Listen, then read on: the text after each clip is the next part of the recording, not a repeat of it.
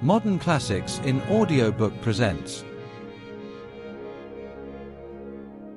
The Island of Doctor Moreau by H.G. Wells. The Island of Doctor Moreau was first published in 1896, during a period when scientific research and public debate about evolution, heredity, and the limits of experimentation were shaping the cultural climate of late Victorian Britain. H.G. Wells wrote the novel only a year after The Time Machine, and it reflects the same combination of scientific training and social concern that defined his early career. Wells had studied biology under T.H. Huxley, one of the most prominent defenders of Darwin's theory of evolution, and this education left him with a strong interest in how scientific ideas could be explored through fiction. Before becoming a full-time writer, Wells worked as a teacher and journalist, and he often wrote about science, education, and social reform.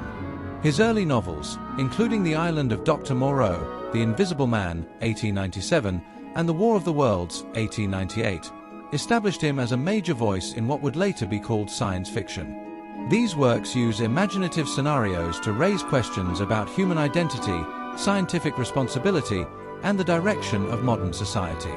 This novel should be read with an awareness of the scientific and ethical debates of its time.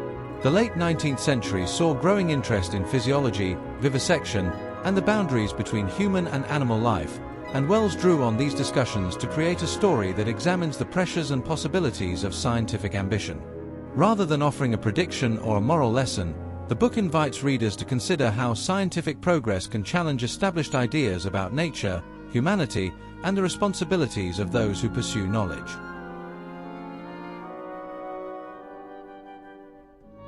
Introduction. On February 1, 1887, the Lady Vane was lost by collision with a derelict when about the latitude 1 degree south and longitude 107 degrees west. On January 5, 1888, that is 11 months and 4 days after, my uncle, Edward Prendick, a private gentleman, who certainly went aboard the Lady Vane at Callao, and who had been considered drowned, was picked up in latitude 5 degrees 3 minutes south, and longitude 101 degrees west, in a small open boat of which the name was illegible, but which is supposed to have belonged to the missing schooner Ipecacuanha. He gave such a strange account of himself that he was supposed demented. Subsequently, he alleged that his mind was a blank from the moment of his escape from the Lady Vane.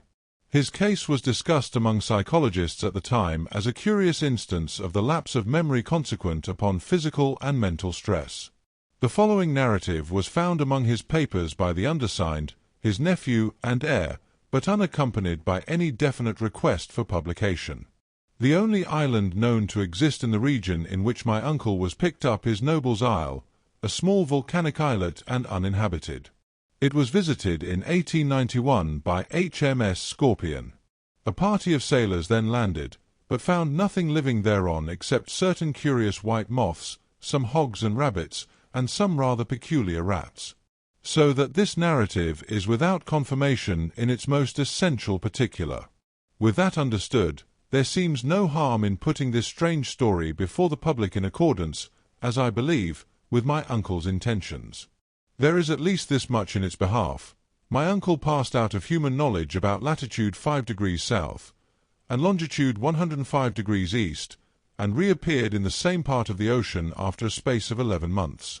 In some way he must have lived during the interval, and it seems that a schooner called the Ipecacuanha with a drunken captain, John Davies, did start from Africa with a puma and certain other animals aboard in January 1887, that the vessel was well known at several ports in the South Pacific, and that it finally disappeared from those seas, with a considerable amount of copper aboard, sailing to its unknown fate from Baina in December 1887, a date that tallies entirely with my uncle's story.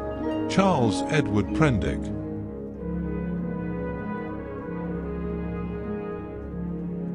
Chapter 1. In the Dingy of the Lady Vane.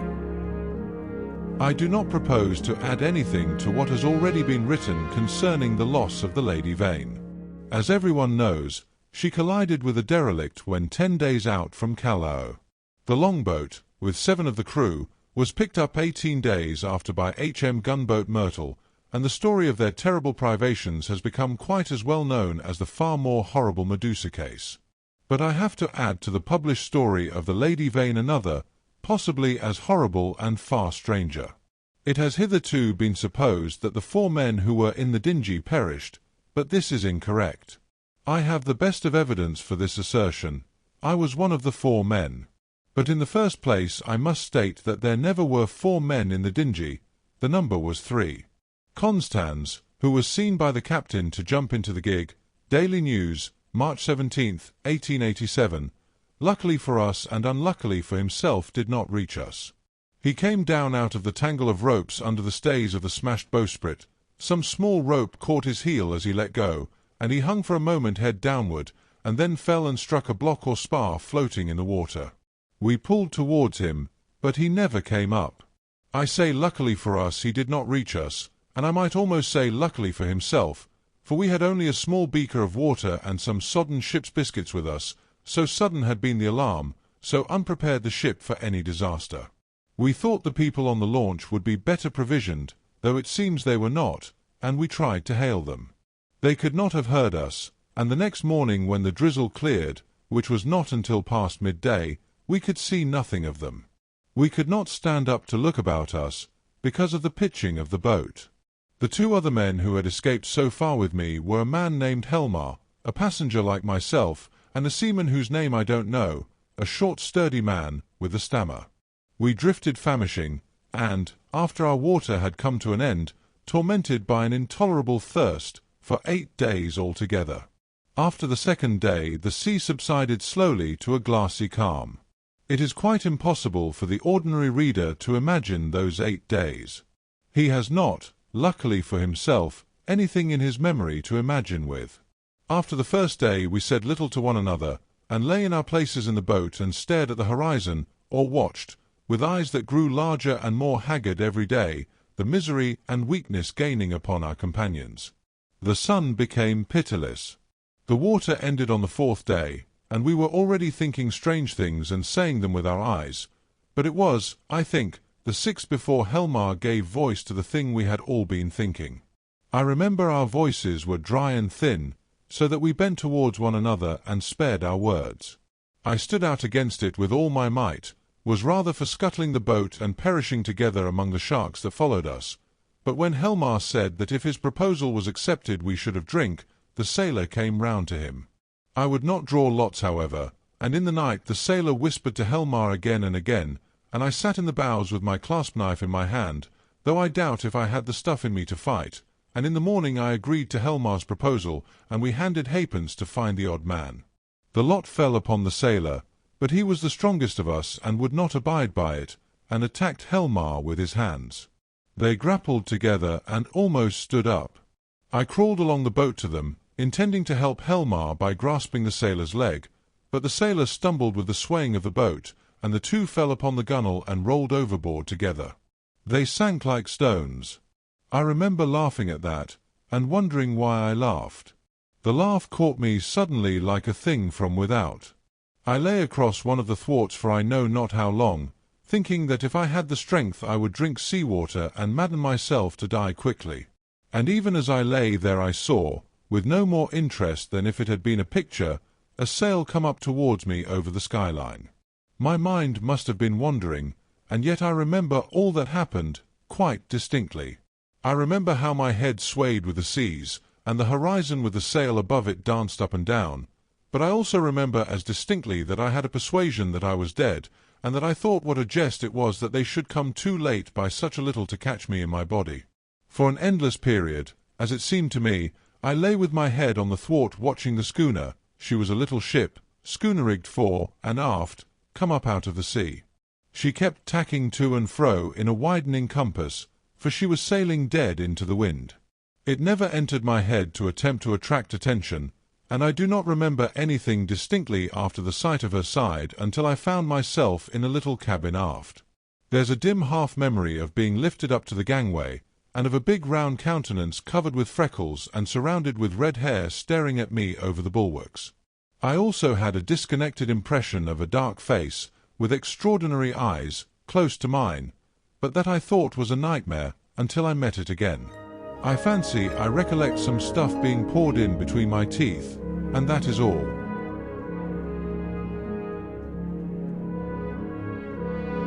Chapter 2: The Man Who Was Going Nowhere. The cabin in which I found myself was small and rather untidy.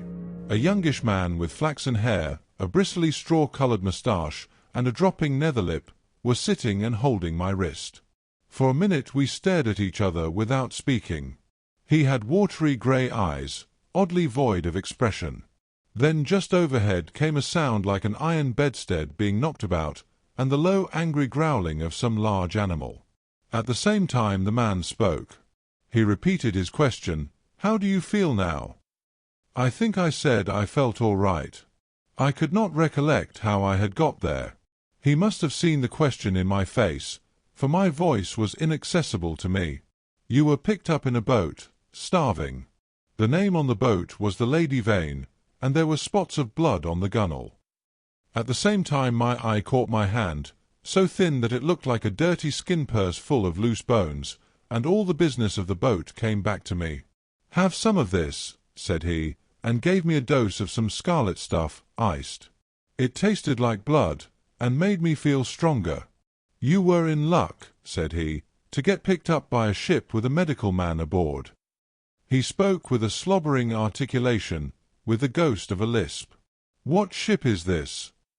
I said slowly, hoarse from my long silence. "It's a little trader from Orica and Callao." I never asked where she came from in the beginning. Out of the land of born fools, I guess. "I'm a passenger myself, from Orica. The silly ass who owns her, his captain too, named Davies, has lost his certificate, or something. You know the kind of man, calls the thing the Ipecacuanha, of all silly, infernal names, though when there's much of a sea without any wind, she certainly acts according."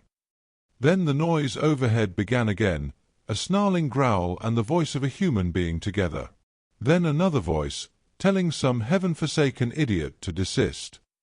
"You were nearly dead," said my interlocutor. "It was a very near thing, indeed. But I've put some stuff into you now. Notice your arm sore? Injections. You've been insensible for nearly 30 hours. I thought slowly. I was distracted now by the yelping of a number of dogs. "Am I eligible for solid food?" I asked. "Thanks to me," he said. "Even now the mutton is boiling." "Yes," I said with assurance, "I could eat some mutton." "But," said he with a momentary hesitation, "you know I'm dying to hear of how you came to be alone in that boat. Damn that howling." I thought I detected a certain suspicion in his eyes. He suddenly left the cabin, and I heard him in violent controversy with someone, who seemed to me to talk gibberish in response to him. The matter sounded as though it ended in blows, but in that I thought my ears were mistaken. Then he shouted at the dogs, and returned to the cabin. "Well," said he in the doorway, "you were just beginning to tell me." I told him my name, Edward Prendick, and how I had taken to natural history as a relief from the dullness of my comfortable independence. He seemed interested in this. "I've done some science myself. I did my biology at University College, getting out the ovary of the earthworm and the vula of the snail, and all that. Lord, it's 10 years ago. But go on. Go on. Tell me about the boat." He was evidently satisfied with the frankness of my story, which I told in concise sentences enough, for I felt horribly weak, and when it was finished he reverted at once to the topic of natural history and his own biological studies. He began to question me closely about Tottenham Court Road and Gower Street. "Is Caplatzi still flourishing? What a shop that was!" He had evidently been a very ordinary medical student, and drifted incontinently to the topic of the music halls. He told me some anecdotes. "Left it all," he said, 10 years ago. How jolly it all used to be. But I made a young ass of myself, played myself out before I was 21. I dare say it's all different now. But I must look up that ass of a cook, and see what is done to your mutton." The growling overhead was renewed, so suddenly and with so much savage anger that it startled me. "What's that?" I called after him, but the door had closed. He came back again with the boiled mutton, and I was so excited by the appetizing smell of it that I forgot the noise of the beast that had troubled me. After a day of alternate sleep and feeding, I was so far recovered as to be able to get from my bunk to the scuttle, and see the green seas trying to keep pace with us. I judged the schooner was running before the wind. Montgomery, that was the name of the flaxen-haired man, came in again as I stood there, and I asked him for some clothes. He lent me some duck things of his own, for those I had worn in the boat had been thrown overboard. They were rather loose for me, for he was large and long in his limbs. He told me casually that the captain was 3 parts drunk in his own cabin. As I assumed the clothes, I began asking him some questions about the destination of the ship. He said the ship was bound to Hawaii, but that it had to land him first. "Where?" said I. "It's an island, where I live. So far as I know, it hasn't got a name."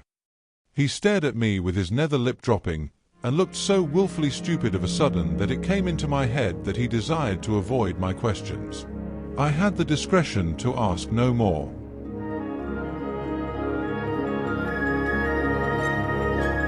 Chapter 3. The Strange Face. We left the cabin and found a man at the companion obstructing our way. He was standing on the ladder with his back to us, peering over the combing of the hatchway. He was, I could see, a misshapen man, short, broad, and clumsy, with a crooked back, a hairy neck, and a head sunk between his shoulders. He was dressed in dark blue serge, and had peculiarly thick, coarse, black hair. I heard the unseen dogs growl furiously, and forthwith he ducked back, coming into contact with the hand I put out to fend him off from myself. He turned with animal swiftness. In some indefinable way the black face thus flashed upon me shocked me profoundly. It was a singularly deformed one. The facial part projected, forming something dimly suggestive of a muzzle, and the huge half-open mouth showed as big white teeth as I had ever seen in a human mouth. His eyes were bloodshot at the edges, with scarcely a rim of white round the hazel pupils. There was a curious glow of excitement in his face. "Confound you," said Montgomery. "Why the devil don't you get out of the way?" The black-faced man started aside without a word. I went on up the companion, staring at him instinctively as I did so. Montgomery stayed at the foot for a moment. "You have no business here, you know," he said in a deliberate tone. "Your place is forward." The black-faced man cowered. "They won't have me forward." He spoke slowly, with a queer, hoarse quality in his voice. "Won't have you forward," said Montgomery, in a menacing voice. "But I tell you to go." He was on the brink of saying something further, then looked up at me suddenly and followed me up the ladder. I had paused halfway through the hatchway, looking back, still astonished beyond measure at the grotesque ugliness of this black-faced creature. I had never beheld such a repulsive and extraordinary face before, and yet, if the contradiction is credible, I experienced at the same time an odd feeling that in some way I had already encountered exactly the features and gestures that now amazed me. Afterwards it occurred to me that probably I had seen him as I was lifted aboard, and yet that scarcely satisfied my suspicion of a previous acquaintance. Yet how one could have set eyes on so singular a face and yet have forgotten the precise occasion, passed my imagination. Montgomery's movement to follow me released my attention, and I turned and looked about me at the flush deck of the little schooner.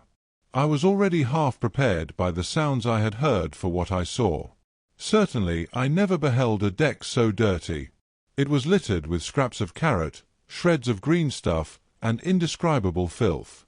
Fastened by chains to the mainmast were a number of grisly staghounds, who now began leaping and barking at me, and by the mizzen a huge puma was cramped in a little iron cage far too small even to give it turning room. Farther under the starboard bulwark were some big hutches containing a number of rabbits, and a solitary llama was squeezed in a mere box of a cage forward. The dogs were muzzled by leather straps. The only human being on deck was a gaunt and silent sailor at the wheel. The patched and dirty spankers were tense before the wind, and up aloft the little ship seemed carrying every sail she had. The sky was clear, the sun midway down the western sky. Long waves, capped by the breeze with froth, were running with us. We went past the steersman to the taffrail, and saw the water come foaming under the stern and the bubbles go dancing and vanishing in her wake. I turned and surveyed the unsavory length of the ship. "Is this an ocean menagerie?" said I.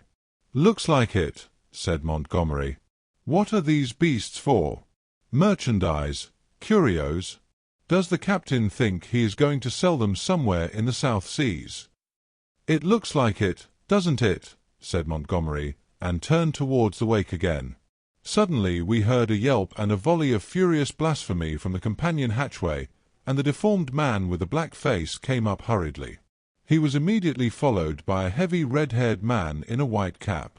At the sight of the former, the staghounds, who had all tired of barking at me by this time, became furiously excited, howling and leaping against their chains.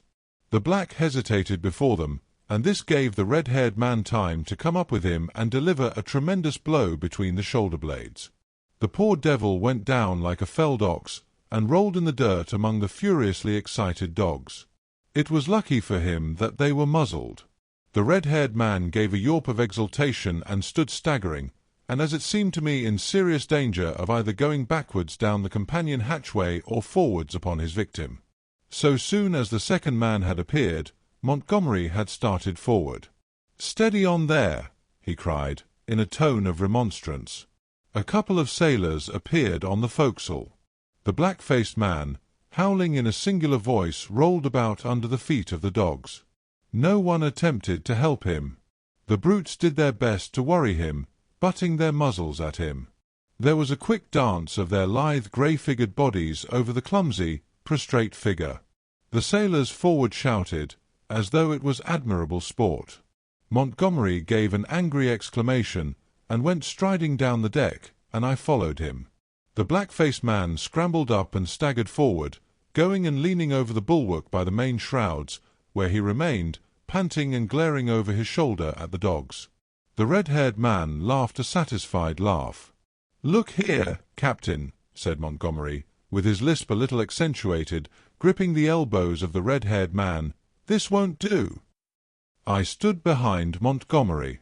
The captain came half round, and regarded him with the dull and solemn eyes of a drunken man.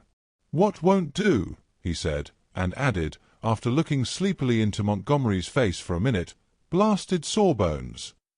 With a sudden movement he shook his arms free, and after two ineffectual attempts stuck his freckled fists into his side pockets.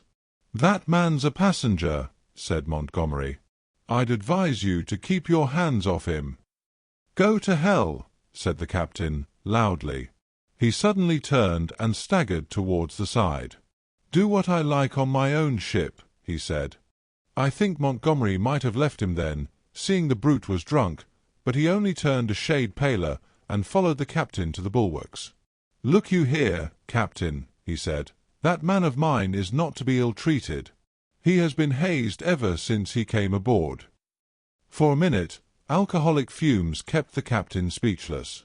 "Blasted sawbones," was all he considered necessary. I could see that Montgomery had one of those slow, pertinacious tempers that will warm day after day to a white heat, and never again cool to forgiveness, and I saw too that this quarrel had been some time growing. "The man's drunk," said I, perhaps officiously. "You'll do no good." Montgomery gave an ugly twist to his dropping lip. "He's always drunk. Do you think that excuses his assaulting his passengers?" "My ship," began the captain, waving his hand unsteadily towards the cages, "was a clean ship. Look at it now." It was certainly anything but clean. "Crew," continued the captain, "clean, respectable crew. You agreed to take the beasts. I wish I'd never set eyes on your infernal island. What the devil want beasts for on an island like that? Then, that man of yours understood he was a man. He's a lunatic, and he hadn't no business aft. Do you think the whole damned ship belongs to you? Your sailors began to haze the poor devil as soon as he came aboard. That's just what he is. He's a devil. An ugly devil. My men can't stand him. I can't stand him. None of us can't stand him. Nor you either." Montgomery turned away. "You leave that man alone, anyhow," he said, nodding his head as he spoke. But the captain meant to quarrel now. He raised his voice. "If he comes this end of the ship again, I'll cut his insides out, I tell you. Cut out his blasted insides. Who are you, to tell me what I'm to do? I tell you I'm captain of this ship, captain and owner. I'm the law here, I tell you, the law and the prophets. I bargained to take a man and his attendant to and from Arica, and bring back some animals. I never bargained to carry a mad devil and a silly sawbones, Well, never mind what he called Montgomery. I saw the latter take a step forward, and interposed. "He's drunk," said I. The captain began some abuse even fouler than the last. "Shut up," I said, turning on him sharply, for I had seen danger in Montgomery's white face. With that I brought the downpour on myself. However, I was glad to avert what was uncommonly near a scuffle, even at the price of the captain's drunken ill will. I do not think I have ever heard quite so much vile language come in a continuous stream from any man's lips before, though I have frequented eccentric company enough. I found some of it hard to endure, though I am a mild-tempered man, but, certainly, when I told the captain to shut up I had forgotten that I was merely a bit of human flotsam, cut off from my resources and with my fare unpaid, a mere casual dependent on the bounty, or speculative enterprise, of the ship. He reminded me of it with considerable vigor, but at any rate I prevented a fight.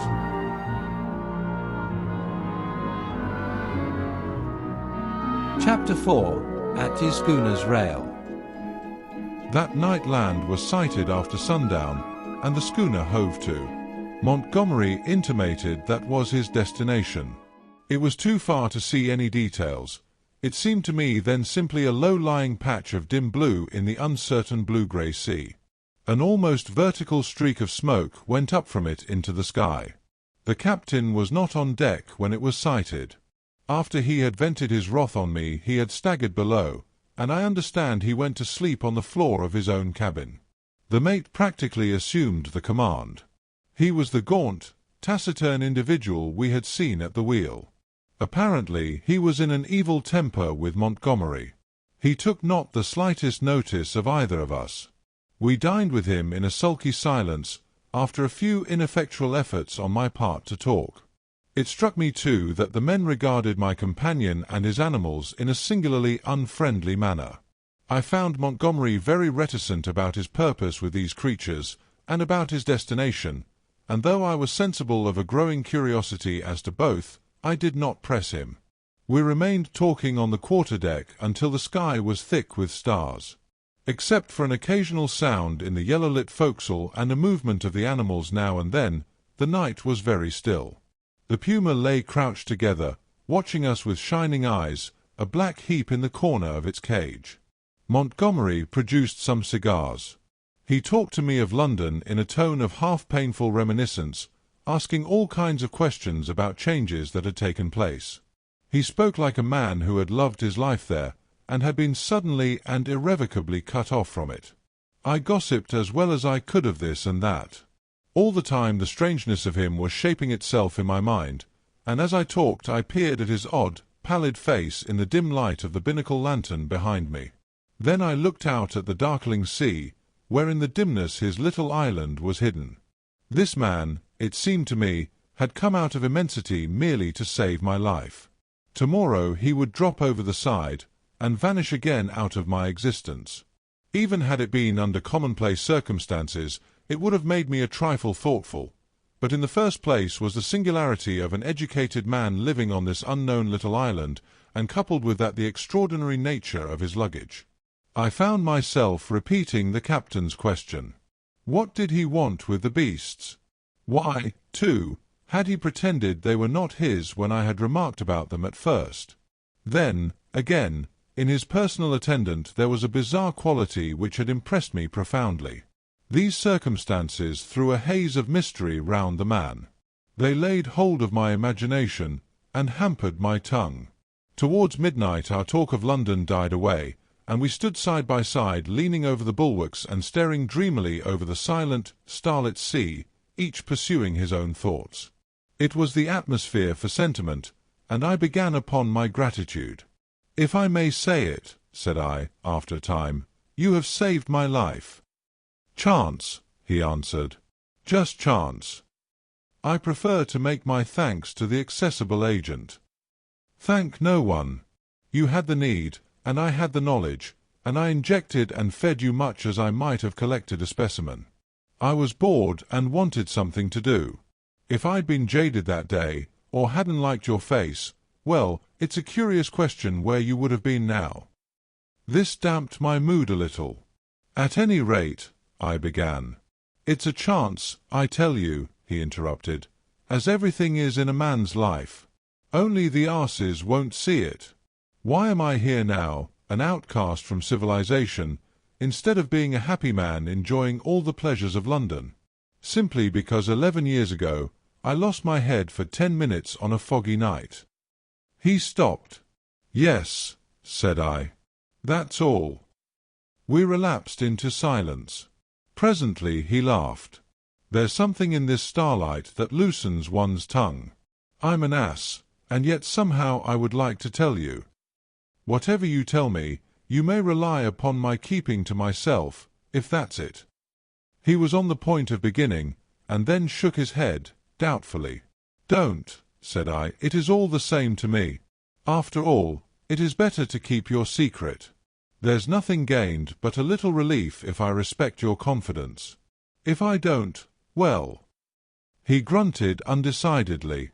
I felt I had him at a disadvantage, had caught him in the mood of indiscretion, and to tell the truth I was not curious to learn what might have driven a young medical student out of London. I have an imagination.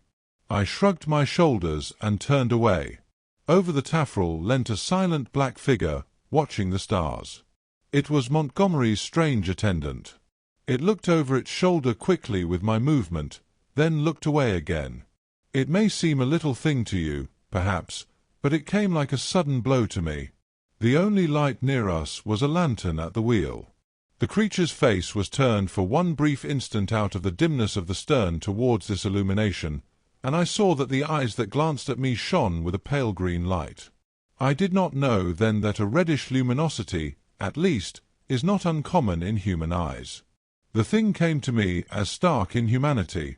That black figure with its eyes of fire struck down through all my adult thoughts and feelings, and for a moment the forgotten horrors of childhood came back to my mind. Then the effect passed as it had come. An uncouth black figure of a man, a figure of no particular import, hung over the taffrail against the starlight, and I found Montgomery was speaking to me. "I'm thinking of turning in, then," said he, "if you've had enough of this." I answered him incongruously. We went below, and he wished me good night at the door of my cabin. That night I had some very unpleasant dreams. The waning moon rose late. Its light struck a ghostly white beam across my cabin, and made an ominous shape on the planking by my bunk. Then the staghounds woke, and began howling and baying, so that I dreamt fitfully, and scarcely slept until the approach of dawn.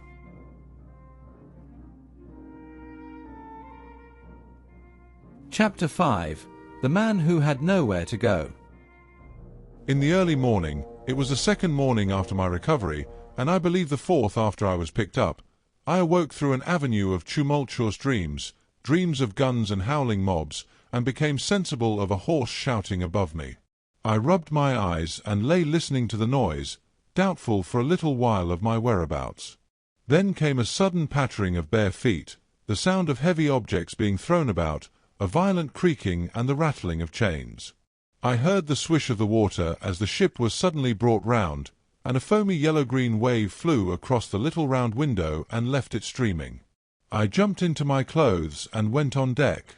As I came up the ladder I saw against the flushed sky, for the sun was just rising, the broad back and red hair of the captain, and over his shoulder the puma spinning from a tackle rigged on to the mizzen spanker-boom. The poor brute seemed horribly scared, and crouched in the bottom of its little cage. "Overboard with 'em," bawled the captain. "Overboard with 'em. We'll have a clean ship soon of the whole billin' of 'em." He stood in my way, so that I had perforce to tap his shoulder to come on deck.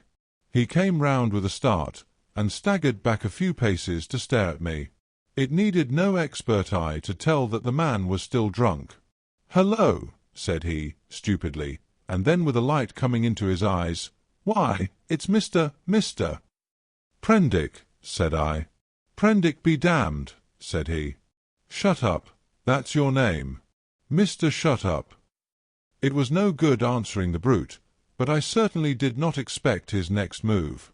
He held out his hand to the gangway by which Montgomery stood talking to a massive grey-haired man in dirty blue flannels, who had apparently just come aboard. "That way, Mr. Blasted Shut up." "That way!" roared the captain. Montgomery and his companion turned as he spoke. "What do you mean?" I said. "That way, Mr. Blasted Shut up, that's what I mean. Overboard, Mr. Shut up, and sharp. We're cleaning the ship out, cleaning the whole blessed ship out, and overboard you go." I stared at him dumbfounded. Then it occurred to me that it was exactly the thing I wanted. The lost prospect of a journey as sole passenger with this quarrelsome sot was not one to mourn over. I turned towards Montgomery. "Can't have you," said Montgomery's companion, concisely. "You can't have me," said I, aghast. He had the squarest and most resolute face I ever set eyes upon. "Look here," I began, turning to the captain. "Overboard," said the captain. "This ship ain't for beasts and cannibals and worse than beasts, any more. Overboard you go, Mr. Shut up. If they can't have you, you goes overboard. But, anyhow, you go, with your friends. I've done with this blessed island for evermore, amen. I've had enough of it." "But, Montgomery," I appealed. He distorted his lower lip and nodded his head hopelessly at the grey-haired man beside him to indicate his powerlessness to help me. "I'll see to you, presently," said the captain. Then began a curious three-cornered altercation. Alternately I appealed to one and another of the three men, first to the grey-haired man to let me land, and then to the drunken captain to keep me aboard. I even bawled entreaties to the sailors. Montgomery said never a word, only shook his head. "You're going overboard, I tell you," was the captain's refrain. "Law be damned! I'm king here." At last I must confess my voice suddenly broke in the middle of a vigorous threat. I felt a gust of hysterical petulance, and went aft and stared dismally at nothing. Meanwhile the sailors progressed rapidly with the task of unshipping the packages and caged animals. A large launch, with 2 standing lugs, lay under the lee of the schooner, and into this the strange assortment of goods were swung. I did not then see the hands from the island that were receiving the packages, for the hull of the launch was hidden from me by the side of the schooner. Neither Montgomery nor his companion took the slightest notice of me, but busied themselves in assisting and directing the 4 or 5 sailors who were unloading the goods. The captain went forward interfering rather than assisting. I was alternately despairful and desperate. Once or twice as I stood waiting there for things to accomplish themselves, I could not resist an impulse to laugh at my miserable quandary. I felt all the wretcheder for the lack of a breakfast. Hunger and a lack of blood corpuscles take all the manhood from a man. I perceived pretty clearly that I had not the stamina either to resist what the captain chose to do to expel me, or to force myself upon Montgomery and his companion. So I waited passively upon fate, and the work of transferring Montgomery's possessions to the launch went on as if I did not exist. Presently that work was finished, and then came a struggle. I was hauled, resisting weakly enough, to the gangway. Even then I noticed the hardness of the brown faces of the men who were with Montgomery in the launch, but the launch was now fully laden, and was shoved off hastily. A broadening gap of green water appeared under me, and I pushed back with all my strength to avoid falling headlong. The hands in the launch shouted derisively, and I heard Montgomery curse at them, and then the captain, the mate, and one of the seamen helping him, ran me aft towards the stern. The dinghy of the Lady Vane had been towing behind. It was half full of water, had no oars, and was quite unvictualled. I refused to go aboard her, and flung myself full length on the deck. In the end, they swung me into her by a rope, for they had no stern ladder, and then they cut me adrift. I drifted slowly from the schooner. In a kind of stupor I watched all hands take to the rigging, and slowly but surely she came round to the wind. The sails fluttered, and then bellied out as the wind came into them. I stared at her weather-beaten side heeling steeply towards me, and then she passed out of my range of view. I did not turn my head to follow her. At first I could scarcely believe what had happened. I crouched in the bottom of the dinghy, stunned, and staring blankly at the vacant, oily sea. Then I realized that I was in that little hell of mine again, now half swamped, and looking back over the gunwale, I saw the schooner standing away from me, with the red-haired captain mocking at me over the taffrail, and turning towards the island saw the launch growing smaller as she approached the beach. Abruptly the cruelty of this desertion became clear to me. I had no means of reaching the land unless I should chance to drift there. I was still weak, you must remember, from my exposure in the boat. I was empty and very faint, or I should have had more heart. But as it was I suddenly began to sob and weep, as I had never done since I was a little child. The tears ran down my face. In a passion of despair I struck with my fists at the water in the bottom of the boat, and kicked savagely at the gunwale. I prayed aloud for God to let me die.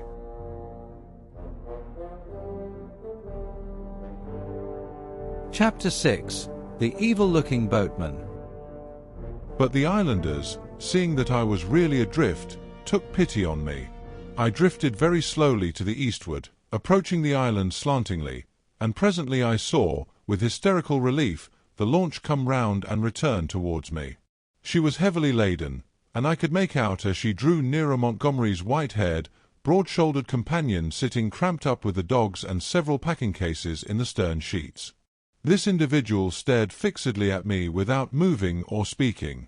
The black-faced cripple was glaring at me as fixedly in the bows near the Puma. There were 3 other men besides, 3 strange brutish-looking fellows, at whom the staghounds were snarling savagely. Montgomery, who was steering, brought the boat by me, and rising, caught and fastened my painter to the tiller to tow me, for there was no room aboard. I had recovered from my hysterical phase by this time and answered his hail, as he approached, bravely enough. I told him the dinghy was nearly swamped, and he reached me a piggin. I was jerked back as the rope tightened between the boats. For some time I was busy bailing. It was not until I had got the water under, for the water in the dinghy had been shipped, the boat was perfectly sound, that I had leisure to look at the people in the launch again. The white-haired man I found was still regarding me steadfastly, but with an expression, as I now fancied, of some perplexity. When my eyes met his, he looked down at the staghound that sat between his knees. He was a powerfully built man, as I have said, with a fine forehead and rather heavy features, but his eyes had that odd drooping of the skin above the lids which often comes with advancing years, and the fall of his heavy mouth at the corners gave him an expression of pugnacious resolution. He talked to Montgomery in a tone too low for me to hear. From him my eyes travelled to his 3 men, and a strange crew they were. I saw only their faces, yet there was something in their faces, I knew not what, that gave me a queer spasm of disgust. I looked steadily at them, and the impression did not pass, though I failed to see what had occasioned it. They seemed to me then to be brown men, but their limbs were oddly swathed in some thin, dirty, white stuff down even to the fingers and feet. I have never seen men so wrapped up before, and women so only in the East. They wore turbans too, and thereunder peered out their elfin faces at me, faces with protruding lower jaws and bright eyes. They had lank black hair, almost like horsehair, and seemed as they sat to exceed in stature any race of men I have seen. The white-haired man, who I knew was a good 6 feet in height, sat a head below any one of the 3. I found afterwards that really none were taller than myself, but their bodies were abnormally long, and the thigh part of the leg short and curiously twisted. At any rate, they were an amazingly ugly gang, and over the heads of them under the forward lug peered the black face of the man whose eyes were luminous in the dark. As I stared at them, they met my gaze, and then first one and then another turned away from my direct stare and looked at me in an odd, furtive manner. It occurred to me that I was perhaps annoying them, and I turned my attention to the island we were approaching. It was low, and covered with thick vegetation, chiefly a kind of palm, That was new to me. From one point a thin white thread of vapor rose slantingly to an immense height, and then frayed out like a down feather. We were now within the embrace of a broad bay flanked on either hand by a low promontory. The beach was of dull grey sand, and sloped steeply up to a ridge, perhaps 60 or 70 feet above the sea level, and irregularly set with trees and undergrowth. Halfway up was a square enclosure of some greyish stone, which I found subsequently was built partly of coral and partly of pumiceous lava. 2 thatched roofs peeped from within this enclosure. A man stood awaiting us at the water's edge. I fancied while we were still far off that I saw some other and very grotesque-looking creatures scuttle into the bushes upon the slope, but I saw nothing of these as we drew nearer. This man was of a moderate size, and with a black negroid face. He had a large, almost lipless, mouth, extraordinary lank arms, long thin feet, and bow legs, and stood with his heavy face thrust forward staring at us. He was dressed like Montgomery and his white-haired companion, in jacket and trousers of blue serge. As we came still nearer, this individual began to run to and fro on the beach, making the most grotesque movements. At a word of command from Montgomery, the 4 men in the launch sprang up, and with singularly awkward gestures struck the lugs. Montgomery steered us round and into a narrow little dock excavated in the beach. Then the man on the beach hastened towards us. This dock, as I call it, was really a mere ditch just long enough at this phase of the tide to take the longboat. I heard the bows ground in the sand, staved the dinghy off the rudder of the big boat with my piggin, and freeing the painter, landed. The 3 muffled men, with the clumsiest movements, scrambled out upon the sand, and forthwith set to landing the cargo, assisted by the man on the beach. I was struck especially by the curious movements of the legs of the 3 swathed and bandaged boatmen. Not stiff they were, but distorted in some odd way, almost as if they were jointed in the wrong place. The dogs were still snarling, and strained at their chains after these men, as the white-haired man landed with them. The 3 big fellows spoke to one another in odd guttural tones, and the man who had waited for us on the beach began chattering to them excitedly, a foreign language, as I fancied, as they laid hands on some bales piled near the stern. Somewhere I had heard such a voice before, and I could not think where. The white-haired man stood, holding in a tumult of 6 dogs, and bawling orders over their din. Montgomery, having unshipped the rudder, landed likewise, and all set to work at unloading. I was too faint, what with my long fast and the sun beating down on my bare head, to offer any assistance. Presently the white-haired man seemed to recollect my presence, and came up to me. "You look," said he, "as though you had scarcely breakfasted." His little eyes were brilliant black under his heavy brows. "I must apologize for that. Now you are our guest, we must make you comfortable, though you are uninvited, you know." He looked keenly into my face. "Montgomery says you are an educated man, Mr. Prendick, says you know something of science. May I ask what that signifies?" I told him I had spent some years at the Royal College of Science, and had done some researches in biology under Huxley. He raised his eyebrows slightly at that. "That alters the case a little, Mr. Prendick," he said, with a trifle more respect in his manner. "As it happens, we are biologists here. This is a biological station, of a sort." His eye rested on the men in white who were busily hauling the Puma, on rollers, towards the walled yard. "I and Montgomery, at least," he added.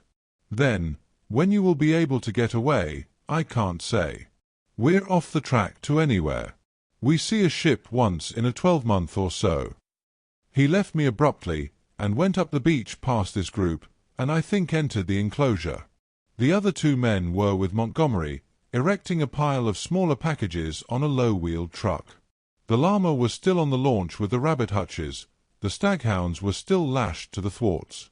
The pile of things completed, all 3 men laid hold of the truck and began shoving the ton-weight or so upon it after the Puma. Presently Montgomery left them, and coming back to me held out his hand. "I'm glad," said he, "for my own part. That captain was a silly ass. He'd have made things lively for you." "It was you," said I, "that saved me again." "That depends.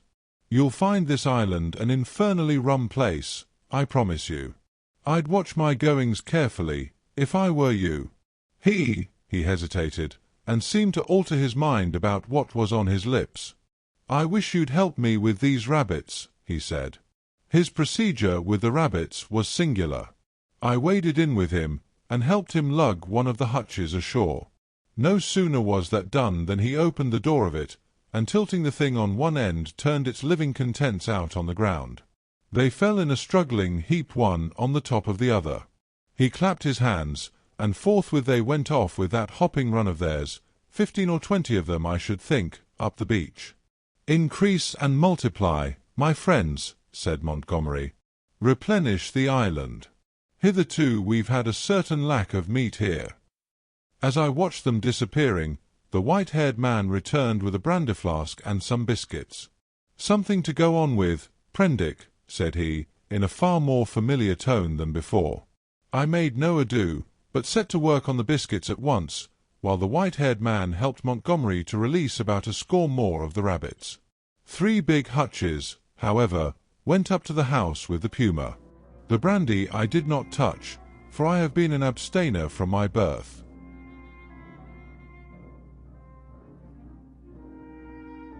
Chapter 7. The Locked Door.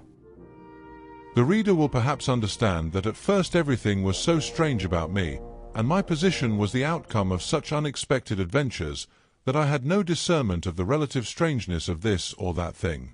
I followed the llama up the beach, and was overtaken by Montgomery, who asked me not to enter the stone enclosure. I noticed then that the puma in its cage and the pile of packages had been placed outside the entrance to this quadrangle. I turned and saw that the launch had now been unloaded, run out again, and was being beached, and the white-haired man was walking towards us. He addressed Montgomery. "And now comes the problem of this uninvited guest. What are we to do with him?" "He knows something of science," said Montgomery. "I'm itching to get to work again, with this new stuff," said the white-haired man, nodding towards the enclosure. His eyes grew brighter.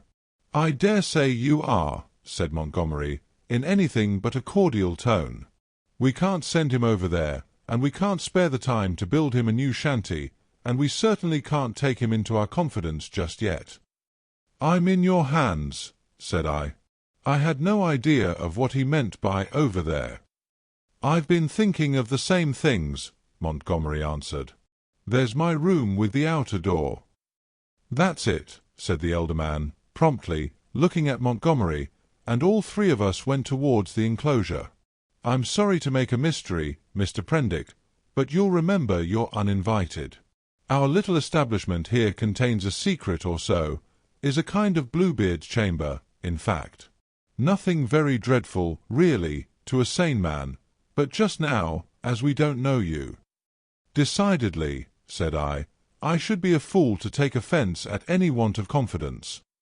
He twisted his heavy mouth into a faint smile. He was one of those saturnine people who smile with the corners of the mouth down, and bowed his acknowledgment of my complaisance.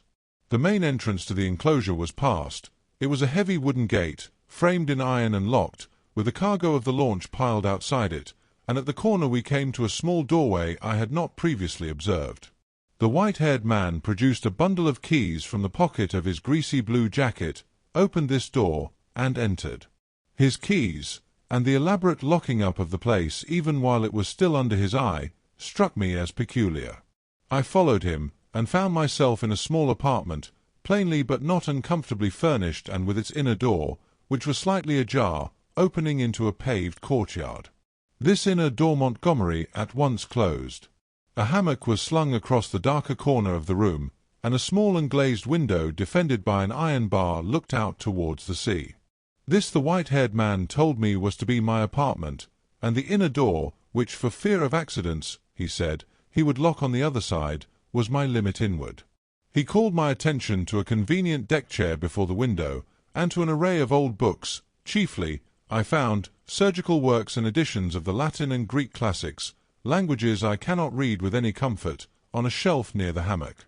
He left the room by the outer door, as if to avoid opening the inner one again. "We usually have our meals in here," said Montgomery, and then, as if in doubt, went out after the other. "Moreau!" I heard him call, and for the moment I do not think I noticed. Then as I handled the books on the shelf it came up in consciousness. Where had I heard the name of Moreau before? I sat down before the window, took out the biscuits that still remained to me, and ate them with an excellent appetite. Moreau! Through the window I saw one of those unaccountable men in white, lugging a packing case along the beach. Presently the window frame hid him. Then I heard a key inserted and turned in the lock behind me. After a little while I heard through the locked door the noise of the staghounds that had now been brought up from the beach. They were not barking, but sniffing and growling in a curious fashion. I could hear the rapid patter of their feet, and Montgomery's voice soothing them. I was very much impressed by the elaborate secrecy of these two men regarding the contents of the place, and for some time I was thinking of that and of the unaccountable familiarity of the name of Moreau. But so odd is the human memory that I could not then recall that well-known name in its proper connection. From that my thoughts went to the indefinable queerness of the deformed man on the beach. I never saw such a gait, such odd motions as he pulled at the box. I recalled that none of these men had spoken to me, though most of them I had found looking at me at one time or another in a peculiarly furtive manner, quite unlike the frank stare of your unsophisticated savage. Indeed, they had all seemed remarkably taciturn, and when they did speak, endowed with very uncanny voices. What was wrong with them? Then I recalled the eyes of Montgomery's ungainly attendant. Just as I was thinking of him, he came in. He was now dressed in white, and carried a little tray with some coffee and boiled vegetables thereon. I could hardly repress a shuddering recoil as he came, bending amiably, and placed the tray before me on the table. Then astonishment paralyzed me. Under his stringy black locks I saw his ear. It jumped upon me suddenly close to my face. The man had pointed ears, covered with a fine brown fur. "Your breakfast, sir," he said. I stared at his face without attempting to answer him. He turned and went towards the door, regarding me oddly over his shoulder. I followed him out with my eyes, and as I did so, by some odd trick of unconscious cerebration, there came surging into my head the phrase, "The Moreau Hollows," was it? The Moreau, ah! It sent my memory back 10 years. The Moreau horrors. The phrase drifted loose in my mind for a moment, and then I saw it in red lettering on a little buff-coloured pamphlet, to read which made one shiver and creep. Then I remembered distinctly all about it. That long-forgotten pamphlet came back with startling vividness to my mind. I had been a mere lad then, and Moreau was, I suppose, about 50, a prominent and masterful physiologist, well known in scientific circles for his extraordinary imagination and his brutal directness in discussion. Was this the same Moreau?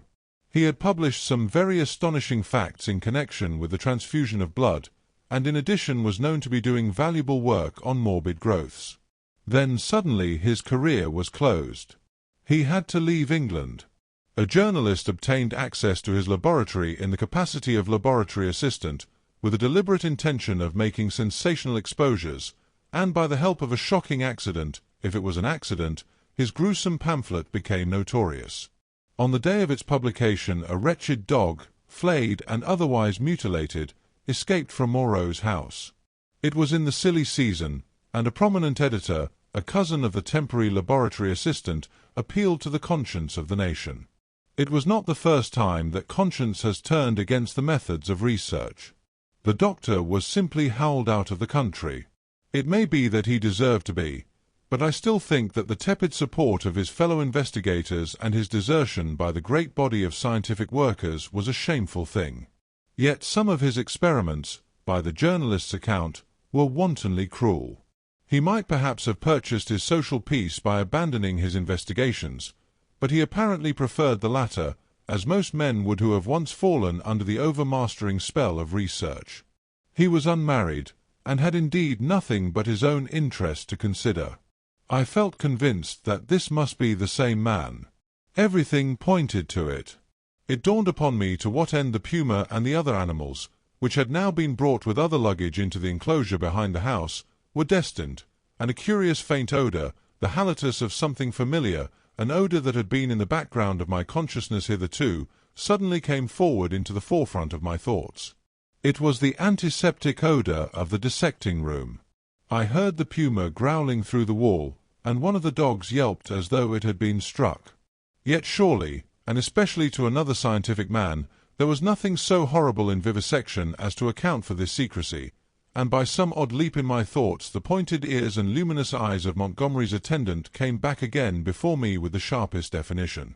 I stared before me out at the green sea, frothing under a freshening breeze, and let these and other strange memories of the last few days chase one another through my mind. What could it all mean? A locked enclosure on a lonely island, a notorious vivisector, and these crippled and distorted men?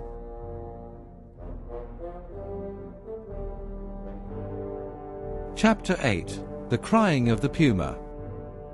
Montgomery interrupted my tangle of mystification and suspicion about 1 o'clock, and his grotesque attendant followed him with a tray bearing bread, some herbs and other eatables, a flask of whiskey, a jug of water, and 3 glasses and knives. I glanced askance at this strange creature, and found him watching me with his queer, restless eyes. Montgomery said he would lunch with me, but that Moreau was too preoccupied with some work to come. "Moreau," said I know that name." "The devil you do," said he. "What an ass I was to mention it to you. I might have thought. Anyhow, it will give you an inkling of our mysteries. Whiskey?" "No, thanks, I'm an abstainer." "I wish I'd been. But it's no use locking the door after the steed is stolen. It was that infernal stuff which led to my coming here, that, and a foggy night. I thought myself in luck at the time, when Moreau offered to get me off. It's queer." "Montgomery," said I, suddenly, as the outer door closed, "why has your man pointed ears?"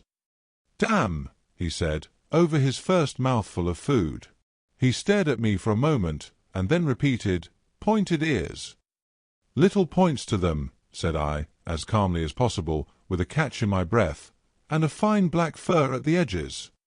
He helped himself to whiskey and water with great deliberation. I was under the impression that his hair covered his ears. I saw them as he stooped by me to put that coffee you sent to me on the table, and his eyes shine in the dark. By this time Montgomery had recovered from the surprise of my question. "I always thought," he said deliberately, with a certain accentuation of his flavouring of lisp, "that there was something the matter with his ears from the way he covered them. What were they like?" I was persuaded from his manner that this ignorance was a pretence. Still, I could hardly tell the man that I thought him a liar. "Pointed," I said, "rather small and furry, distinctly furry. But the whole man is one of the strangest beings I ever set eyes on." A sharp, hoarse cry of animal pain came from the enclosure behind us. Its depth and volume testified to the puma. I saw Montgomery wince. "Yes," he said. "Where did you pick up the creature?" "San Francisco. He's an ugly brute, I admit. Half-witted, you know. Can't remember where he came from. But I'm used to him, you know. We both are. How does he strike you?" "He's unnatural," I said. "There's something about him, don't think me fanciful, but it gives me a nasty little sensation, a tightening of my muscles, when he comes near me. It's a touch of the diabolical, in fact." Montgomery had stopped eating while I told him this. "Rum," he said. "I can't see it." He resumed his meal. "I had no idea of it," he said, and masticated. "The crew of the schooner must have felt it the same. Made a dead set at the poor devil. You saw the captain." Suddenly the puma howled again, this time more painfully. Montgomery swore under his breath. I had half a mind to attack him about the men on the beach. Then the poor brute within gave vent to a series of short, sharp cries. "Your men on the beach," said I. "What race are they?" "Excellent fellows, aren't they?" said he, absent-mindedly, knitting his brows as the animal yelled out sharply. I said no more. There was another outcry worse than the former. He looked at me with his dull grey eyes, and then took some more whiskey. He tried to draw me into a discussion about alcohol, professing to have saved my life with it. He seemed anxious to lay stress on the fact that I owed my life to him. I answered him distractedly. Presently our meal came to an end. The misshapen monster with the pointed ears cleared the remains away, and Montgomery left me alone in the room again. All the time he had been in a state of ill-concealed irritation at the noise of the vivisected puma. He had spoken of his odd want of nerve, and left me to the obvious application. I found myself that the cries were singularly irritating, and they grew in depth and intensity as the afternoon wore on. They were painful at first, but their constant resurgence at last altogether upset my balance. I flung aside a crib of Horace I had been reading, and began to clench my fists, to bite my lips, and to pace the room. Presently I got to stopping my ears with my fingers. The emotional appeal of those yells grew upon me steadily, grew at last to such an exquisite expression of suffering that I could stand it in that confined room no longer. I stepped out of the door into the slumberous heat of the late afternoon, and walking past the main entrance, locked again, I noticed, turned the corner of the wall. The crying sounded even louder out of doors. It was as if all the pain in the world had found a voice. Yet had I known such pain was in the next room, and had it been dumb, I believe, I have thought since, I could have stood it well enough. It is when suffering finds a voice and sets our nerves quivering that this pity comes troubling us. But in spite of the brilliant sunlight and the green fans of the trees waving in the soothing sea breeze, the world was a confusion, blurred with drifting black and red phantasms, until I was out of earshot of the house in the checkered wall.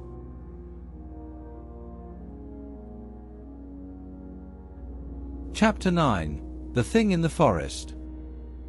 I strode through the undergrowth that clothed the ridge behind the house, scarcely heeding whither I went, passed on through the shadow of a thick cluster of straight-stemmed trees beyond it, and so presently found myself some way on the other side of the ridge, and descending towards a streamlet that ran through a narrow valley.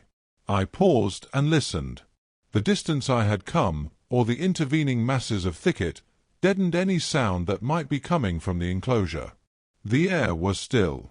Then with a rustle a rabbit emerged, and went scampering up the slope before me. I hesitated, and sat down in the edge of the shade. The place was a pleasant one. The rivulet was hidden by the luxuriant vegetation of the bank save at one point, where I caught a triangular patch of its glittering water.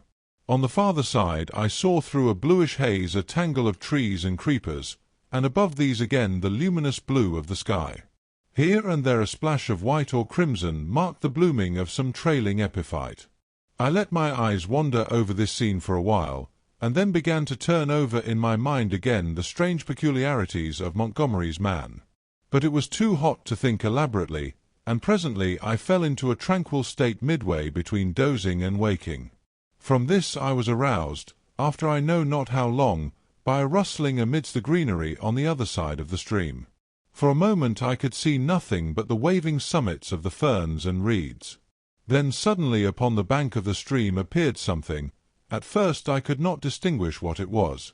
It bowed its round head to the water, and began to drink. Then I saw it was a man, going on all fours like a beast. He was clothed in bluish cloth, and was of a copper-coloured hue, with black hair. It seemed that grotesque ugliness was an invariable character of these islanders. I could hear the suck of the water at his lips as he drank.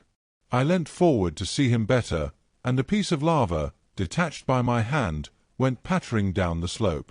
He looked up guiltily, and his eyes met mine. Forthwith he scrambled to his feet, and stood wiping his clumsy hand across his mouth and regarding me. His legs were scarcely half the length of his body. So, staring one another out of countenance, we remained for perhaps the space of a minute. Then, stopping to look back once or twice, he slunk off among the bushes to the right of me, and I heard the swish of the fronds grow faint in the distance and die away. Long after he had disappeared, I remained sitting up staring in the direction of his retreat. My drowsy tranquillity had gone. I was startled by a noise behind me, and turning suddenly saw the flapping white tail of a rabbit vanishing up the slope. I jumped to my feet. The apparition of this grotesque, half-bestial creature had suddenly populated the stillness of the afternoon for me. I looked around me rather nervously, and regretted that I was unarmed. Then I thought that the man I had just seen had been clothed in bluish cloth, had not been naked as a savage would have been, and I tried to persuade myself from that fact that he was after all probably a peaceful character, that the dull ferocity of his countenance belied him. Yet I was greatly disturbed at the apparition. I walked to the left along the slope, turning my head about and peering this way and that among the straight stems of the trees. Why should a man go on all fours and drink with his lips? Presently I heard an animal wailing again, and taking it to be the puma, I turned about and walked in a direction diametrically opposite to the sound. This led me down to the stream, across which I stepped and pushed my way up through the undergrowth beyond. I was startled by a great patch of vivid scarlet on the ground, and going up to it found it to be a peculiar fungus, branched and corrugated like a foliaceous lichen, but deliquescing into slime at the touch, and then in the shadow of some luxuriant ferns I came upon an unpleasant thing, the dead body of a rabbit covered with shining flies, but still warm and with the head torn off. I stopped aghast at the sight of the scattered blood. Here at least was one visitor to the island disposed of. There were no traces of other violence about it. It looked as though it had been suddenly snatched up and killed, and as I stared at the little furry body came the difficulty of how the thing had been done.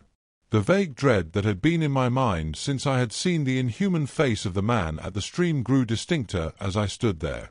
I began to realize the hardihood of my expedition among these unknown people. The thicket about me became altered to my imagination. Every shadow became something more than a shadow, became an ambush, every rustle became a threat. Invisible things seemed watching me. I resolved to go back to the enclosure on the beach. I suddenly turned away and thrust myself violently, possibly even frantically, through the bushes, anxious to get a clear space about me again. I stopped just in time to prevent myself emerging upon an open space. It was a kind of glade in the forest, made by a fall. Seedlings were already starting up to struggle for the vacant space, and beyond, the dense growth of stems and twining vines and splashes of fungus and flowers closed in again. Before me, squatting together upon the fungoid ruins of a huge fallen tree and still unaware of my approach, were three grotesque human figures. One was evidently a female, the other two were men. They were naked, save for swathings of scarlet cloth about the middle, and their skins were of a dull pinkish-drab color, such as I had seen in no savages before. They had fat, heavy, chinless faces, retreating foreheads, and a scant bristly hair upon their heads. I never saw such bestial-looking creatures. They were talking, or at least one of the men was talking to the other two, and all three had been too closely interested to heed the rustling of my approach. They swayed their heads and shoulders from side to side. The speaker's words came thick and sloppy, and though I could hear them distinctly, I could not distinguish what he said. He seemed to me to be reciting some complicated gibberish. Presently his articulation became shriller, and spreading his hands he rose to his feet. At that the others began to gibber in unison, also rising to their feet, spreading their hands and swaying their bodies in rhythm with their chant. I noticed then the abnormal shortness of their legs, and their lank, clumsy feet. All three began slowly to circle round, raising and stamping their feet and waving their arms. A kind of tune crept into their rhythmic recitation, and a refrain, Alula, or Balula, it sounded like. Their eyes began to sparkle, and their ugly faces to brighten, with an expression of strange pleasure. Saliva dripped from their lipless mouths. Suddenly, as I watched their grotesque and unaccountable gestures, I perceived clearly for the first time what it was that had offended me, what had given me the two inconsistent and conflicting impressions of utter strangeness and yet of the strangest familiarity. The three creatures engaged in this mysterious rite were human in shape, and yet human beings with the strangest air about them of some familiar animal. Each of these creatures, despite its human form, its rag of clothing, and the rough humanity of its bodily form, had woven into it, into its movements, into the expression of its countenance, into its whole presence, some now irresistible suggestion of a hog, a swinish taint, the unmistakable mark of the beast. I stood overcome by this amazing realization, and then the most horrible questionings came rushing into my mind. They began leaping in the air, first one and then the other, whooping and grunting. Then one slipped, and for a moment was on all fours, to recover, indeed, forthwith. But that transitory gleam of the true animalism of these monsters was enough. I turned as noiselessly as possible, and becoming every now and then rigid with the fear of being discovered, as a branch cracked or a leaf rustled, I pushed back into the bushes. It was long before I grew bolder, and dared to move freely. My only idea for the moment was to get away from these foul beings, and I scarcely noticed that I had emerged upon a faint pathway amidst the trees. Then suddenly traversing a little glade, I saw with an unpleasant start 2 clumsy legs among the trees, walking with noiseless footsteps parallel with my course, and perhaps 30 yards away from me. The head and upper part of the body were hidden by a tangle of creeper. I stopped abruptly, hoping the creature did not see me. The feet stopped as I did. So nervous was I that I controlled an impulse to headlong flight with the utmost difficulty. Then looking hard, I distinguished through the interlacing network the head and body of the brute I had seen drinking. He moved his head. There was an emerald flash in his eyes as he glanced at me from the shadow of the trees, a half-luminous color that vanished as he turned his head again. He was motionless for a moment, and then with a noiseless tread began running through the green confusion. In another moment he had vanished behind some bushes. I could not see him, but I felt that he had stopped and was watching me again. What on earth was he, man or beast? What did he want with me? I had no weapon, not even a stick. Flight would be madness. At any rate the thing, whatever it was, lacked the courage to attack me. Setting my teeth hard, I walked straight towards him. I was anxious not to show the fear that seemed chilling my backbone. I pushed through a tangle of tall white-flowered bushes, and saw him 20 paces beyond, looking over his shoulder at me and hesitating. I advanced a step or two, looking steadfastly into his eyes. "Who are you?" said I. He tried to meet my gaze. "No," he said suddenly, and turning went bounding away from me through the undergrowth. Then he turned and stared at me again. His eyes shone brightly out of the dusk under the trees. My heart was in my mouth, but I felt my only chance was bluff, and walked steadily towards him. He turned again, and vanished into the dusk. Once more I thought I caught the glint of his eyes, and that was all. For the first time I realized how the lateness of the hour might affect me. The sun had set some minutes since, the swift dusk of the tropics was already fading out of the eastern sky, and a pioneer moth fluttered silently by my head. Unless I would spend the night among the unknown dangers of the mysterious forest, I must hasten back to the enclosure. The thought of a return to that pain-haunted refuge was extremely disagreeable, but still more so was the idea of being overtaken in the open by darkness and all that darkness might conceal. I gave one more look into the blue shadows that had swallowed up this odd creature, and then retraced my way down the slope towards the stream, going as I judged in the direction from which I had come. I walked eagerly, my mind confused with many things, and presently found myself in a level place among scattered trees. The colourless clearness that comes after the sunset flush was darkling, the blue sky above grew momentarily deeper, and the little stars one by one pierced the attenuated light. The interspaces of the trees, the gaps in the further vegetation, that had been hazy blue in the daylight, grew black and mysterious. I pushed on. The colour vanished from the world. The treetops rose against the luminous blue sky in inky silhouette, and all below that outline melted into one formless blackness. Presently the trees grew thinner, and the shrubby undergrowth more abundant. Then there was a desolate space covered with a white sand, and then another expanse of tangled bushes. I did not remember crossing the sand opening before. I began to be tormented by a faint rustling upon my right hand. I thought at first it was fancy, for whenever I stopped there was silence, save for the evening breeze in the treetops. Then when I turned to hurry on again there was an echo to my footsteps. I turned away from the thickets, keeping to the more open ground, and endeavouring by sudden turns now and then to surprise something in the act of creeping upon me. I saw nothing, and nevertheless my sense of another presence grew steadily. I increased my pace, and after some time came to a slight ridge, crossed it, and turned sharply, regarding it steadfastly from the further side.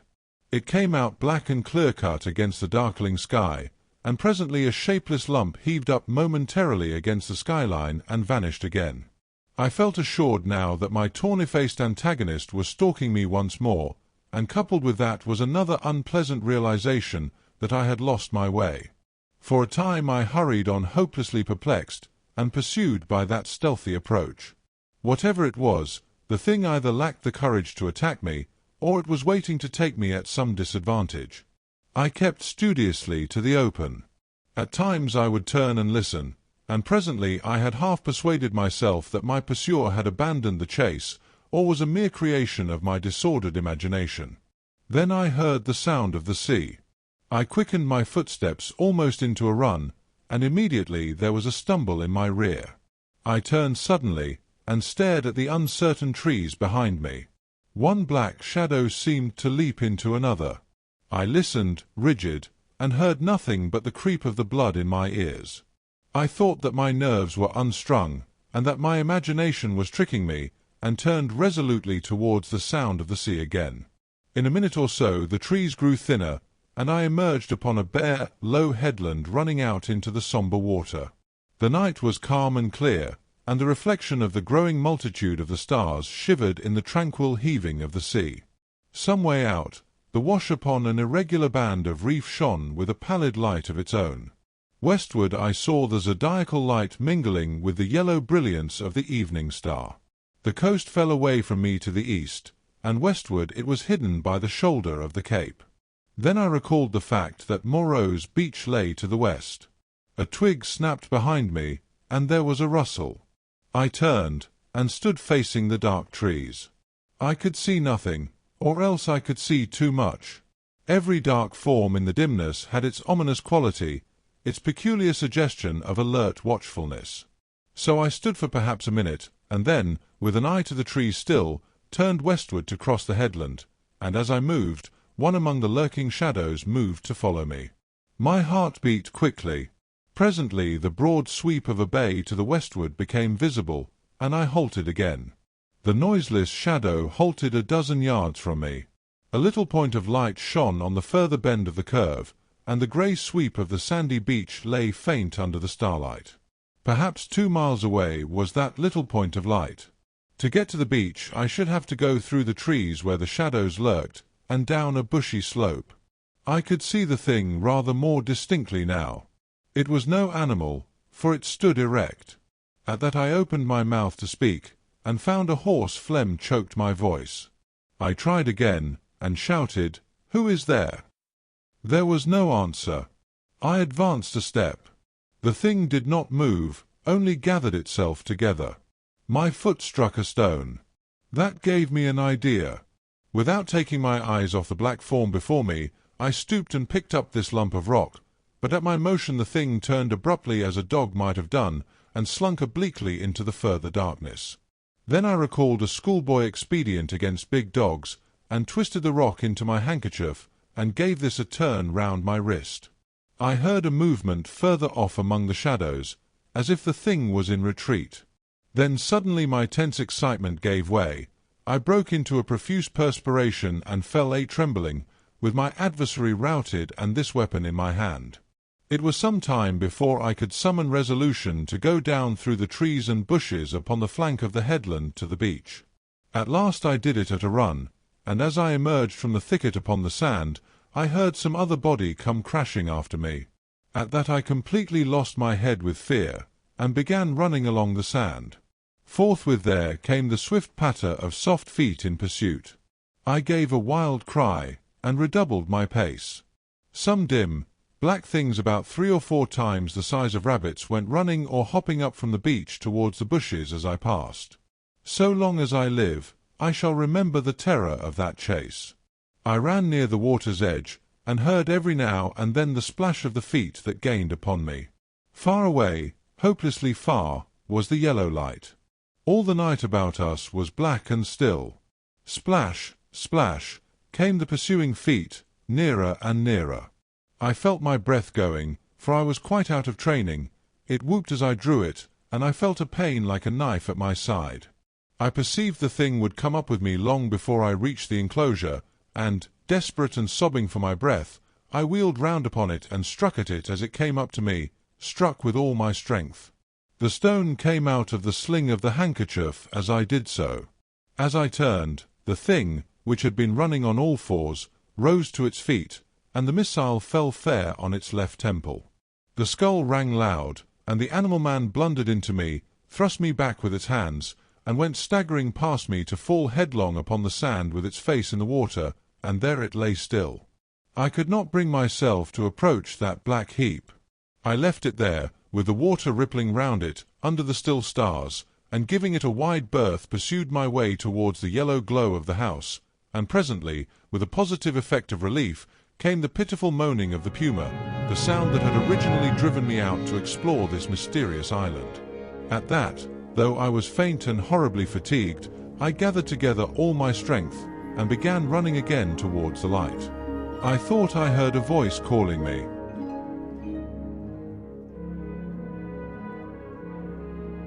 Chapter 10. The Crying of the Man.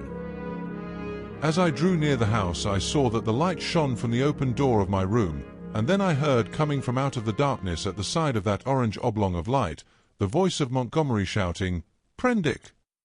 I continued running. Presently I heard him again. I replied by a feeble "hello," and in another moment had staggered up to him. "Where have you been?" said he, holding me at arm's length, so that the light from the door fell on my face. "We have both been so busy that we forgot you until about half an hour ago." He led me into the room and sat me down in the deck chair. For a while I was blinded by the light. "We did not think you would start to explore this island of ours without telling us," he said, and then, "I was afraid, but, what, hello!" My last remaining strength slipped from me, and my head fell forward on my chest. I think he found a certain satisfaction in giving me brandy. "For God's sake," said I, "fasten that door." "You've been meeting some of our curiosities, eh?" said he. He locked the door and turned to me again. He asked me no questions, but gave me some more brandy and water and pressed me to eat. I was in a state of collapse. He said something vague about his forgetting to warn me, and asked me briefly when I left the house and what I had seen. I answered him as briefly, in fragmentary sentences. "Tell me what it all means," said I, in a state bordering on hysterics. "It's nothing so very dreadful," said he. "But I think you have had about enough for one day." The puma suddenly gave a sharp yell of pain. At that he swore under his breath. "I'm damned," said he, "if this place is not as bad as Gower Street, with its cats." "Montgomery," said I, "what was that thing that came after me? Was it a beast or was it a man?" "If you don't sleep tonight," he said, "you'll be off your head tomorrow." I stood up in front of him. "What was that thing that came after me?" I asked. He looked me squarely in the eyes, and twisted his mouth askew. His eyes, which had seemed animated a minute before, went dull. "From your account," said he, "I'm thinking it was a bogle." I felt a gust of intense irritation, which passed as quickly as it came. I flung myself into the chair again, and pressed my hands on my forehead. The puma began once more. Montgomery came round behind me and put his hand on my shoulder. "Look here, Prendick," he said, "I had no business to let you drift out into this silly island of ours. But it's not so bad as you feel, man. Your nerves are worked to rags. Let me give you something that will make you sleep. That will keep on for hours yet. You must simply get to sleep, or I won't answer for it." I did not reply. I bowed forward, and covered my face with my hands. Presently he returned with a small measure containing a dark liquid. This he gave me. I took it unresistingly, and he helped me into the hammock. When I awoke, it was broad day. For a little while I lay flat, staring at the roof above me. The rafters, I observed, were made out of the timbers of a ship. Then I turned my head, and saw a meal prepared for me on the table. I perceived that I was hungry, and prepared to clamber out of the hammock, which, very politely anticipating my intention, twisted round and deposited me upon all fours on the floor. I got up and sat down before the food. I had a heavy feeling in my head, and only the vaguest memory at first of the things that had happened overnight. The morning breeze blew very pleasantly through the englazed window, and that and the food contributed to the sense of animal comfort which I experienced. Presently the door behind me, the door inward towards the yard of the enclosure, opened. I turned and saw Montgomery's face. "All right," said he. "I'm frightfully busy." And he shut the door. Afterwards I discovered that he forgot to relock it. Then I recalled the expression of his face the previous night, and with that the memory of all I had experienced reconstructed itself before me. Even as that fear came back to me came a cry from within, but this time it was not the cry of a puma. I put down the mouthful that hesitated upon my lips, and listened. Silence, save for the whisper of the morning breeze. I began to think my ears had deceived me. After a long pause I resumed my meal, but with my ears still vigilant. Presently I heard something else, very faint and low. I sat as if frozen in my attitude. Though it was faint and low, it moved me more profoundly than all that I had hitherto heard of the abominations behind the wall. There was no mistake this time in the quality of the dim, broken sounds, no doubt at all of their source. For it was groaning, broken by sobs and gasps of anguish.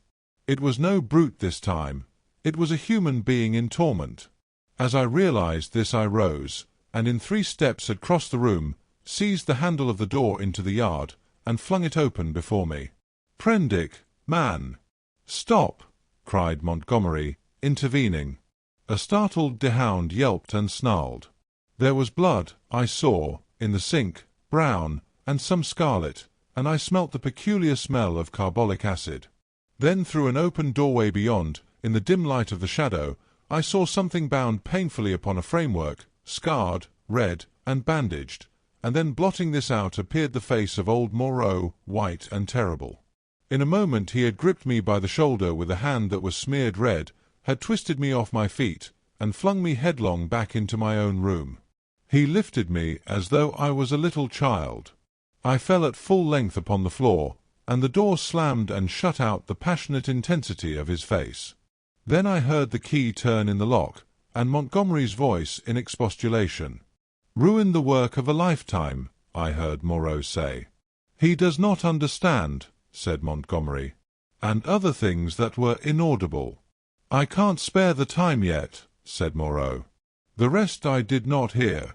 I picked myself up and stood trembling, my mind a chaos of the most horrible misgivings.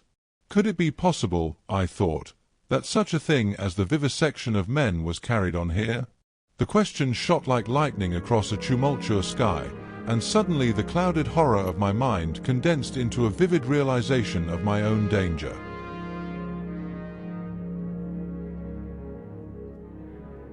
Chapter 11. The Hunting of the Man. It came before my mind with an unreasonable hope of escape that the outer door of my room was still open to me. I was convinced now, absolutely assured, that Moreau had been vivisecting a human being. All the time since I had heard his name, I had been trying to link in my mind in some way the grotesque animalism of the islanders with his abominations, and now I thought I saw it all. The memory of his work on the transfusion of blood recurred to me. These creatures I had seen were the victims of some hideous experiment. These sickening scoundrels had merely intended to keep me back, to fool me with their display of confidence, and presently to fall upon me with a fate more horrible than death, with torture, and after torture the most hideous degradation it is possible to conceive, to send me off a lost soul, a beast, to the rest of their comus rout. I looked round for some weapon. Nothing. Then with an inspiration I turned over the deck chair, put my foot on the side of it, and tore away the side rail. It happened that a nail came away with the wood, and projecting, gave a touch of danger to an otherwise petty weapon. I heard a step outside, and incontinently flung open the door and found Montgomery within a yard of it. He meant to lock the outer door. I raised this nailed stick of mine and cut at his face, but he sprang back. I hesitated a moment, then turned and fled, round the corner of the house. "Prendick, man!" I heard his astonished cry. "Don't be a silly ass, man!" Another minute, thought I, and he would have had me locked in, and as ready as a hospital rabbit for my fate. He emerged behind the corner, for I heard him shout, "Prendick!" Then he began to run after me, shouting things as he ran. This time running blindly, I went northeastward in a direction at right angles to my previous expedition. Once, as I went running headlong up the beach, I glanced over my shoulder and saw his attendant with him. I ran furiously up the slope, over it, then turning eastward along a rocky valley fringed on either side with jungle, I ran for perhaps a mile altogether, my chest straining, my heart beating in my ears. And then hearing nothing of Montgomery or his man, and feeling upon the verge of exhaustion, I doubled sharply back towards the beach as I judged, and lay down in the shelter of a canebrake. There I remained for a long time, too fearful to move, and indeed too fearful even to plan a course of action. The wild scene about me lay sleeping silently under the sun, and the only sound near me was the thin hum of some small gnats that had discovered me. Presently I became aware of a drowsy breathing sound, the soughing of the sea upon the beach. After about an hour I heard Montgomery shouting my name, far away to the north. That set me thinking of my plan of action. As I interpreted it then, this island was inhabited only by these two vivisectors and their animalized victims. Some of these, no doubt, they could press into their service against me if need arose. I knew both Moreau and Montgomery carried revolvers, and, save for a feeble bar of deal spiked with a small nail, the merest mockery of a mace, I was unarmed. So I lay still there, until I began to think of food and drink, and at that thought the real hopelessness of my position came home to me. I knew no way of getting anything to eat. I was too ignorant of botany to discover any resort of root or fruit that might lie about me. I had no means of trapping the few rabbits upon the island. It grew blanker the more I turned the prospect over. At last, in the desperation of my position, my mind turned to the animal men I had encountered. I tried to find some hope in what I remembered of them. In turn I recalled each one I had seen, and tried to draw some augury of assistance from my memory. Then suddenly I heard a staghound bay, and at that realized a new danger. I took little time to think, or they would have caught me then, but snatching up my nailed stick, rushed headlong from my hiding place towards the sound of the sea. I remember a growth of thorny plants, with spines that stabbed like penknives. I emerged bleeding and with torn clothes upon the lip of a long creek opening northward.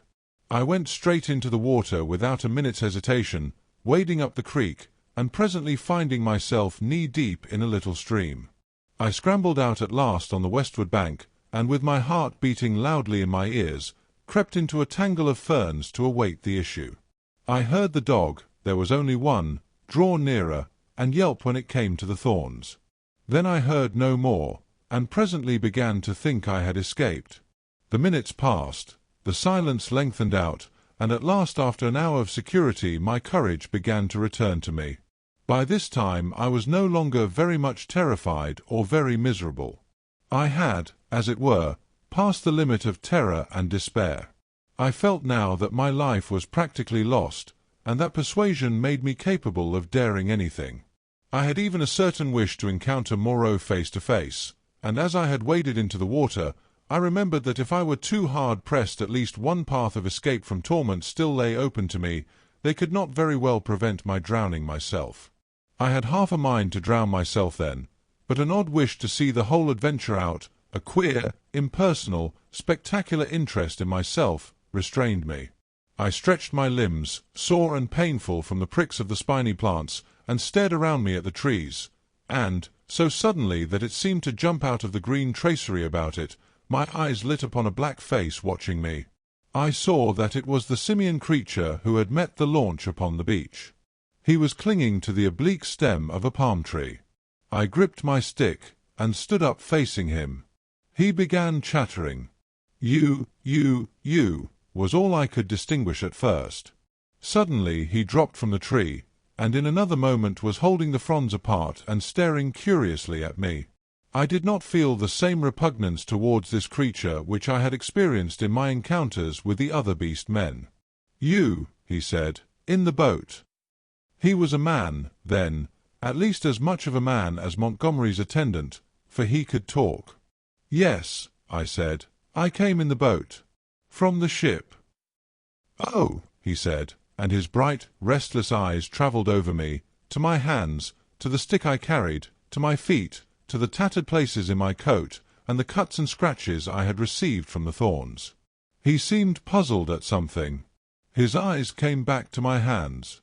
He held his own hand out and counted his digits slowly. 1, 2, 3, 4, 5, A. I did not grasp his meaning then.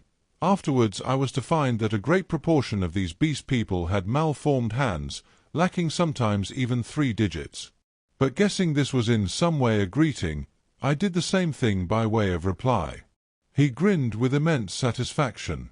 Then his swift roving glance went round again, he made a swift movement, and vanished. The fern fronds he had stood between came swishing together. I pushed out of the brake after him, and was astonished to find him swinging cheerfully by one lank arm from a rope of creepers that looped down from the foliage overhead. His back was to me. "Hello," said I. He came down with a twisting jump, and stood facing me. "I say," said I, "where can I get something to eat?" "Eat," he said. "Eat man's food, now." And his eye went back to the swing of ropes. "At the huts." "But where are the huts?" "Oh, I'm new, you know." At that he swung round, and set off at a quick walk. All his motions were curiously rapid. "Come along," said he. I went with him to see the adventure out. I guess the huts were some rough shelter where he and some more of these beast people lived. I might perhaps find them friendly, find some handle in their minds to take hold of.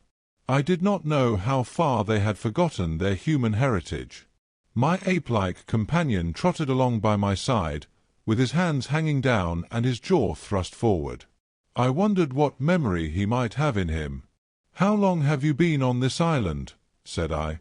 "How long?" he asked, and after having the question repeated, he held up 3 fingers.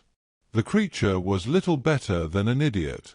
I tried to make out what he meant by that, and it seems I bored him. After another question or two, he suddenly left my side and went leaping at some fruit that hung from a tree. He pulled down a handful of prickly husks and went on eating the contents. I noted this with satisfaction, for here at least was a hint for feeding. I tried him with some other questions, but his chattering, prompt responses were as often as not quite at cross purposes with my question. Some few were appropriate, others quite parrot-like. I was so intent upon these peculiarities that I scarcely noticed the path we followed. Presently we came to trees, all charred and brown, and so to a bare place covered with a yellow-white incrustation, across which a drifting smoke, pungent in whiffs to nose and eyes, went drifting. On our right, over a shoulder of bare rock, I saw the level blue of the sea. The path coiled down abruptly into a narrow ravine between 2 tumbled and knotty masses of blackish scoriae. Into this we plunged. It was extremely dark, this passage, after the blinding sunlight reflected from the sulphurous ground. Its walls grew steep, and approached each other. Blotches of green and crimson drifted across my eyes. My conductor stopped suddenly. "Home," said he, and I stood in a floor of a chasm that was at first absolutely dark to me. I heard some strange noises, and thrust the knuckles of my left hand into my eyes. I became aware of a disagreeable odour, like that of a monkey's cage ill-cleaned. Beyond, the rock opened again upon a gradual slope of sunlit greenery, and on either hand the light smoked down through narrow ways into the central gloom.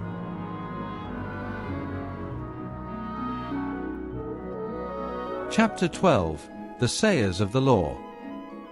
Then something cold touched my hand. I started violently, and saw close to me a dim pinkish thing, looking more like a flayed child than anything else in the world. The creature had exactly the mild but repulsive features of a sloth, the same low forehead and slow gestures. As the first shock of the change of light passed, I saw about me more distinctly. The little sloth-like creature was standing and staring at me. My conductor had vanished. The place was a narrow passage between high walls of lava, a crack in the knotted rock, and on either side interwoven heaps of sea mat, palm fans, and reeds leaning against the rock formed rough and impenetrably dark dens. The winding way up the ravine between these was scarcely 3 yards wide, and was disfigured by lumps of decaying fruit pulp and other refuse, which accounted for the disagreeable stench of the place. The little pink sloth creature was still blinking at me when my ape-man reappeared at the aperture of the nearest of these dens, and beckoned me in. As he did so, a slouching monster wriggled out of one of the places, further up this strange street, and stood up in featureless silhouette against the bright green beyond, staring at me. I hesitated, having half a mind to bolt the way I had come, and then, determined to go through with the adventure, I gripped my nailed stick about the middle and crawled into the little evil-smelling lean-to after my conductor. It was a semicircular space, shaped like the half of a beehive, and against the rocky wall that formed the inner side of it was a pile of variegated fruits, coconuts among others.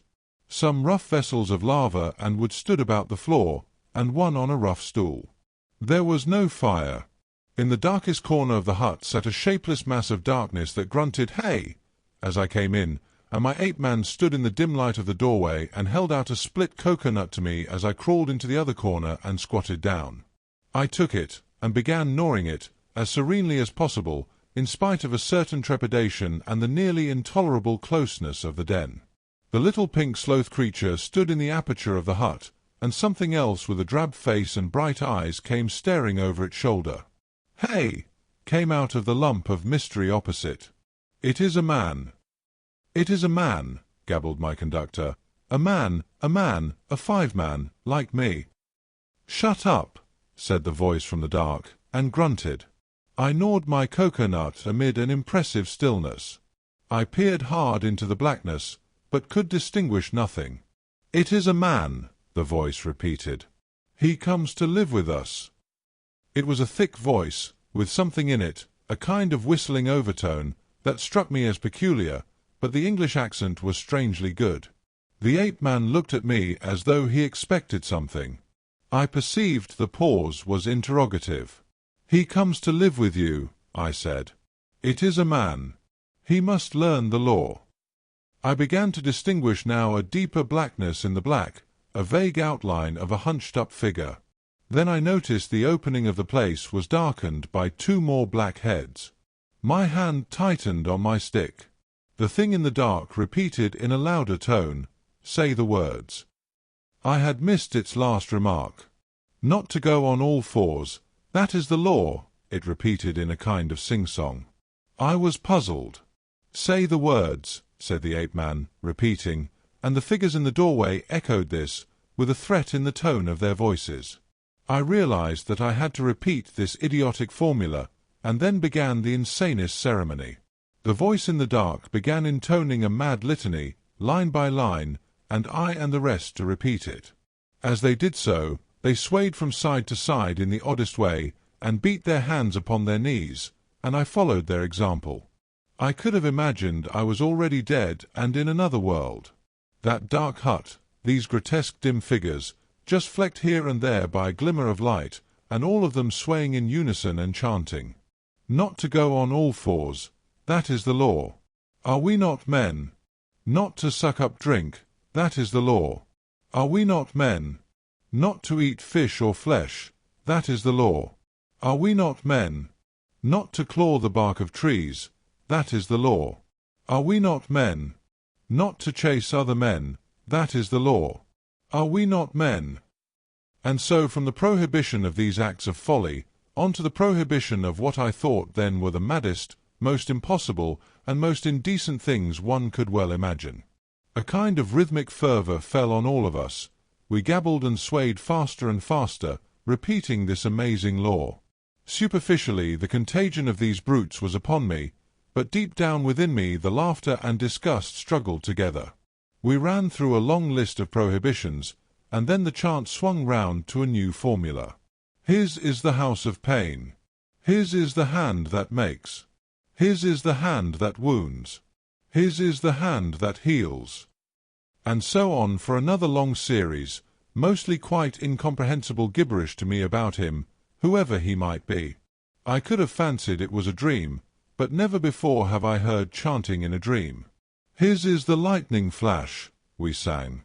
His is the deep, salt sea. A horrible fancy came into my head that Moreau, after animalizing these men, had infected their dwarfed brains with a kind of deification of himself. However, I was too keenly aware of white teeth and strong claws about me to stop my chanting on that account.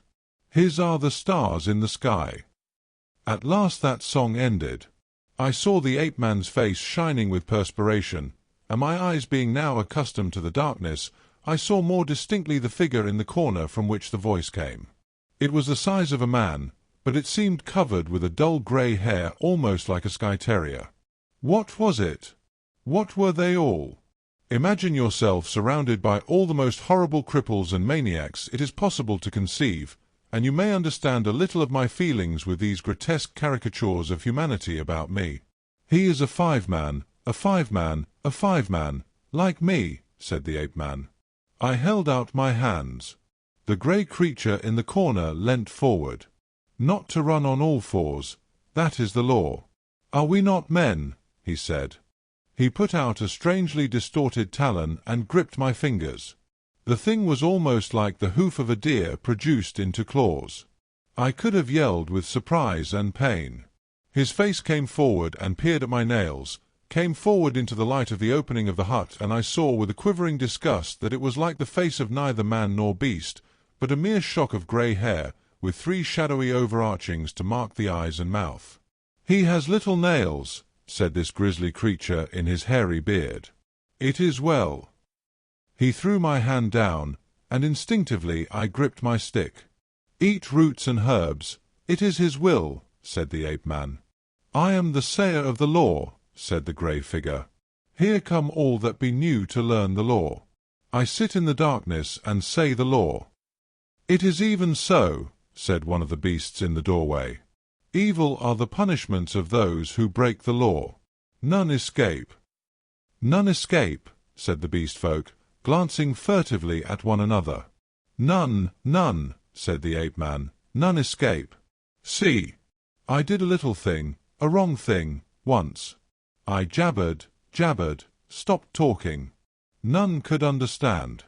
I am burnt, branded in the hand. He is great. He is good. None escape, said the grey creature in the corner. None escape, said the beast people, looking askance at one another. For every one the want that is bad, said the grey sayer of the law. What you will want we do not know, we shall know. Some want to follow things that move, to watch and slink and wait and spring, to kill and bite deep and rich, sucking the blood. It is bad.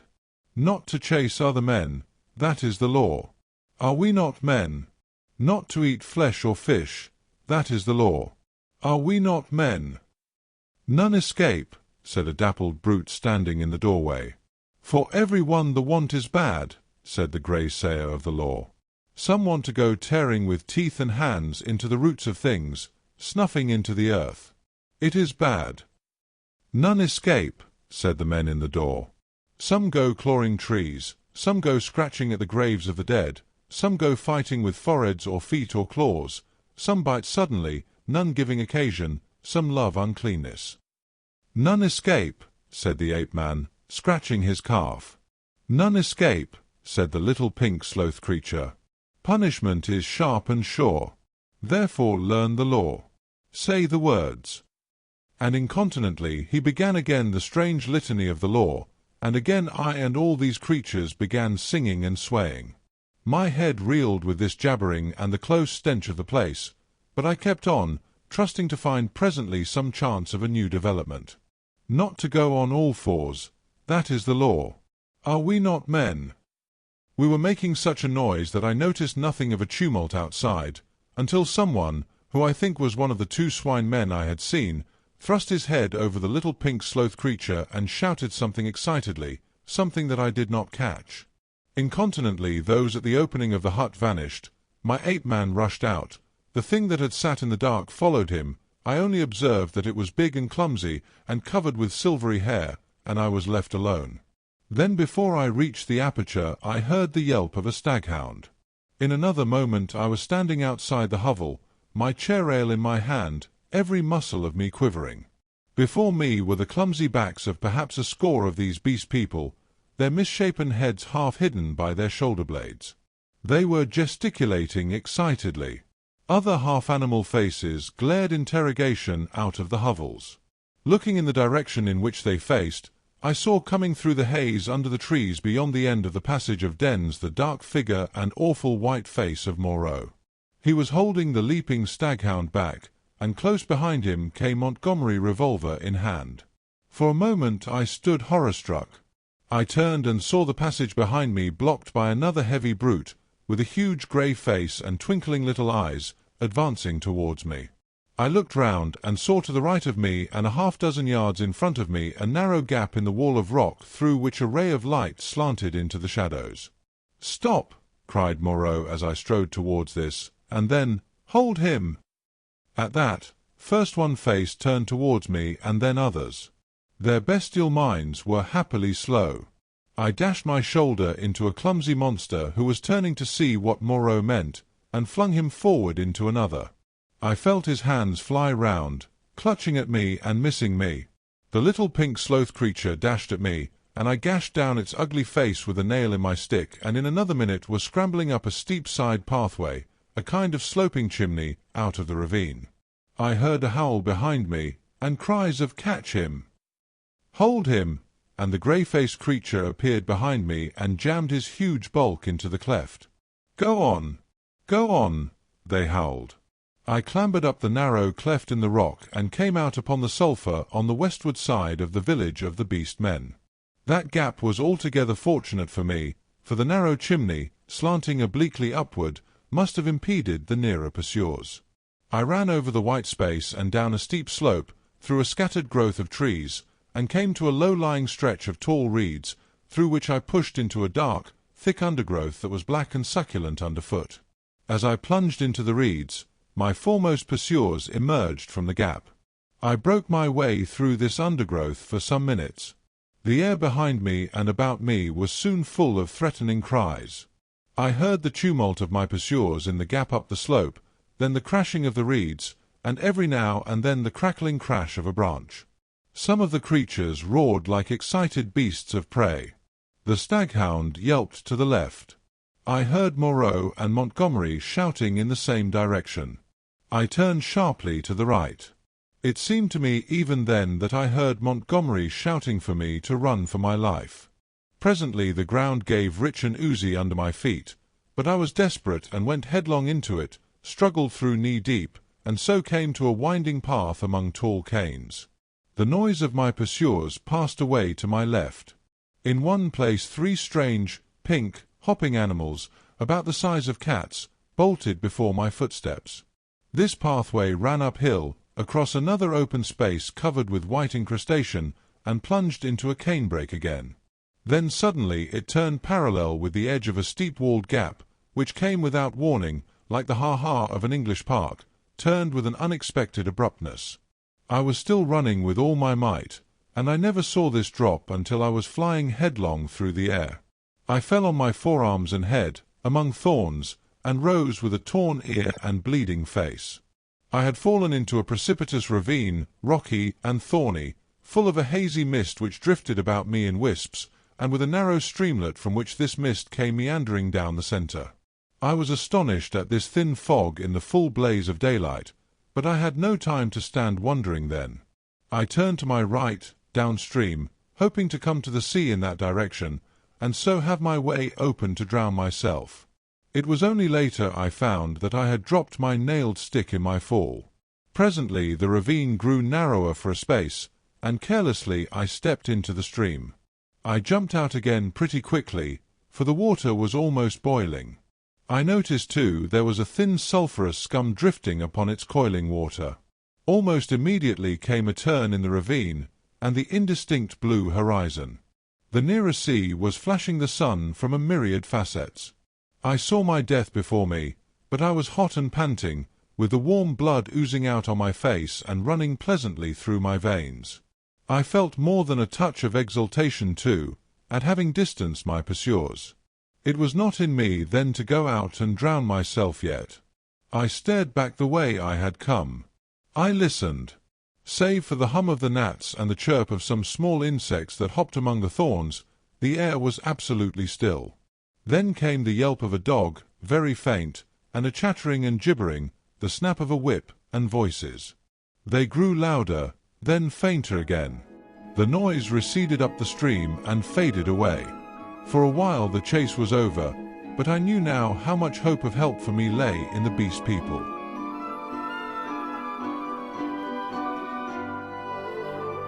Chapter 13. A Parley. I turned again and went on down towards the sea. I found the hot stream broadened out to a shallow, weedy sand, in which an abundance of crabs and long-bodied, many-legged creatures started from my footfall.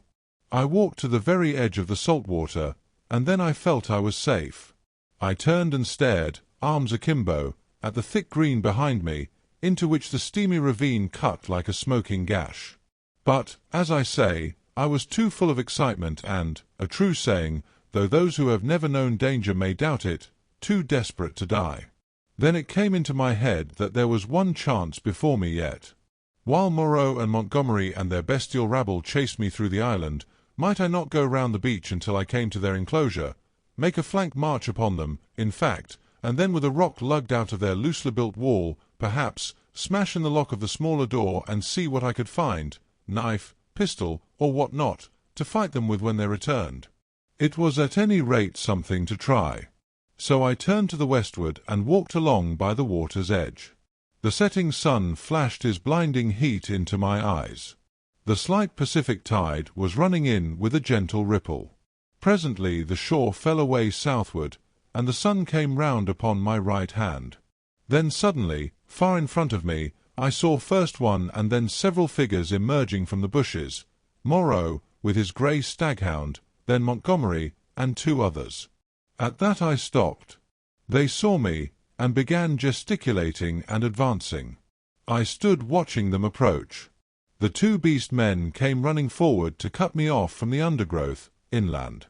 Montgomery came, running also, but straight towards me. Moreau followed slower with the dog. At last I roused myself from my inaction, and turning seaward walked straight into the water. The water was very shallow at first. I was 30 yards out before the waves reached to my waist. Dimly I could see the intertidal creatures darting away from my feet. "What are you doing, man?" cried Montgomery. I turned, standing waist-deep, and stared at them.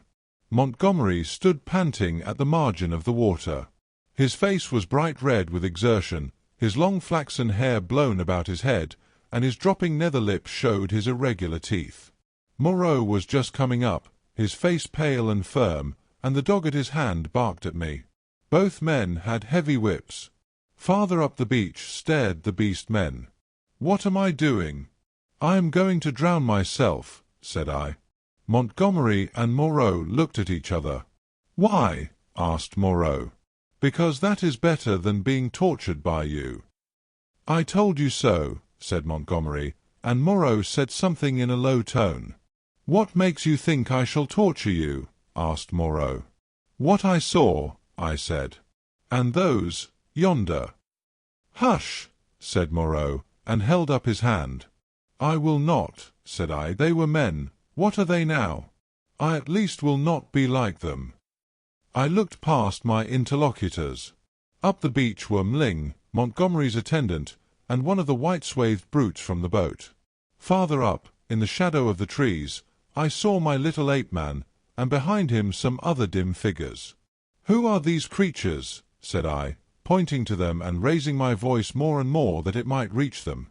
"They were men like yourselves, whom you have infected with some bestial taint, men whom you have enslaved, and whom you still fear. You who listen," I cried, pointing now to Moreau and shouting past him to the beast men, "you who listen! Do you not see these men still fear you, go in dread of you? Why, then, do you fear them? You are many. "For God's sake," cried Montgomery, "stop that, Prendick!" "Prendick!" cried Moreau. They both shouted together, as if to drown my voice, and behind them lowered the staring faces of the beast men, wondering, their deformed hands hanging down, their shoulders hunched up. They seemed, as I fancied, to be trying to understand me, to remember, I thought, something of their human past. I went on shouting, I scarcely remember what, that Moreau and Montgomery could be killed, that they were not to be feared. That was the burden of what I put into the heads of the beast people. I saw the green-eyed man in the dark rags, who had met me on the evening of my arrival, come out from among the trees, and others followed him, to hear me better. At last, for want of breath, I paused. "Listen to me for a moment," said the steady voice of Moreau, "and then say what you will." "Well," said I. He coughed, thought, then shouted, "Latin, Prendick." "Bad Latin, schoolboy Latin, but try and understand. Hi non sunt homines, sunt animalia qui numbers habemus, vivisected.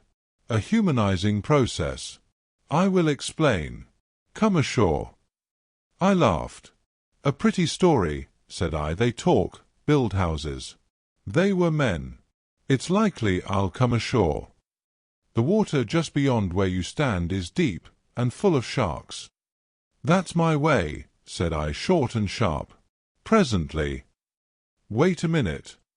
He took something out of his pocket that flashed back the sun, and dropped the object at his feet. "That's a loaded revolver," said he. "Montgomery here will do the same. Now we are going up the beach until you are satisfied the distance is safe. Then come and take the revolvers." "Not I. You have a third between you. I want you to think over things, Prendick. In the first place, I never asked you to come upon this island. If we vivisected men, we should import men, not beasts. In the next, we had you drugged last night, had we wanted to work you any mischief. And in the next, now your first panic is over and you can think a little, is Montgomery here quite up to the character you give him? We have chased you for your good, because this island is full of inimical phenomena. Besides, why should we want to shoot you when you have just offered to drown yourself? Why did you set your people onto me when I was in the hut? We felt sure of catching you and bringing you out of danger. Afterwards we drew away from the scent, for your good." I mused. It seemed just possible. Then I remembered something again. "But I saw," said I, "in the enclosure. That was the puma." "Look here, Prendick," said Montgomery, "you're a silly ass. Come out of the water and take these revolvers, and talk. We can't do anything more than we could do now." I will confess that then, and indeed always, I distrusted and dreaded Moreau, but Montgomery was a man I felt I understood. "Go up the beach," said I, after thinking, and added, "holding your hands up." "Can't do that," said Montgomery, with an explanatory nod over his shoulder. "Undignified." "Go up to the trees, then," said I, "as you please." "It's a damned silly ceremony," said Montgomery. Both turned and faced the 6 or 7 grotesque creatures, who stood there in the sunlight, solid, casting shadows, moving, and yet so incredibly unreal. Montgomery cracked his whip at them, and forthwith they all turned and fled helter-skelter into the trees, and when Montgomery and Moreau were at a distance I judged sufficient, I waded ashore and picked up and examined the revolvers. To satisfy myself against the subtlest trickery, I discharged one at a round lump of lava, and had the satisfaction of seeing the stone pulverized and the beach splashed with lead. Still I hesitated for a moment. "I'll take the risk," said I, at last, and with a revolver in each hand I walked up the beach towards them. "That's better," said Moreau, without affectation. "As it is, you have wasted the best part of my day with your confounded imagination." And with a touch of contempt which humiliated me, he and Montgomery turned and went on in silence before me. The knot of beast men, still wondering, stood back among the trees. I passed them as serenely as possible. One started to follow me, but retreated again when Montgomery cracked his whip. The rest stood silent, watching. They may once have been animals, but I never before saw an animal trying to think.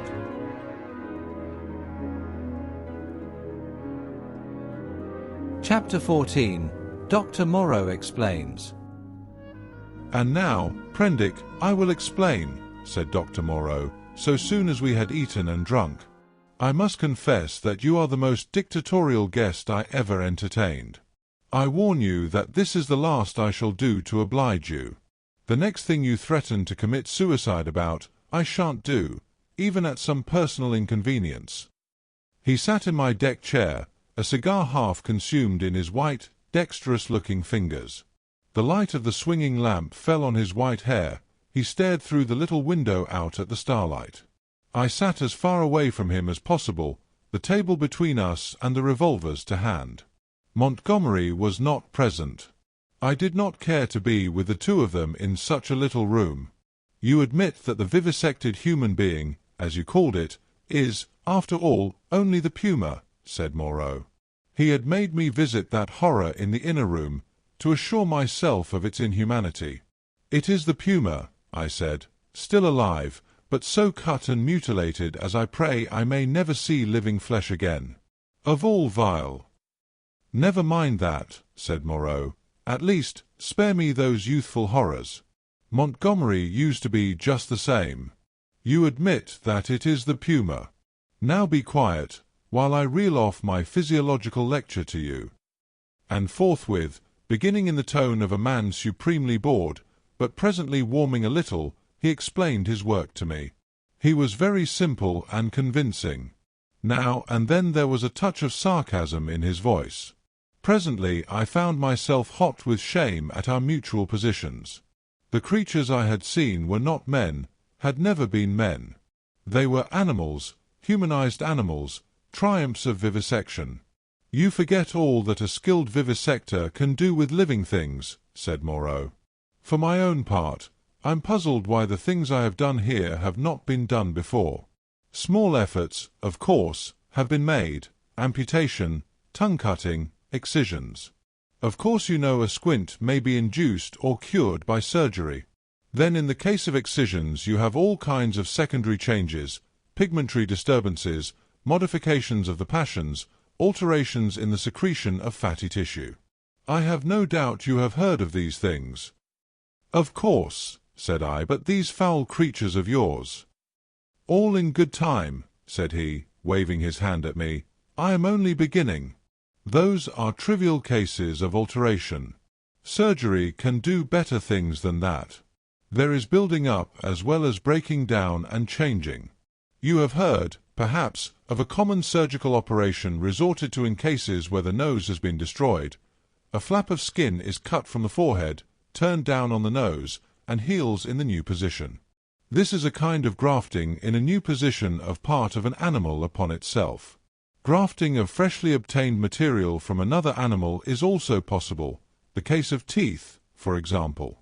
The grafting of skin and bone is done to facilitate healing.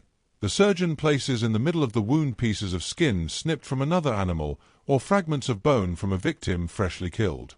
Hunter's cockspur, possibly you have heard of that, flourished on the bull's neck, and the rhinoceros rats of the Algerian zouaves are also to be thought of, monsters manufactured by transferring a slip from the tail of an ordinary rat to its snout and allowing it to heal in that position. "Monsters manufactured," said I. "Then you mean to tell me—" "Yes. These creatures you have seen are animals carven and wrought into new shapes. To that, to the study of the plasticity of living forms, my life has been devoted. I have studied for years, gaining in knowledge as I go. I see you look horrified, and yet I am telling you nothing new. It all lay in the surface of practical anatomy years ago, but no one had the temerity to touch it. It is not simply the outward form of an animal which I can change. The physiology, the chemical rhythm of the creature, may also be made to undergo an enduring modification, of which vaccination and other methods of inoculation with living or dead matter are examples that will, no doubt, be familiar to you. A similar operation is the transfusion of blood, with which subject, indeed, I began. These are all familiar cases. Less so, and probably far more extensive, were the operations of those medieval practitioners who made dwarfs and beggar cripples, show monsters, some vestiges of whose art still remain in the preliminary manipulation of the young mountebank or contortionist. Victor Hugo gives an account of them in L'Homme qui rit. But perhaps my meaning grows plain now. You begin to see that it is a possible thing to transplant tissue from one part of an animal to another, or from one animal to another, to alter its chemical reactions and methods of growth, to modify the articulations of its limbs, and, indeed, to change it in its most intimate structure. And yet this extraordinary branch of knowledge has never been sought as an end, and systematically, by modern investigators until I took it up. Some such things have been hit upon in the last resort of surgery. Most of the kindred evidence that will recur to your mind has been demonstrated as it were by accident, by tyrants, by criminals, by the breeders of horses and dogs, by all kinds of untrained clumsy-handed men working for their own immediate ends. I was the first man to take up this question armed with antiseptic surgery and with a really scientific knowledge of the laws of growth. Yet one would imagine it must have been practiced in secret before. Such creatures as the Siamese twins, and in the vaults of the Inquisition. No doubt their chief aim was artistic torture, but some at least of the inquisitors must have had a touch of scientific curiosity.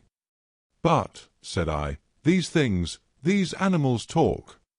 He said that was so, and proceeded to point out that the possibility of vivisection does not stop at a mere physical metamorphosis. A pig may be educated. The mental structure is even less determinate than the bodily. In our growing science of hypnotism we find the promise of a possibility of superseding old inherent instincts by new suggestions, grafting upon or replacing the inherited fixed ideas. Very much indeed of what we call moral education, he said, is such an artificial modification and perversion of instinct. Pugnacity is trained into courageous self-sacrifice, and suppressed sexuality into religious emotion. And the great difference between man and monkey is in the larynx, he continued, in the incapacity to frame delicately different sound symbols by which thought could be sustained. In this I failed to agree with him, but with a certain incivility he declined to notice my objection. He repeated that the thing was so, and continued his account of his work. I asked him why he had taken the human form as a model. There seemed to me then, and there still seems to me now, a strange wickedness for that choice. He confessed that he had chosen that form by chance. I might just as well have worked to form sheep into llamas and llamas into sheep. I suppose there is something in the human form that appeals to the artistic turn of mind more powerfully than any animal shape can. But I've not confined myself to man-making. Once or twice, he was silent, for a minute perhaps. These years, how they have slipped by! And here I have wasted a day saving your life, and am now wasting an hour explaining myself. But, said I still do not understand. Where is your justification for inflicting all this pain? The only thing that could excuse vivisection to me would be some application. Precisely, said he. But, you see, I am differently constituted. We are on different platforms. You are a materialist. I am not a materialist, I began hotly. In my view, for it is just this question of pain that parts us. So long as visible or audible pain turns you sick, so long as your own pains drive you, so long as pain underlies your propositions about sin, so long, I tell you, you are an animal, thinking a little less obscurely what an animal feels. This pain. I gave an impatient shrug at such sophistry. Oh, but it is such a little thing. A mind truly open to what science has to teach must see that it is a little thing. It may be that save in this little planet, this speck of cosmic dust, invisible long before the nearest star could be attained, it may be, I say, that nowhere else does this thing called pain occur. But the laws we feel our way towards, why, even on this earth, even among living things, what pain is there? As he spoke he drew a little penknife from his pocket, opened the smaller blade, and moved his chair so that I could see his thigh. Then, choosing the place deliberately, he drove the blade into his leg and withdrew it. No doubt, he said, you have seen that before. It does not hurt a pinprick. But what does it show? The capacity for pain is not needed in the muscle, and it is not placed there, is but little needed in the skin, and only here and there over the thigh is a spot capable of feeling pain. Pain is simply our intrinsic medical advisor to warn us and stimulate us. Not all living flesh is painful, nor is all nerve, not even all sensory nerve. There's no taint of pain, real pain, in the sensations of the optic nerve. If you wound the optic nerve, you merely see flashes of light, just as disease of the auditory nerve merely means a humming in our ears. Plants do not feel pain, nor the lower animals. It's possible that such animals as the starfish and crayfish do not feel pain at all. Then with men, the more intelligent they become, the more intelligently they will see after their own welfare, and the less they will need the gourd to keep them out of danger. I never yet heard of a useless thing that was not ground out of existence by evolution sooner or later. Did you? And pain gets needless. Then I am a religious man, Prendick, as every sane man must be. It may be, I fancy, that I have seen more of the ways of this world's maker than you, for I have sought his laws, in my way, all my life, while you, I understand, have been collecting butterflies. And I tell you, pleasure and pain have nothing to do with heaven or hell. Pleasure and pain, bah! What is your theologian's ecstasy but Mahomet's huri in the dark? This store which men and women set on pleasure and pain, Prendick, is the mark of the beast upon them, the mark of the beast from which they came. Pain, pain, and pleasure, they are for us only so long as we wriggle in the dust. You see, I went on with this research just the way it led me. That is the only way I ever heard of true research going. I asked a question, devised some method of obtaining an answer, and got a fresh question. Was this possible or that possible? You cannot imagine what this means to an investigator, what an intellectual passion grows upon him. You cannot imagine the strange, colorless delight of these intellectual desires. The thing before you is no longer an animal, a fellow creature, but a problem. Sympathetic pain, all I know of it I remember as a thing I used to suffer from years ago. I wanted, it was the one thing I wanted, to find out the extreme limit of plasticity in a living shape. But, said I, the thing is an abomination. To this day I have never troubled about the ethics of the matter, he continued. The study of nature makes a man at last as remorseless as nature. I have gone on, not heeding anything but the question I was pursuing, and the material has dripped into the huts yonder. It is nearly 11 years since we came here, I and Montgomery and 6 Kanakas. I remember the green stillness of the island and the empty ocean about us, as though it was yesterday. The place seemed waiting for me. The stores were landed and the house was built. The Kanakas founded some huts near the ravine. I went to work here upon what I had brought with me. There were some disagreeable things happened at first. I began with a sheep, and killed it after a day and a half by a slip of the scalpel. I took another sheep, and made a thing of pain and fear, and left it bound up to heal. It looked quite human to me when I had finished it, but when I went to it I was discontented with it. It remembered me, and was terrified beyond imagination, and it had no more than the wits of a sheep. The more I looked at it the clumsier it seemed, until at last I put the monster out of its misery. These animals without courage, these fear-haunted, pain-driven things, without a spark of pugnacious energy to face torment, they are no good for man-making. Then I took a gorilla I had, and upon that, working with infinite care and mastering difficulty after difficulty, I made my first man. All the week, night and day, I moulded him. With him it was chiefly the brain that needed moulding. Much had to be added, much changed. I thought him a fair specimen of the negroid type when I had finished him, and he lay bandaged, bound, and motionless before me. It was only when his life was assured that I left him and came into this room again, and found Montgomery much as you are. He had heard some of the cries as the thing grew human, cries like those that disturbed you so. I didn't take him completely into my confidence at first. And the Kanakas, too, had realized something of it. They were scared out of their wits by the sight of me. I got Montgomery over to me, in a way, but I and he had the hardest job to prevent the Kanakas deserting. Finally they did, and so we lost the yacht.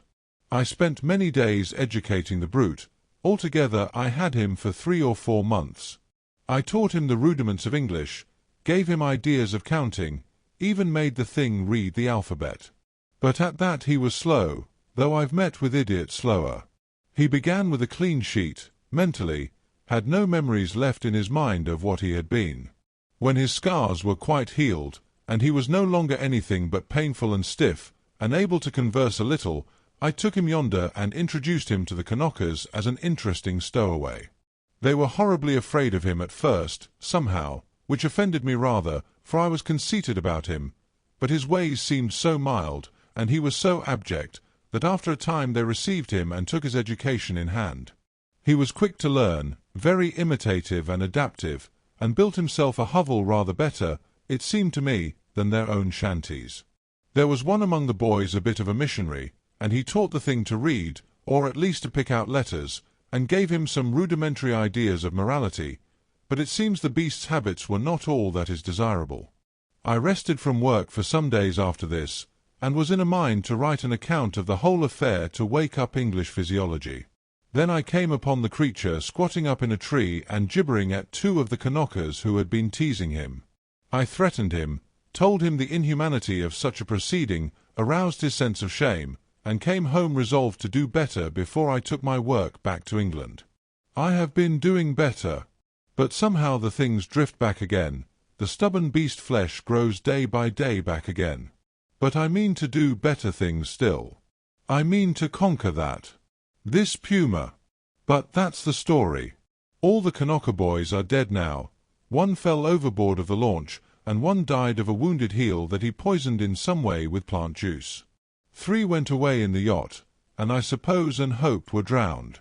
The other one was killed. Well, I have replaced them. Montgomery went on much as you are disposed to do at first, and then— "What became of the other one?" said I, sharply. "The other Kanaka who was killed?" "The fact is, after I had made a number of human creatures I made a thing," he hesitated. "Yes," said I. "It was killed." "I don't understand," said I. "Do you mean to say—" "It killed the Kanaka, yes. It killed several other things that it caught. We chased it for a couple of days. It only got loose by accident. I never meant it to get away. It wasn't finished. It was purely an experiment. It was a limbless thing, with a horrible face, that writhed along the ground in a serpentine fashion. It was immensely strong, and in infuriating pain. It lurked in the woods for some days, until we hunted it, and then it wriggled into the northern part of the island, and we divided the party to close in upon it.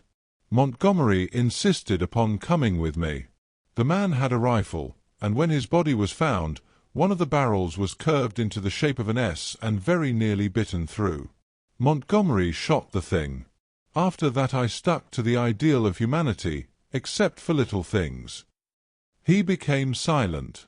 I sat in silence watching his face.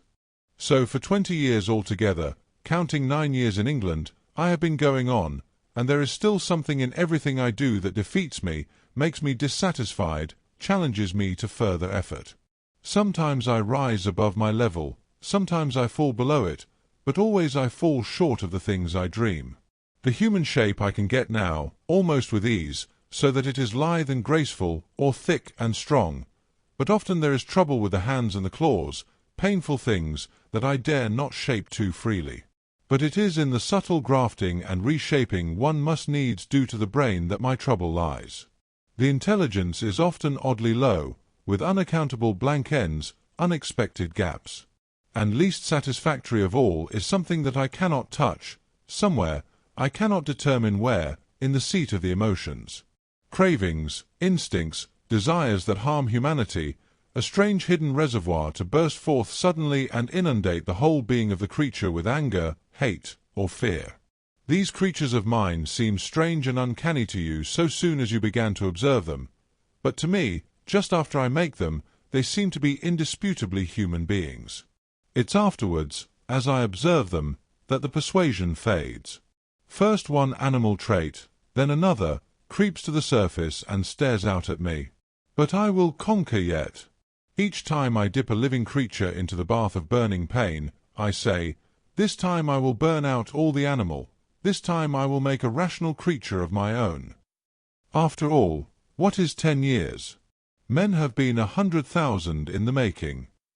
He thought darkly, but I am drawing near the fastness. This puma of mine, after a silence, and they revert. As soon as my hand is taken from them, the beast begins to creep back, begins to assert itself again. Another long silence. Then you take the things you make into those dens, said I. They go. I turn them out when I begin to feel the beast in them, and presently they wander there. They all dread this house and me. There is a kind of travesty of humanity over there. Montgomery knows about it, for he interferes in their affairs. He has trained 1 or 2 of them to our service. He's ashamed of it, but I believe he half likes some of those beasts. It's his business, not mine. They only sicken me with a sense of failure. I take no interest in them. I fancy they follow in the lines the Kanaka missionary marked out, and have a kind of mockery of a rational life, poor beasts. There's something they call the law. Sing hymns about all thine. They build themselves their dens, gather fruit, and pull herbs, marry even. But I can see through it all, see into their very souls, and see they're nothing but the souls of beasts, beasts that perish, anger and the lusts to live and gratify themselves. Yet they're odd, complex, like everything else alive. There is a kind of upward striving in them, part vanity, part waste sexual emotion, part waste curiosity. It only mocks me. I have some hope of this puma. I have worked hard at her head and brain. And now, said he, standing up after a long gap of silence, during which we had each pursued our own thoughts, what do you think? Are you in fear of me still? I looked at him, and saw but a white-faced, white-haired man, with calm eyes. Save for his serenity, the touch almost of beauty that resulted from his set tranquillity and his magnificent build, he might have passed muster among 100 other comfortable old gentlemen. Then I shivered. By way of answer to his second question, I handed him a revolver with either hand. "Keep them," he said, and snatched at a yawn. He stood up, stared at me for a moment, and smiled. "You have had 2 eventful days," said he. "I should advise some sleep. I'm glad it's all clear. Good night." He thought me over for a moment, then went out by the inner door. I immediately turned the key in the outer one. I sat down again, sat for a time in a kind of stagnant mood, so weary, emotionally, mentally, and physically, that I could not think beyond the point at which he had left me. The black window stared at me like an eye. At last, with an effort, I put out the light and got into the hammock. Very soon I was asleep.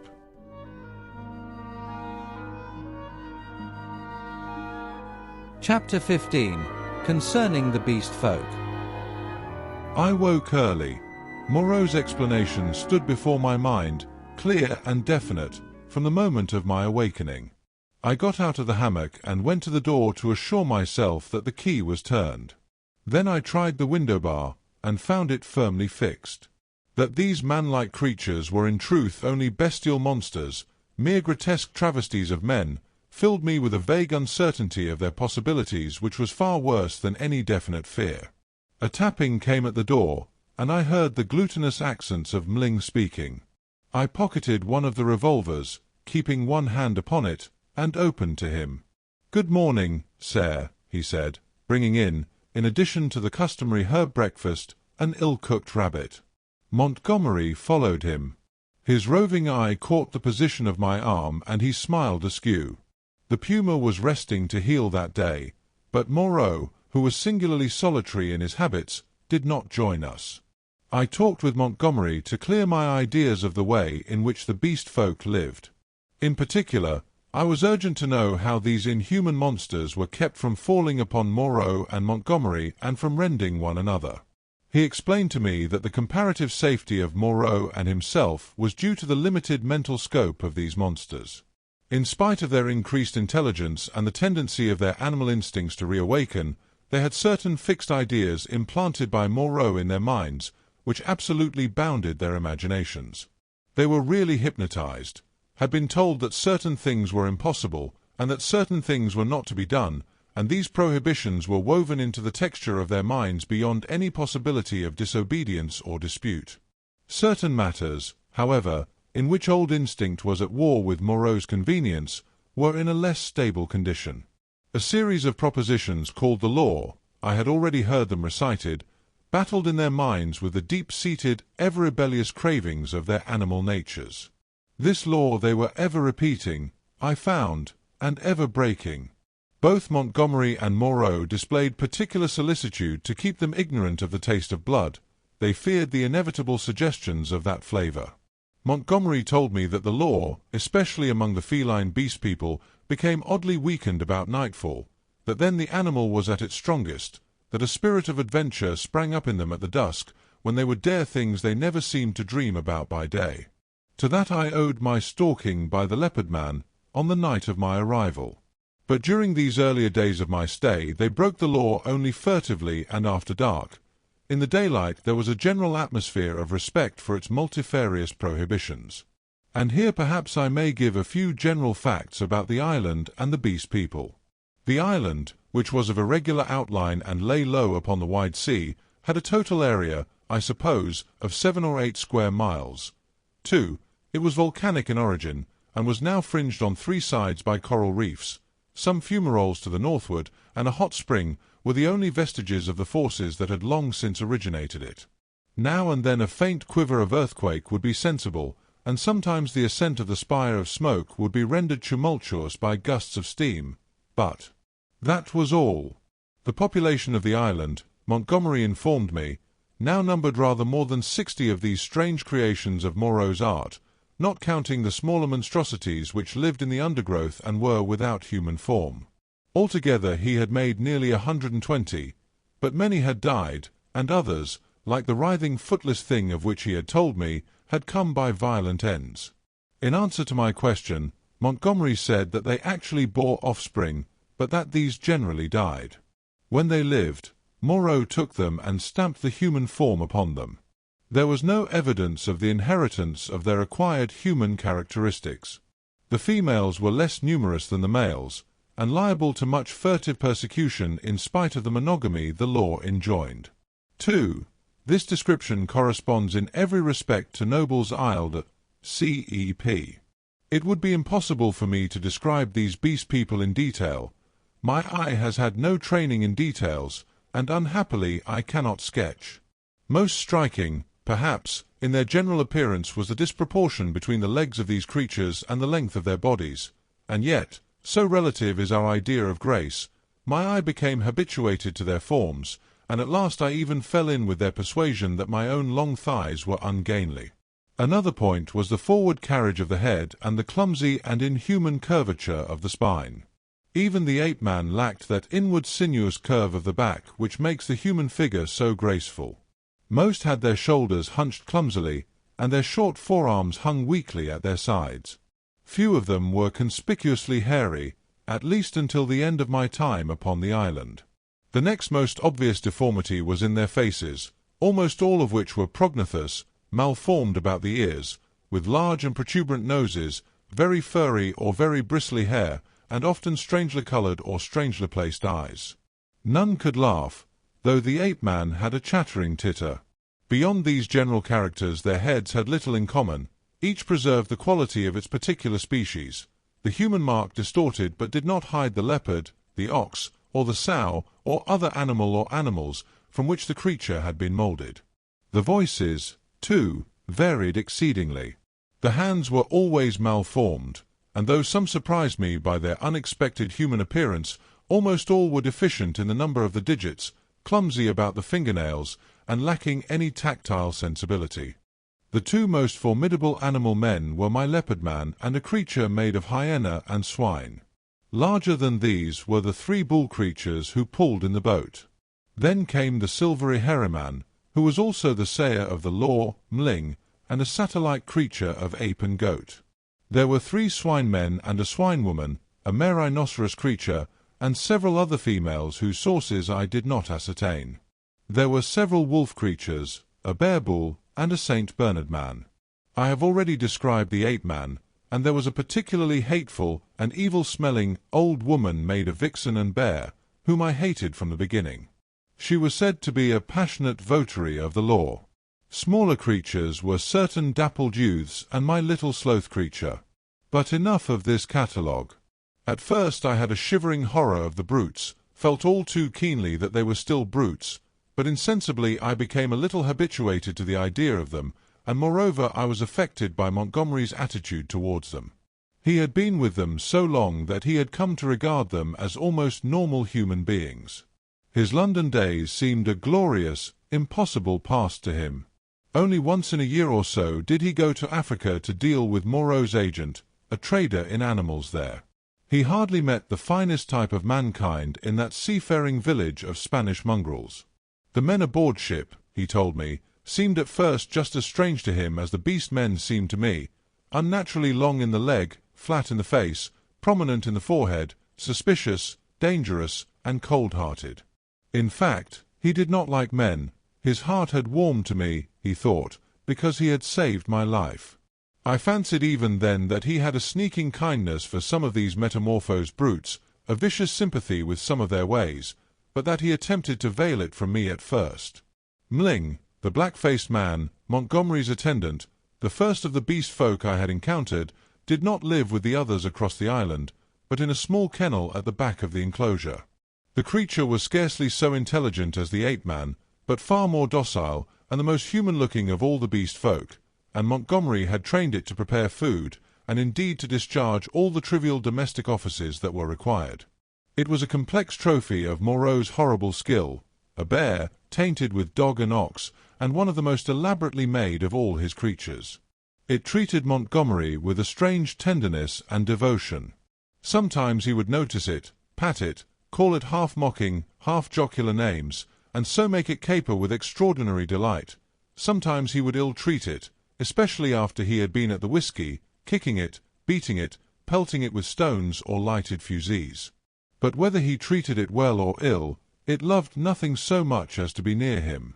I say I became habituated to the beast people, that 1,000 things which had seemed unnatural and repulsive speedily became natural and ordinary to me. I suppose everything in existence takes its colour from the average hue of our surroundings. Montgomery and Moreau were too peculiar and individual to keep my general impressions of humanity well defined. I would see one of the clumsy bovine creatures who worked the launch treading heavily through the undergrowth, and find myself asking, trying hard to recall, how he differed from some really human yokel trudging home from his mechanical labours. Or I would meet the fox-bear woman's vulpine, shifty face, strangely human in its speculative cunning, and even imagine I had met it before in some city byway. Yet every now and then the beast would flash out upon me beyond doubt or denial.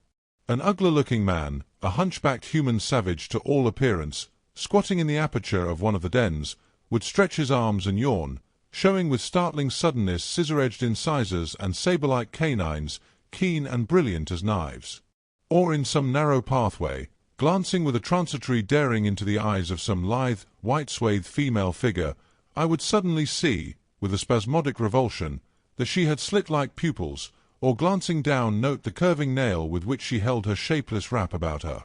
It is a curious thing, by the by, for which I am quite unable to account, that these weird creatures, the females, I mean, had in the earlier days of my stay an instinctive sense of their own repulsive clumsiness, and displayed in consequence a more than human regard for the decency and decorum of extensive costume.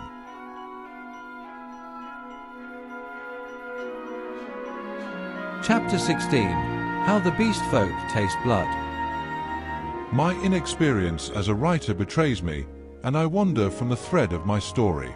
After I had breakfasted with Montgomery, he took me across the island to see the fumarole and the source of the hot spring into whose scalding waters I had blundered on the previous day.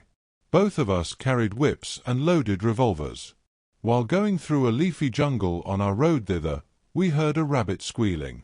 We stopped and listened, but we heard no more, and presently we went on our way, and the incident dropped out of our minds. Montgomery called my attention to certain little pink animals with long hind legs that went leaping through the undergrowth. He told me they were creatures made of the offspring of the beast people that Moreau had invented. He had fancied they might serve for meat, but a rabbit-like habit of devouring their young had defeated this intention. I had already encountered some of these creatures, once during my moonlight flight from the Leopard Man, and once during my pursuit by Moreau on the previous day. By chance, one hopping to avoid us leapt into the hole caused by the uprooting of a wind-blown tree. Before it could extricate itself, we managed to catch it.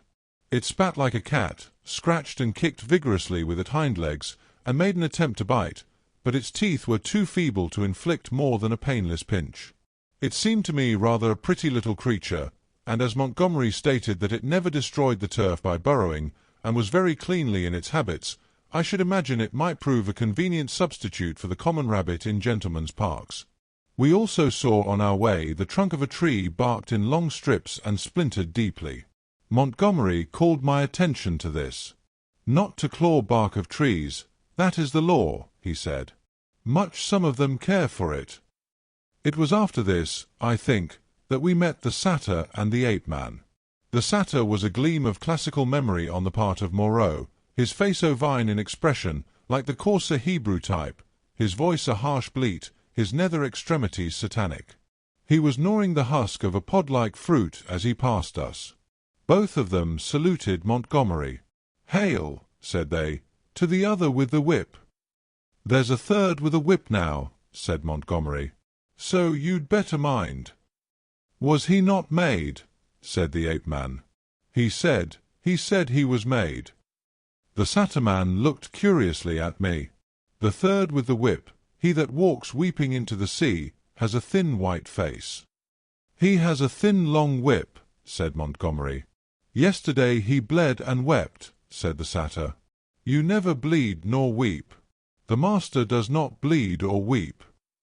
"Ollendorfian beggar," said Montgomery, "you'll bleed and weep if you don't look out."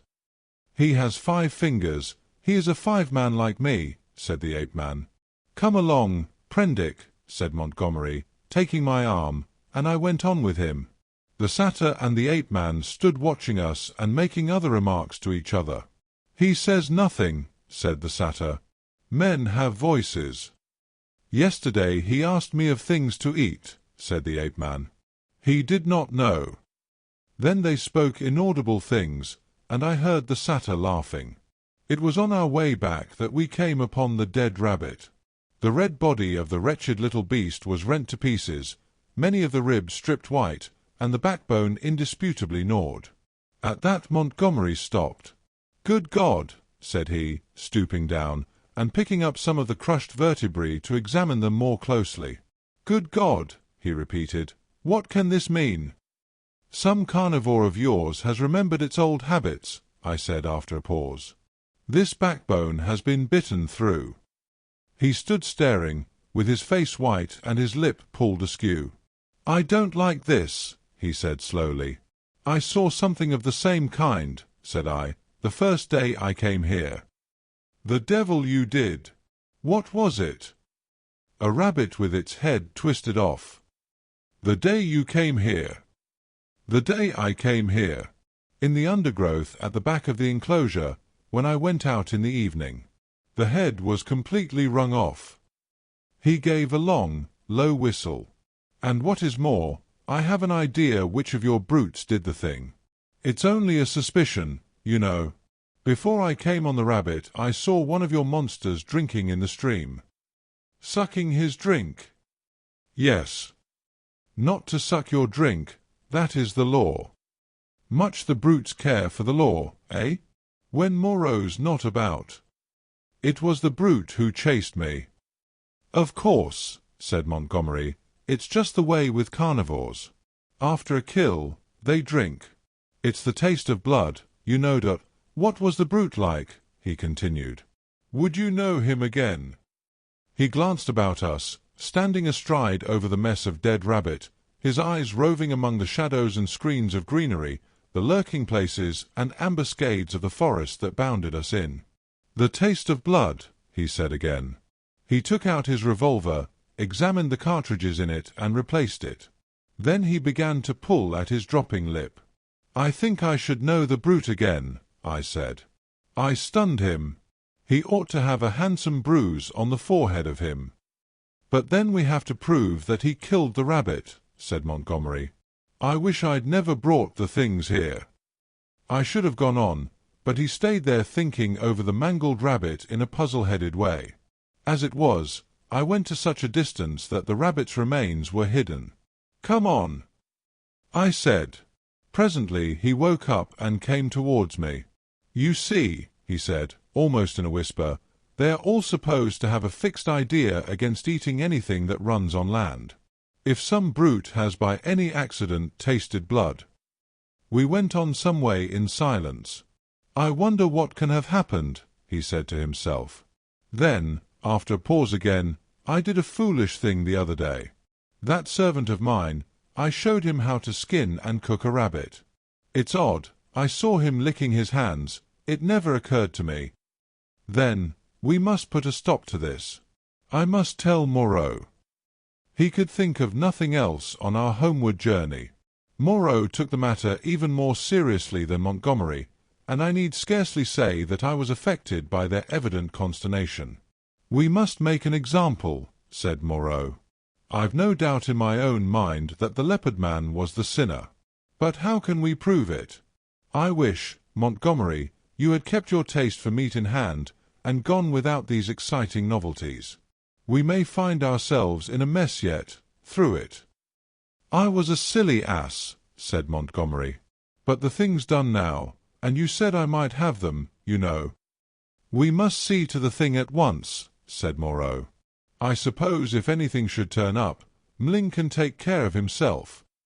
"I'm not so sure of Mling," said Montgomery. "I think I ought to know him." In the afternoon, Moreau, Montgomery, myself, and Mling went across the island to the huts in the ravine. We three were armed. Mling carried the little hatchet he used in chopping firewood, and some coils of wire. Moreau had a huge cowherd's horn slung over his shoulder. "You will see a gathering of the beast people," said Montgomery. "It is a pretty sight." Moreau said not a word on the way, but the expression of his heavy, white-fringed face was grimly set. We crossed the ravine down which smoked the stream of hot water, and followed the winding pathway through the canebrakes until we reached a wide area covered over with a thick, powdery yellow substance which I believe was sulphur. Above the shoulder of a weedy bank the sea glittered. We came to a kind of shallow natural amphitheatre, and here the four of us halted. Then Moreau sounded the horn, and broke the sleeping stillness of the tropical afternoon. He must have had strong lungs. The hooting note rose and rose amidst its echoes, to at last an ear-penetrating intensity. "Ah!" said Moreau, letting the curved instrument fall to his side again. Immediately there was a crashing through the yellow canes, and a sound of voices from the dense green jungle that marked the morass through which I had run on the previous day. Then at 3 or 4 points on the edge of the sulphurous area appeared the grotesque forms of the beast people hurrying towards us. I could not help a creeping horror, as I perceived first one and then another trot out from the trees or reeds and come shambling along over the hot dust. But Moreau and Montgomery stood calmly enough, and, perforce, I stuck beside them. First to arrive was the satyr, strangely unreal for all that he cast a shadow and tossed the dust with his hoofs. After him from the brake came a monstrous lout, a thing of horse and rhinoceros, chewing a straw as it came.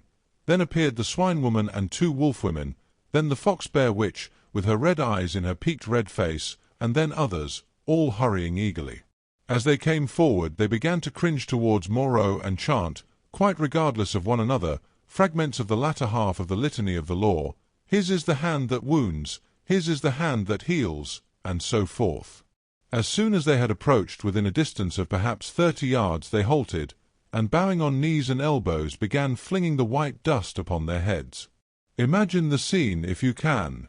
We 3 blue-clad men, with our misshapen black-faced attendant, standing in a wide expanse of sunlit yellow dust under the blazing blue sky, and surrounded by this circle of crouching and gesticulating monstrosities, some almost human save in their subtle expression and gestures, some like cripples, some so strangely distorted as to resemble nothing but the denizens of our wildest dreams, and, beyond, the reedy lines of a canebrake in one direction, a dense tangle of palm trees on the other, separating us from the ravine with the huts, and to the north the hazy horizon of the Pacific Ocean. 62, 63, counted Moreau. There are 4 more. I do not see the leopard man, said I. Presently Moreau sounded the great horn again, and at the sound of it all the beast people writhed and grovelled in the dust. Then, slinking out of the canebrake, stooping near the ground and trying to join the dust-throwing circle behind Moreau's back, came the leopard man. The last of the beast people to arrive was the little ape man. The earlier animals, hot and weary with their grovelling, shot vicious glances at him. "Cease," said Moreau, in his firm, loud voice, and the beast people sat back upon their hams and rested from their worshipping. "Where is the sayer of the law?" said Moreau, and the hairy-grey monster bowed his face in the dust. "Say the words," said Moreau. Forthwith all in the kneeling assembly, swaying from side to side and dashing up the sulphur with their hands, first the right hand and a puff of dust, and then the left, began once more to chant their strange litany. When they reached, "Not to eat flesh or fish, that is the law," Moreau held up his lank white hand. "Stop," he cried, and there fell absolute silence upon them all. I think they all knew and dreaded what was coming. I looked round at their strange faces. When I saw their wincing attitudes and the furtive dread in their bright eyes, I wondered that I had ever believed them to be men. "That law has been broken," said Moreau. "None escape, from the faceless creature with the silvery hair." "None escape," repeated the kneeling circle of beast people. "Who is he?" cried Moreau, and looked round at their faces, cracking his whip. I fancied the hyena swine looked dejected, so too did the leopard man. Moreau stopped, facing this creature, who cringed towards him with a memory and dread of infinite torment. "Who is he?" repeated Moreau, in a voice of thunder. "Evil is he who breaks the law," chanted the sayer of the law. Moreau looked into the eyes of the leopard man, and seemed to be dragging the very soul out of the creature. "Who breaks the law?" said Moreau, taking his eyes off his victim, and turning towards us. It seemed to me there was a touch of exultation in his voice. "Goes back to the house of pain," they all clamoured. "Goes back to the house of pain, O master!" "Back to the house of pain, back to the house of pain," gabbled the ape-man, as though the idea was sweet to him. "Do you hear?" said Moreau, turning back to the criminal. "My friend, hello!" For the leopard man, released from Moreau's eye, had risen straight from his knees, and now, with eyes aflame and his huge feline tusks flashing out from under his curling lips, leapt towards his tormentor. I am convinced that only the madness of unendurable fear could have prompted this attack. The whole circle of 80 monsters seemed to rise about us. I drew my revolver. The two figures collided. I saw Moreau reeling back from the leopard man's blow. There was a furious yelling and howling all about us. Every one was moving rapidly. For a moment I thought it was a general revolt. The furious face of the leopard man flashed by mine, with Mling close in pursuit. I saw the yellow eyes of the hyena swine blazing with excitement, his attitude as if he were half resolved to attack me. The satyr, too, glared at me over the hyena swine's hunched shoulders. I heard the crack of Moreau's pistol, and saw the pink flash dart across the tumult. The whole crowd seemed to swing round in the direction of the glint of fire, and I too was swung round by the magnetism of the movement. In another second I was running, one of a tumultuous shouting crowd, in pursuit of the escaping leopard man. That is all I can tell definitely. I saw the leopard man strike Moreau, and then everything spun about me until I was running headlong. Mling was ahead, close in pursuit of the fugitive. Behind, their tongues already lolling out, ran the wolf-women in great leaping strides. The swine-folk followed, squealing with excitement, and the two bull-men in their swathings of white. Then came Moreau in a cluster of the beast people, his wide-brimmed straw hat blown off, his revolver in hand, and his lank white hair streaming out. The hyena swine ran beside me, keeping pace with me and glancing furtively at me out of his feline eyes, and the others came pattering and shouting behind us. The leopard man went bursting his way through the long canes, which sprang back as he passed, and rattled in Mling's face. We others in the rear found a trampled path for us when we reached the break. The chase lay through the break for perhaps a quarter of a mile, and then plunged into a dense thicket, which retarded our movements exceedingly, though we went through it in a crowd together, fronds flicking into our faces, ropey creepers catching us under the chin or gripping our ankles, thorny plants hooking into and tearing cloth and flesh together. "He has gone on all fours through this," panted Moreau, now just ahead of me. "None escape," said the wolf-bear, laughing into my face with the exultation of hunting. We burst out again among rocks, and saw the quarry ahead running lightly on all fours and snarling at us over his shoulder. At that the wolf-folk howled with delight. The thing was still clothed, and at a distance its face still seemed human, but the carriage of its four limbs was feline, and the furtive droop of its shoulder was distinctly that of a hunted animal. It leapt over some thorny yellow flowering bushes, and was hidden. Mling was halfway across the space. Most of us now had lost the first speed of the chase, and had fallen into a longer and steadier stride. I saw as we traversed the open that the pursuit was now spreading from a column into a line. The hyena swine still ran close to me, watching me as it ran, every now and then puckering its muzzle with a snarling laugh. At the edge of the rocks the leopard man, realizing that he was making for the projecting cape upon which he had stalked me on the night of my arrival, had doubled in the undergrowth, but Montgomery had seen the maneuver and turned him again. So, panting, tumbling against rocks, torn by brambles, impeded by ferns and reeds, I helped to pursue the leopard man who had broken the law, and the hyena swine ran, laughing savagely, by my side. I staggered on, my head reeling and my heart beating against my ribs, tired almost to death, and yet not daring to lose sight of the chase lest I should be left alone with this horrible companion. I staggered on in spite of infinite fatigue and the dense heat of the tropical afternoon. At last the fury of the hunt slackened. We had pinned the wretched brute into a corner of the island. Moreau, whip in hand, marshalled us all into an irregular line, and we advanced now slowly, shouting to one another as we advanced and tightening the cordon about our victim. He lurked noiseless and invisible in the bushes through which I had run from him during that midnight pursuit. "Steady!" cried Moreau, "steady!" as the ends of the line crept round the tangle of undergrowth and hemmed the brute in. "Where a rush!" came the voice of Montgomery from beyond the thicket. I was on the slope above the bushes. Montgomery and Moreau beat along the beach beneath. Slowly we pushed in among the fretted network of branches and leaves. The quarry was silent. "Back to the House of Pain, the House of Pain, the House of Pain!" yelped the voice of the ape-man, some 20 yards to the right. When I heard that, I forgave the poor wretch all the fear he had inspired in me. I heard the twigs snap and the boughs swish aside before the heavy tread of the horse rhinoceros upon my right. Then suddenly through a polygon of green, in the half-darkness under the luxuriant growth, I saw the creature we were hunting. I halted. He was crouched together into the smallest possible compass, his luminous green eyes turned over his shoulder regarding me. It may seem a strange contradiction in me, I cannot explain the fact, but now, seeing the creature there in a perfectly animal attitude, with the light gleaming in its eyes and its imperfectly human face distorted with terror, I realized again the fact of its humanity. In another moment other of its pursuers would see it, and it would be overpowered and captured, to experience once more the horrible tortures of the enclosure. Abruptly I slipped out my revolver, aimed between its terror-struck eyes, and fired. As I did so, the hyena swine saw the thing, and flung itself upon it with an eager cry, thrusting thirsty teeth into its neck. All about me the green masses of the thicket were swaying and cracking as the beast people came rushing together.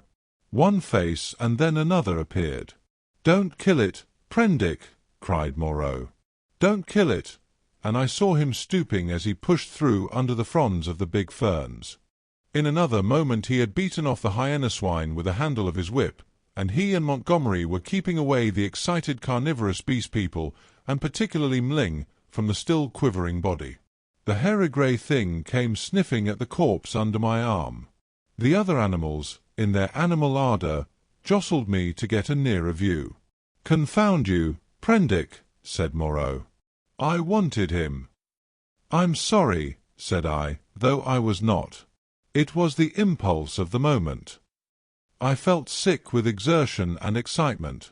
Turning, I pushed my way out of the crowding beast people and went on alone up the slope towards the higher part of the headland. Under the shouted directions of Moreau, I heard the 3 white-swathed bullmen begin dragging the victim down towards the water. It was easy now for me to be alone. The beast people manifested a quite human curiosity about the dead body and followed it in a thick knot, sniffing and growling at it as the bullmen dragged it down the beach. I went to the headland and watched the bullmen, black against the evening sky, as they carried the weighted dead body out to sea, and like a wave across my mind came the realization of the unspeakable aimlessness of things upon the island. Upon the beach among the rocks beneath me were the ape-man, the hyena swine, and several other of the beast people, standing about Montgomery and Moreau. They were all still intensely excited, and all overflowing with noisy expressions of their loyalty to the law, yet I felt an absolute assurance in my own mind that the hyena swine was implicated in the rabbit killing.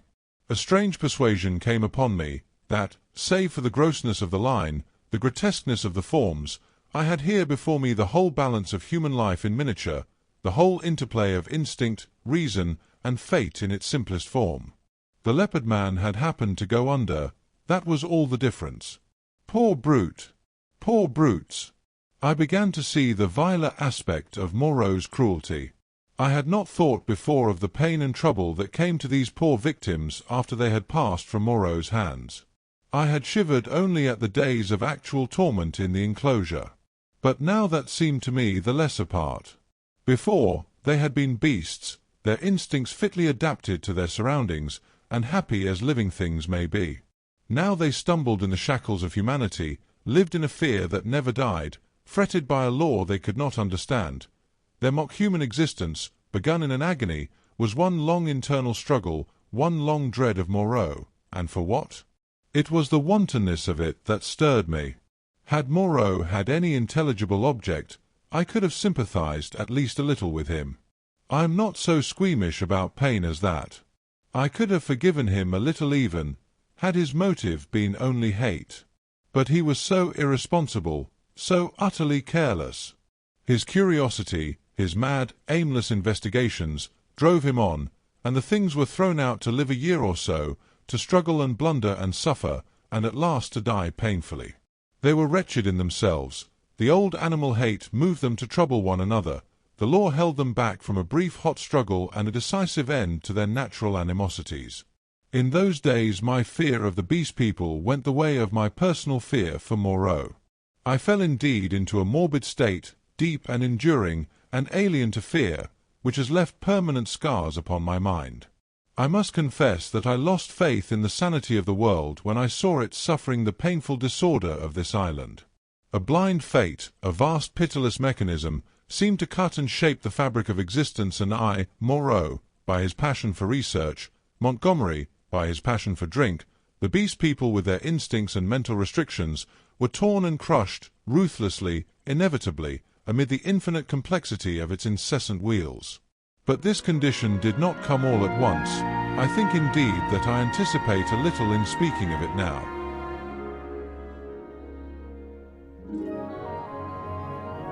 Chapter 17. A Catastrophe. Scarcely 6 weeks passed before I had lost every feeling but dislike and abhorrence for this infamous experiment of Moreau's. My one idea was to get away from these horrible caricatures of my Maker's image, back to the sweet and wholesome intercourse of men. My fellow creatures, from whom I was thus separated, began to assume idyllic virtue and beauty in my memory. My first friendship with Montgomery did not increase. His long separation from humanity, his secret vice of drunkenness, his evident sympathy with the beast people, tainted him to me. Several times I let him go alone among them. I avoided intercourse with them in every possible way. I spent an increasing proportion of my time upon the beach, looking for some liberating sail that never appeared, until one day there fell upon us an appalling disaster, which put an altogether different aspect upon my strange surroundings. It was about 7 or 8 weeks after my landing, Rather more, I think, though I had not troubled to keep account of the time when this catastrophe occurred. It happened in the early morning, I should think about 6. I had risen and breakfasted early, having been aroused by the noise of 3 beast men carrying wood into the enclosure.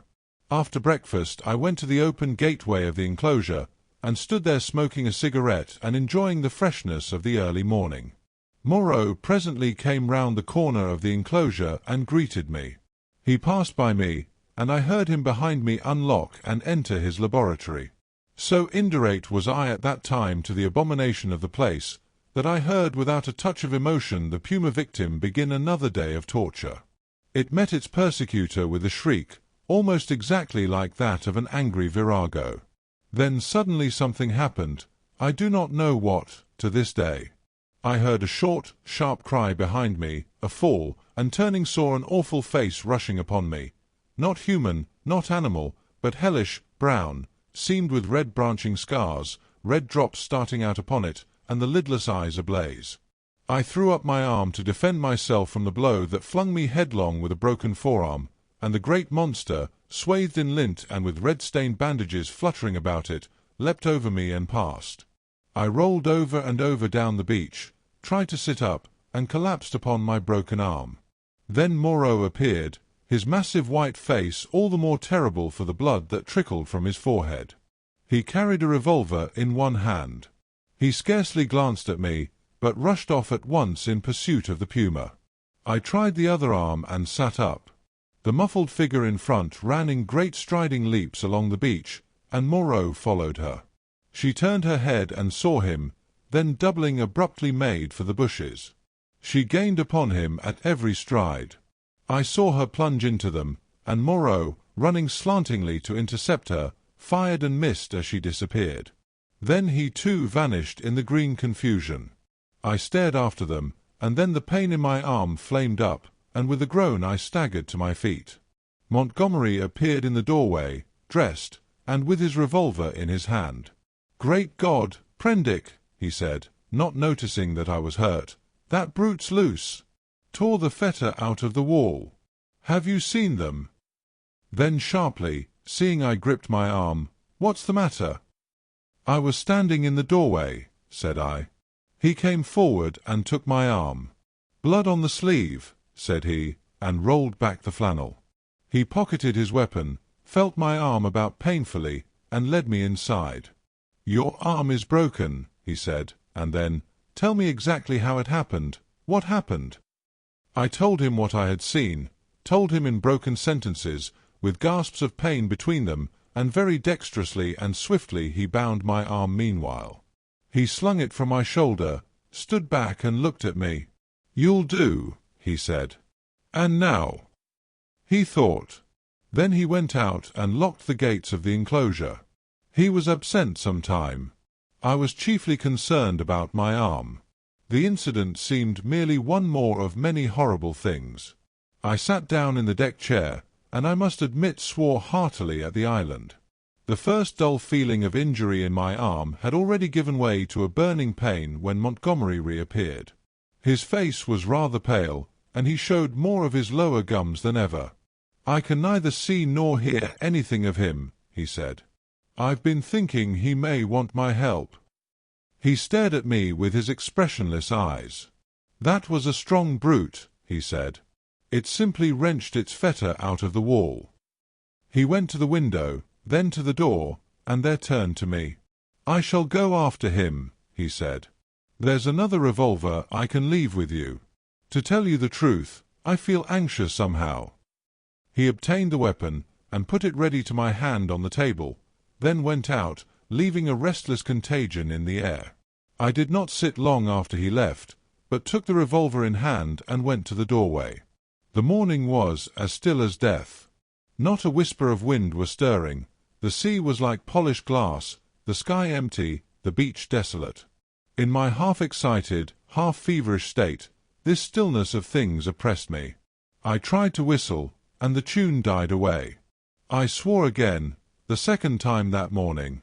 Then I went to the corner of the enclosure and stared inland at the green bush that had swallowed up Moreau and Montgomery. When would they return, and how? Then far away up the beach a little grey beast man appeared, ran down to the water's edge and began splashing about. I strolled back to the doorway, then to the corner again, and so began pacing to and fro like a sentinel upon duty. Once I was arrested by the distant voice of Montgomery bawling, "Coo, Moreau!" My arm became less painful, but very hot. I got feverish and thirsty. My shadow grew shorter.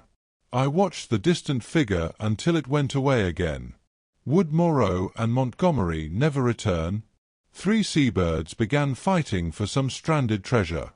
Then from far away behind the enclosure I heard a pistol shot. A long silence, and then came another. Then a yelling cry nearer, and another dismal gap of silence. My unfortunate imagination set to work to torment me. Then suddenly a shot close by.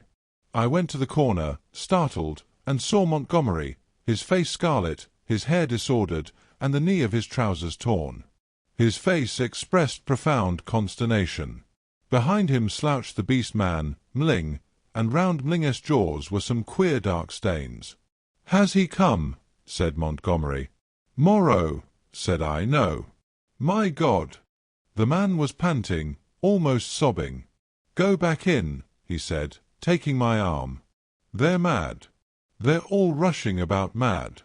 What can have happened? I don't know. I'll tell you, when my breath comes. Where's some brandy?"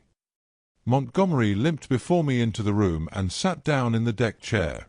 Mling flung himself down just outside the doorway and began panting like a dog. I got Montgomery some brandy and water. He sat staring in front of him at nothing, recovering his breath. After some minutes he began to tell me what had happened. He had followed their track for some way. It was plain enough at first on account of the crushed and broken bushes, white rags torn from the puma's bandages, and occasional smears of blood on the leaves of the shrubs and undergrowth. He lost the track, however, on the stony ground beyond the stream where I had seen the beast man drinking, and went wandering aimlessly westward shouting Moreau's name. Then Mling had come to him carrying a light hatchet. Mling had seen nothing of the puma affair, had been felling wood, and heard him calling. They went on shouting together. 2 beast men came crouching and peering at them through the undergrowth, with gestures and a furtive carriage that alarmed Montgomery by their strangeness. He hailed them, and they fled guiltily. He stopped shouting after that, and after wandering some time farther in an undecided way, determined to visit the huts. He found the ravine deserted. Growing more alarmed every minute, he began to retrace his steps.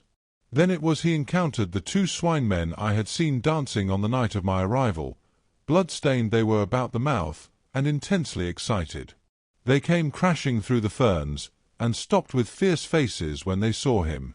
He cracked his whip in some trepidation, and forthwith they rushed at him. Never before had a beast man dared to do that. One he shot through the head, Mling flung himself upon the other, and the 2 rolled grappling. Mling got his brute under and with his teeth in its throat, and Montgomery shot that too as it struggled in Mling's grip. He had some difficulty in inducing Mling to come on with him. Thence they had hurried back to me. On the way, Mling had suddenly rushed into a thicket and driven out an undersized ocelot man, also blood-stained, and lame through a wound in the foot. This brute had run a little way and then turned savagely at bay, and Montgomery, with a certain wantonness, I thought, had shot him. "What does it all mean?" said I. He shook his head, and turned once more to the brandy.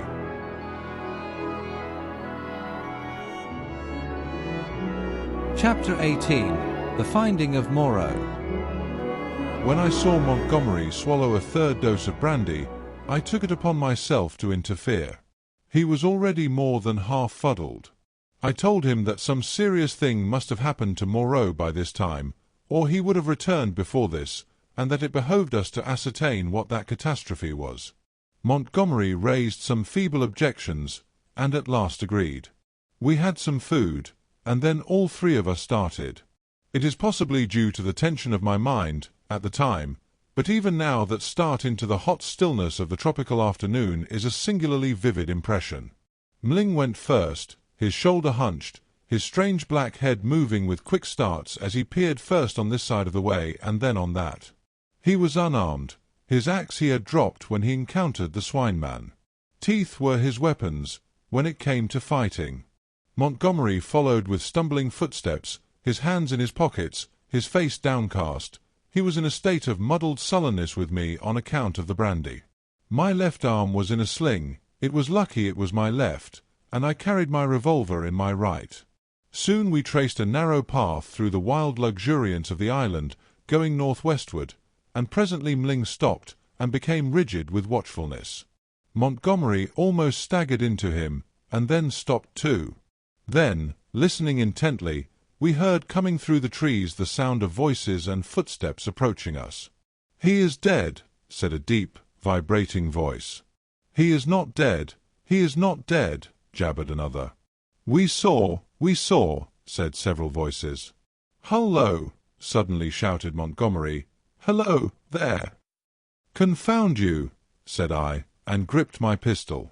There was a silence, then a crashing among the interlacing vegetation, first here, then there, and then half a dozen faces appeared, strange faces, lit by a strange light. Mling made a growling noise in his throat. I recognized the ape-man. I had indeed already identified his voice, and two of the white-swathed brown-featured creatures I had seen in Montgomery's boat. With these were the two dappled brutes and that grey, horribly crooked creature who said the law, with grey hair streaming down its cheeks, heavy grey eyebrows, and grey locks pouring off from a central parting upon its sloping forehead, a heavy, faceless thing, with strange red eyes, looking at us curiously from amidst the green. For a space no one spoke. Then Montgomery hiccuped. "Who said he was dead?" The Monkerman looked guiltily at the hairy-grey thing. "He is dead," said this monster. They saw. There was nothing threatening about this detachment, at any rate. They seemed awe-stricken and puzzled. "Where is he?" said Montgomery. "Beyond," and the grey creature pointed. "Is there a law now?" asked the Monkeyman. "Is it still to be this and that? Is he dead indeed?" "Is there a law?" repeated the man in white. "Is there a law, thou other with the whip?" "He is dead," said the hairy-grey thing. And they all stood watching us. "Prendick," said Montgomery, turning his dull eyes to me. "He's dead, evidently." I had been standing behind him during this colloquy. I began to see how things lay with them. I suddenly stepped in front of Montgomery and lifted up my voice. "Children of the law," I said, "he is not dead." Mling turned his sharp eyes on me. "He has changed his shape, he has changed his body," I went on. "For a time you will not see him. He is there," I pointed upward, "where he can watch you. You cannot see him, but he can see you. Fear the law." I looked at them squarely. They flinched. "He is great, he is good," said the ape-man, peering fearfully upward among the dense trees. "And the other thing?" I demanded. "The thing that bled and ran screaming and sobbing, that is dead too," said the grey thing, still regarding me. "That's well," grunted Montgomery. "The other with the whip," began the grey thing. "Well," said I, "said he was dead." But Montgomery was still sober enough to understand my motive in denying Moreau's death. "He is not dead," he said slowly, "not dead at all. No more dead than I am." "Some," said I, "have broken the law, they will die. Some have died. Show us now where his old body lies, the body he cast away because he had no more need of it." "It is this way, man who walked in the sea," said the grey thing. And with these 6 creatures guiding us, we went through the tumult of ferns and creepers and tree stems towards the northwest. Then came a yelling, a crashing among the branches, and a little pink homunculus rushed by us shrieking. Immediately after appeared a monster in headlong pursuit, blood-bedabbled, who was amongst us almost before he could stop his career. The grey thing leapt aside. Mling, with a snarl, flew at it, and was struck aside. Montgomery fired and missed, bowed his head, threw up his arm, and turned to run. I fired, and the thing still came on, fired again, point blank, into its ugly face. I saw its features vanish in a flash. Its face was driven in. Yet it passed me, gripped Montgomery, and holding him, fell headlong beside him and pulled him sprawling upon itself in its death agony. I found myself alone with Mling, the dead brute, and the prostrate man. Montgomery raised himself slowly and stared in a muddled way at the shattered beast man beside him. It more than half sobered him. He scrambled to his feet. Then I saw the grey thing returning cautiously through the trees. "See," said I, pointing to the dead brute, "is the law not alive? This came of breaking the law." He peered at the body. "He sends the fire that kills," said he, in his deep voice, repeating part of the ritual. The others gathered round and stared for a space. At last we drew near the westward extremity of the island. We came upon the gnawed and mutilated body of the puma, its shoulder bone smashed by a bullet, and perhaps 20 yards farther found at last what we sought. Moreau lay face downward in a trampled space in a canebrake. One hand was almost severed at the wrist, and his silvery hair was dabbled in blood. His head had been battered in by the fetters of the puma. The broken canes beneath him were smeared with blood. His revolver we could not find. Montgomery turned him over. Resting at intervals, and with the help of the 7 beast people, for he was a heavy man, we carried Moreau back to the enclosure. The night was darkling. Twice we heard unseen creatures howling and shrieking past our little band, and once the little pink sloth creature appeared and stared at us, and vanished again. But we were not attacked again. At the gates of the enclosure our company of beast people left us, Mling going with the rest. We locked ourselves in, and then took Moreau's mangled body into the yard and laid it upon a pile of brushwood. Then we went into the laboratory and put an end to all we found living there.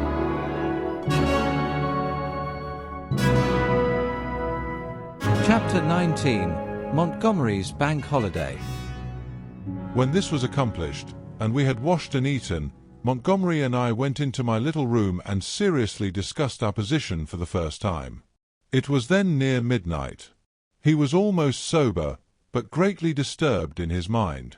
He had been strangely under the influence of Moreau's personality. I do not think it had ever occurred to him that Moreau could die. This disaster was the sudden collapse of the habits that had become part of his nature in the 10 or more monotonous years he had spent on the island. He talked vaguely, answered my questions crookedly, wandered into general questions. "This silly ass of a world," he said. "What a muddle it all is. I haven't had any life. I wonder when it's going to begin. 16 years being bullied by nurses and schoolmasters at their own sweet will, 5 in London grinding hard at medicine, bad food, shabby lodgings, shabby clothes, shabby vice, a blunder, I didn't know any better, and hustled off to this beastly island. 10 years here. What's it all for, Prendick? Are we bubbles blown by a baby?" It was hard to deal with such ravings. "The thing we have to think of now," said I, "is how to get away from this island. What's the good of getting away? I'm an outcast. Where am I to join on? It's all very well for you, Prendick. Poor old Moreau. We can't leave him here to have his bones picked. As it is, and besides, what will become of the decent part of the beast folk?" "Well," said I, "that will do tomorrow. I've been thinking we might make the brushwood into a pyre and burn his body, and those other things. Then what will happen with the beast folk? I don't know. I suppose those that were made of beasts of prey will make silly asses of themselves sooner or later. We can't massacre the lot, can we? I suppose that's what your humanity would suggest. But they'll change. They are sure to change." He talked thus inconclusively until at last I felt my temper going. "Damnation!" he exclaimed at some petulance of mine. "Can't you see I'm in a worse hole than you are?" And he got up and went for the brandy. "Drink," he said, returning. "You logic-chopping, chalky-faced saint of an atheist, drink." "Not I," said I, and sat grimly watching his face under the yellow paraffin flare as he drank himself into a garrulous misery. "I have a memory of infinite tedium." He wandered into a maudlin defense of the beast people and of Mling. Mling, he said, was the only thing that had ever really cared for him. And suddenly an idea came to him. "I'm damned," said he, staggering to his feet and clutching the brandy bottle. By some flash of intuition I knew what it was he intended. "You don't give drink to that beast," I said, rising and facing him. "Beast," said he. "You're the beast. He takes his liquor like a Christian. Come out of the way, Prendick." "For God's sake," said I. "Get out of the way," he roared, and suddenly whipped out his revolver. "Very well," said I, and stood aside, half-minded to fall upon him as he put his hand upon the latch, but deterred by the thought of my useless arm. "You've made a beast of yourself. To the beasts you may go." He flung the doorway open, and stood half-facing me between the yellow lamplight and the pallid glare of the moon. His eye sockets were blotches of black under his stubbly eyebrows. "You're a solemn prig, Prendick, a silly ass. You're always fearing and fancying. We're on the edge of things. I'm bound to cut my throat tomorrow. I'm going to have a damned bank holiday tonight." He turned and went out into the moonlight. "Mling," he cried. "Mling, old friend."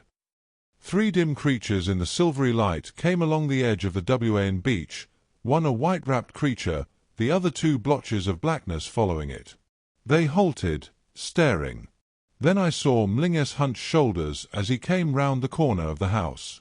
"Drink!" cried Montgomery. "Drink, you brutes! Drink and be men! Damn, I'm the cleverest. Moreau forgot this. This is the last touch. Drink, I tell you." And waving the bottle in his hand, he started off at a kind of quick trot to the westward, Mling ranging himself between him and the 3 dim creatures who followed. I went to the doorway. They were already indistinct in the mist of the moonlight before Montgomery halted. I saw him administer a dose of the raw brandy to Mling, and saw the 5 figures melt into one vague patch. "Sing!" I heard Montgomery shout. "Sing all together, confound old Prendick." "That's right. Now again, confound old Prendick." The black group broke up into 5 separate figures, and wound slowly away from me along the band of shining beach. Each went howling at his own sweet will, yelping insults at me, or giving whatever other vent this new inspiration of brandy demanded. Presently I heard Montgomery's voice shouting, "Right turn!"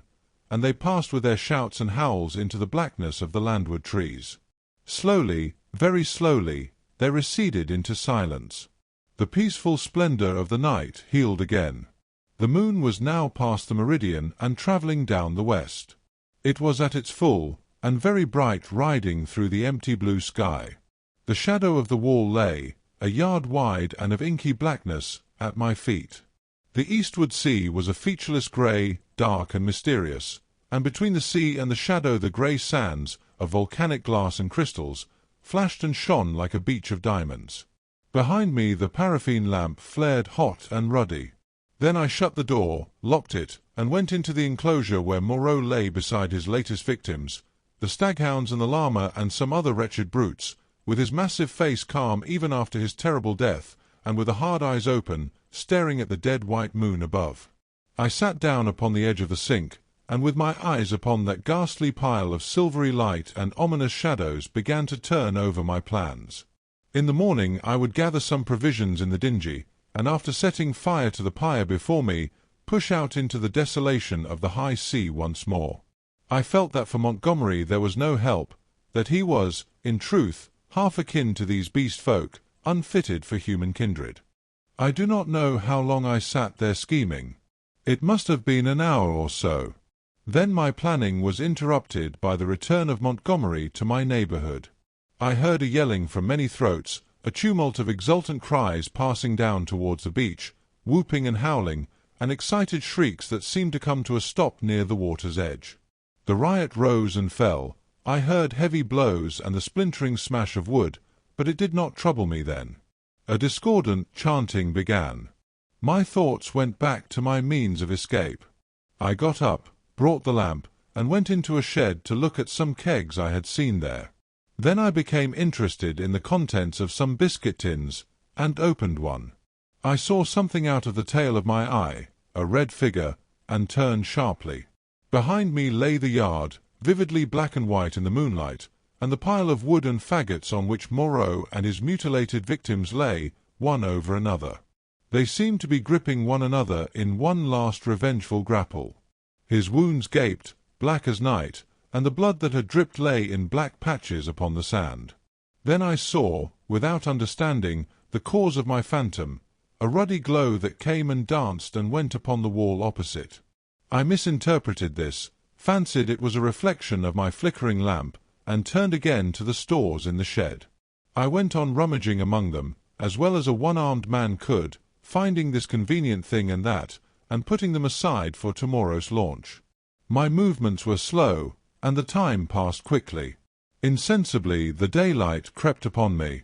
The chanting died down, giving place to a clamour, then it began again, and suddenly broke into a tumult. I heard cries of, "More! More!" a sound like quarrelling, and a sudden wild shriek.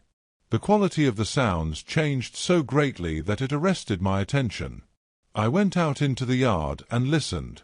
Then, cutting like a knife across the confusion, came the crack of a revolver. I rushed at once through my room to the little doorway. As I did so, I heard some of the packing cases behind me go sliding down and smash together with a clatter of glass on the floor of the shed. But I did not heed these. I flung the door open and looked out. Up the beach by the boathouse a bonfire was burning, raining up sparks into the indistinctness of the dawn. Around this struggled a mass of black figures. I heard Montgomery call my name.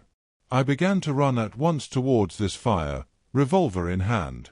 I saw the pink tongue of Montgomery's pistol lick out once, close to the ground. He was down. I shouted with all my strength and fired into the air. I heard someone cry, "The master!" The knotted black struggle broke into scattering units, the fire leapt and sank down. The crowd of beast people fled in sudden panic before me, up the beach. In my excitement I fired at their retreating backs as they disappeared among the bushes. Then I turned to the black heaps upon the ground.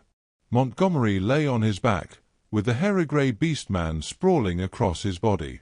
The brute was dead, but still gripping Montgomery's throat with its curving claws.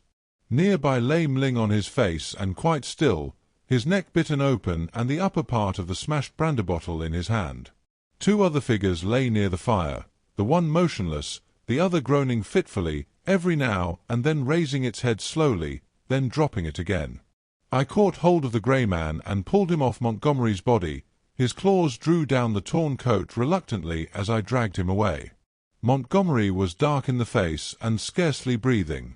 I splashed seawater on his face and pillowed his head on my rolled-up coat. Mling was dead. The wounded creature by the fire, it was a wolf brute with a bearded grey face, lay, I found, with the forepart of its body upon the still glowing timber. The wretched thing was injured so dreadfully that in mercy I blew its brains out at once. The other brute was one of the bullmen swathed in white. He too was dead. The rest of the beast people had vanished from the beach. I went to Montgomery again and knelt beside him, cursing my ignorance of medicine. The fire beside me had sunk down, and only charred beams of timber glowing at the central ends and mixed with a grey ash of brushwood remained. I wondered casually where Montgomery had got his wood. Then I saw that the dawn was upon us. The sky had grown brighter. The setting moon was becoming pale and opaque in the luminous blue of the day. The sky to the eastward was rimmed with red. Suddenly I heard a thud and a hissing behind me, and, looking round, sprang to my feet with a cry of horror. Against the warm dawn great tumultuous masses of black smoke were boiling up out of the enclosure, and through their stormy darkness shot flickering threads of blood-red flame. Then the thatched roof caught. I saw the curving charge of the flames across the sloping straw. A spurt of fire jetted from the window of my room. I knew at once what had happened. I remembered the crash I had heard. When I had rushed out to Montgomery's assistance, I had overturned the lamp. The hopelessness of saving any of the contents of the enclosure stared me in the face. My mind came back to my plan of flight, and turning swiftly I looked to see where the 2 boats lay upon the beach. They were gone. 2 axes lay upon the sands beside me, chips and splinters were scattered broadcast, and the ashes of the bonfire were blackening and smoking under the dawn. Montgomery had burnt the boats to revenge himself upon me and prevent our return to mankind. A sudden convulsion of rage shook me. I was almost moved to batter his foolish head in, as he lay there helpless at my feet. Then suddenly his hand moved, so feebly, so pitifully, that my wrath vanished. He groaned, and opened his eyes for a minute. I knelt down beside him and raised his head. He opened his eyes again, staring silently at the dawn, and then they met mine. The lids fell. "Sorry," he said presently, with an effort. He seemed trying to think. "The last," he murmured, "the last of this silly universe. What a mess." I listened. His head fell helplessly to one side. I thought some drink might revive him, but there was neither drink nor vessel in which to bring drink at hand. He seemed suddenly heavier. My heart went cold. I bent down to his face, put my hand through the rent in his blouse. He was dead, and even as he died a line of white heat, the limb of the sun, rose eastward beyond the projection of the bay, splashing its radiance across the sky and turning the dark sea into a weltering tumult of dazzling light. It fell like a glory upon his death-shrunken face. I let his head fall gently upon the rough pillow I had made for him, and stood up. Before me was the glittering desolation of the sea, the awful solitude upon which I had already suffered so much. Behind me the island, hushed under the dawn, its beast people silent and unseen. The enclosure, with all its provisions and ammunition, burnt noisily, with sudden gusts of flame, a fitful crackling, and now and then a crash. The heavy smoke drove up the beach away from me, rolling low over the distant tree-tops towards the huts in the ravine. Beside me were the charred vestiges of the boats and these 5 dead bodies. Then out of the bushes came 3 beast people, with hunched shoulders, protruding heads, misshapen hands awkwardly held, and inquisitive, unfriendly eyes, and advanced towards me with hesitating gestures.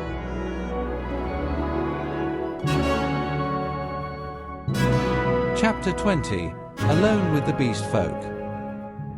I faced these people, facing my fate in them, single-handed now, literally single-handed, for I had a broken arm. In my pocket was a revolver with 2 empty chambers. Among the chips scattered about the beach lay the 2 axes that had been used to chop up the boats. The tide was creeping in behind me. There was nothing for it but courage. I looked squarely into the faces of the advancing monsters. They avoided my eyes, and their quivering nostrils investigated the bodies that lay beyond me on the beach.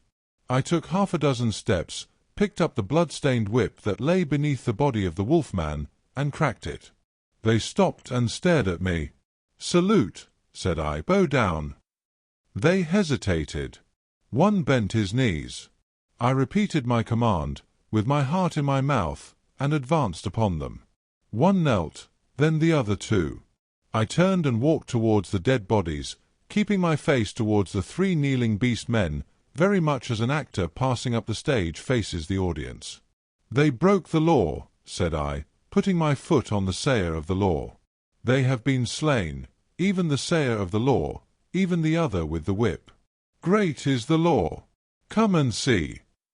"None escape," said one of them, advancing and peering. "None escape," said I, "therefore hear and do as I command." They stood up, looking questioningly at one another. "Stand there," said I.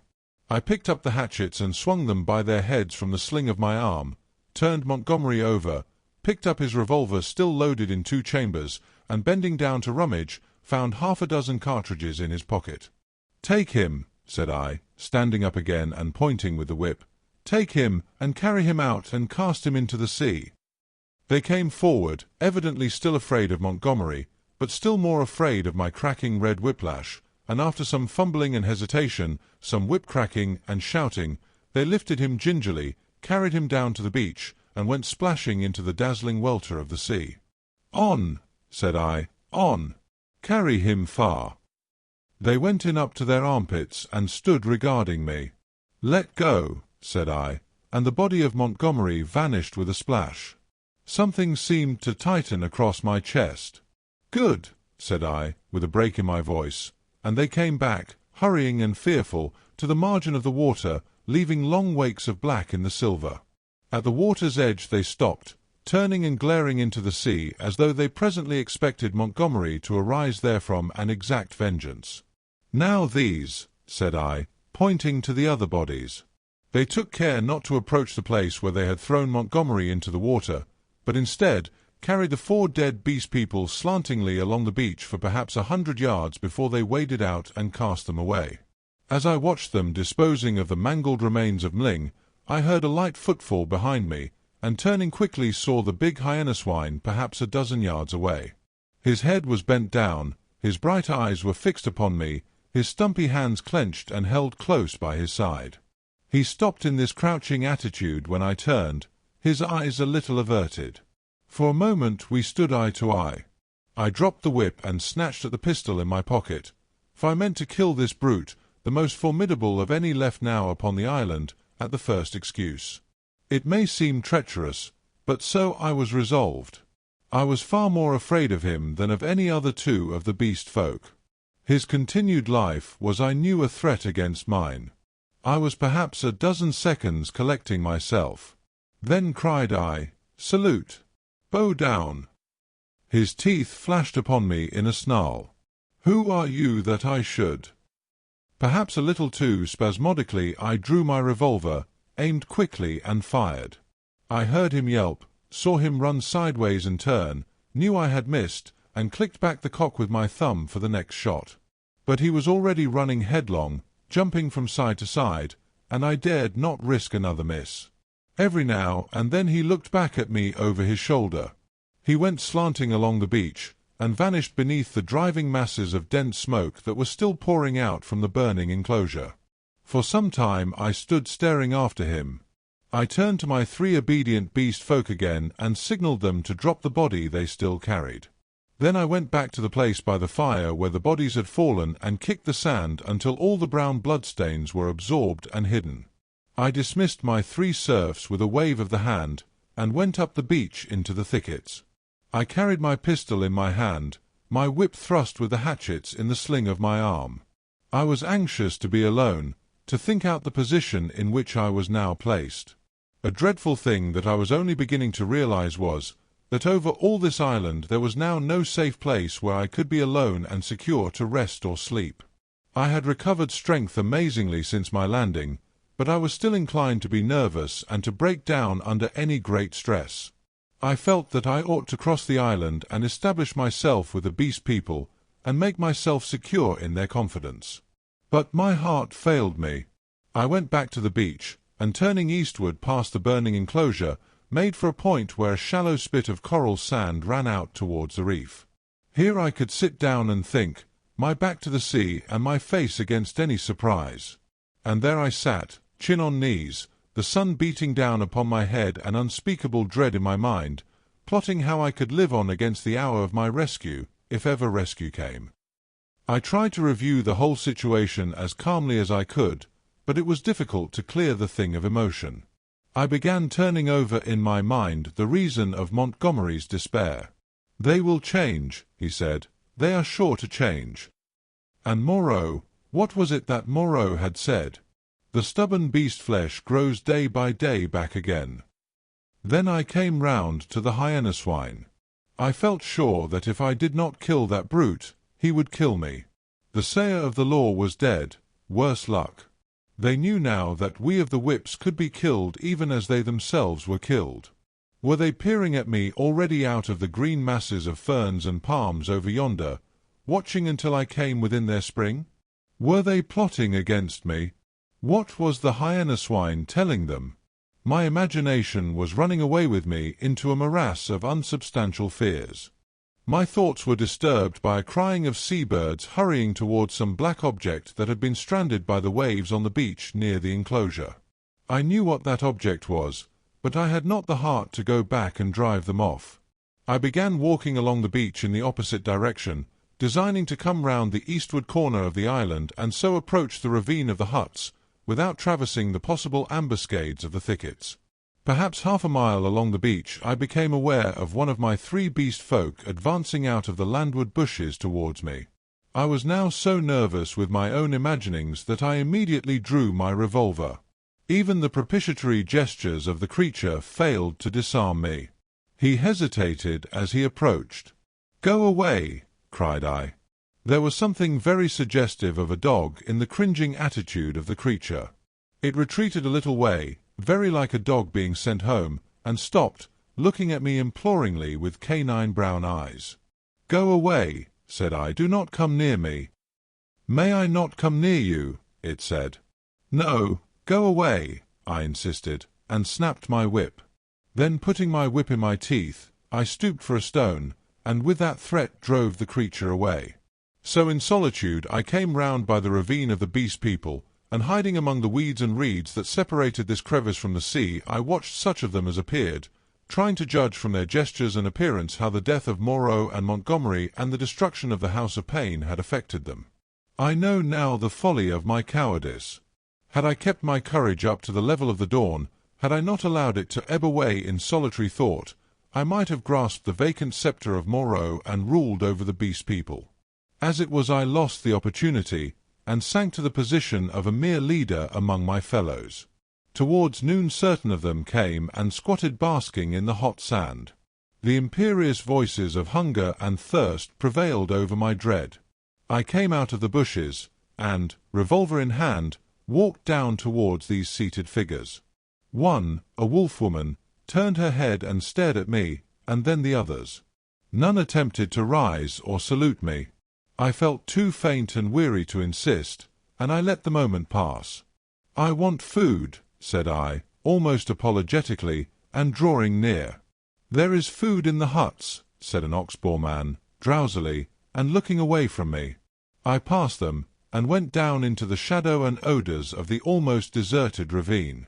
In an empty hut I feasted on some specked and half-decayed fruit, and then, after I had propped some branches and sticks about the opening, and placed myself with my face towards it and my hand upon my revolver, the exhaustion of the last 30 hours claimed its own, and I fell into a light slumber, hoping that the flimsy barricade I had erected would cause sufficient noise in its removal to save me from surprise.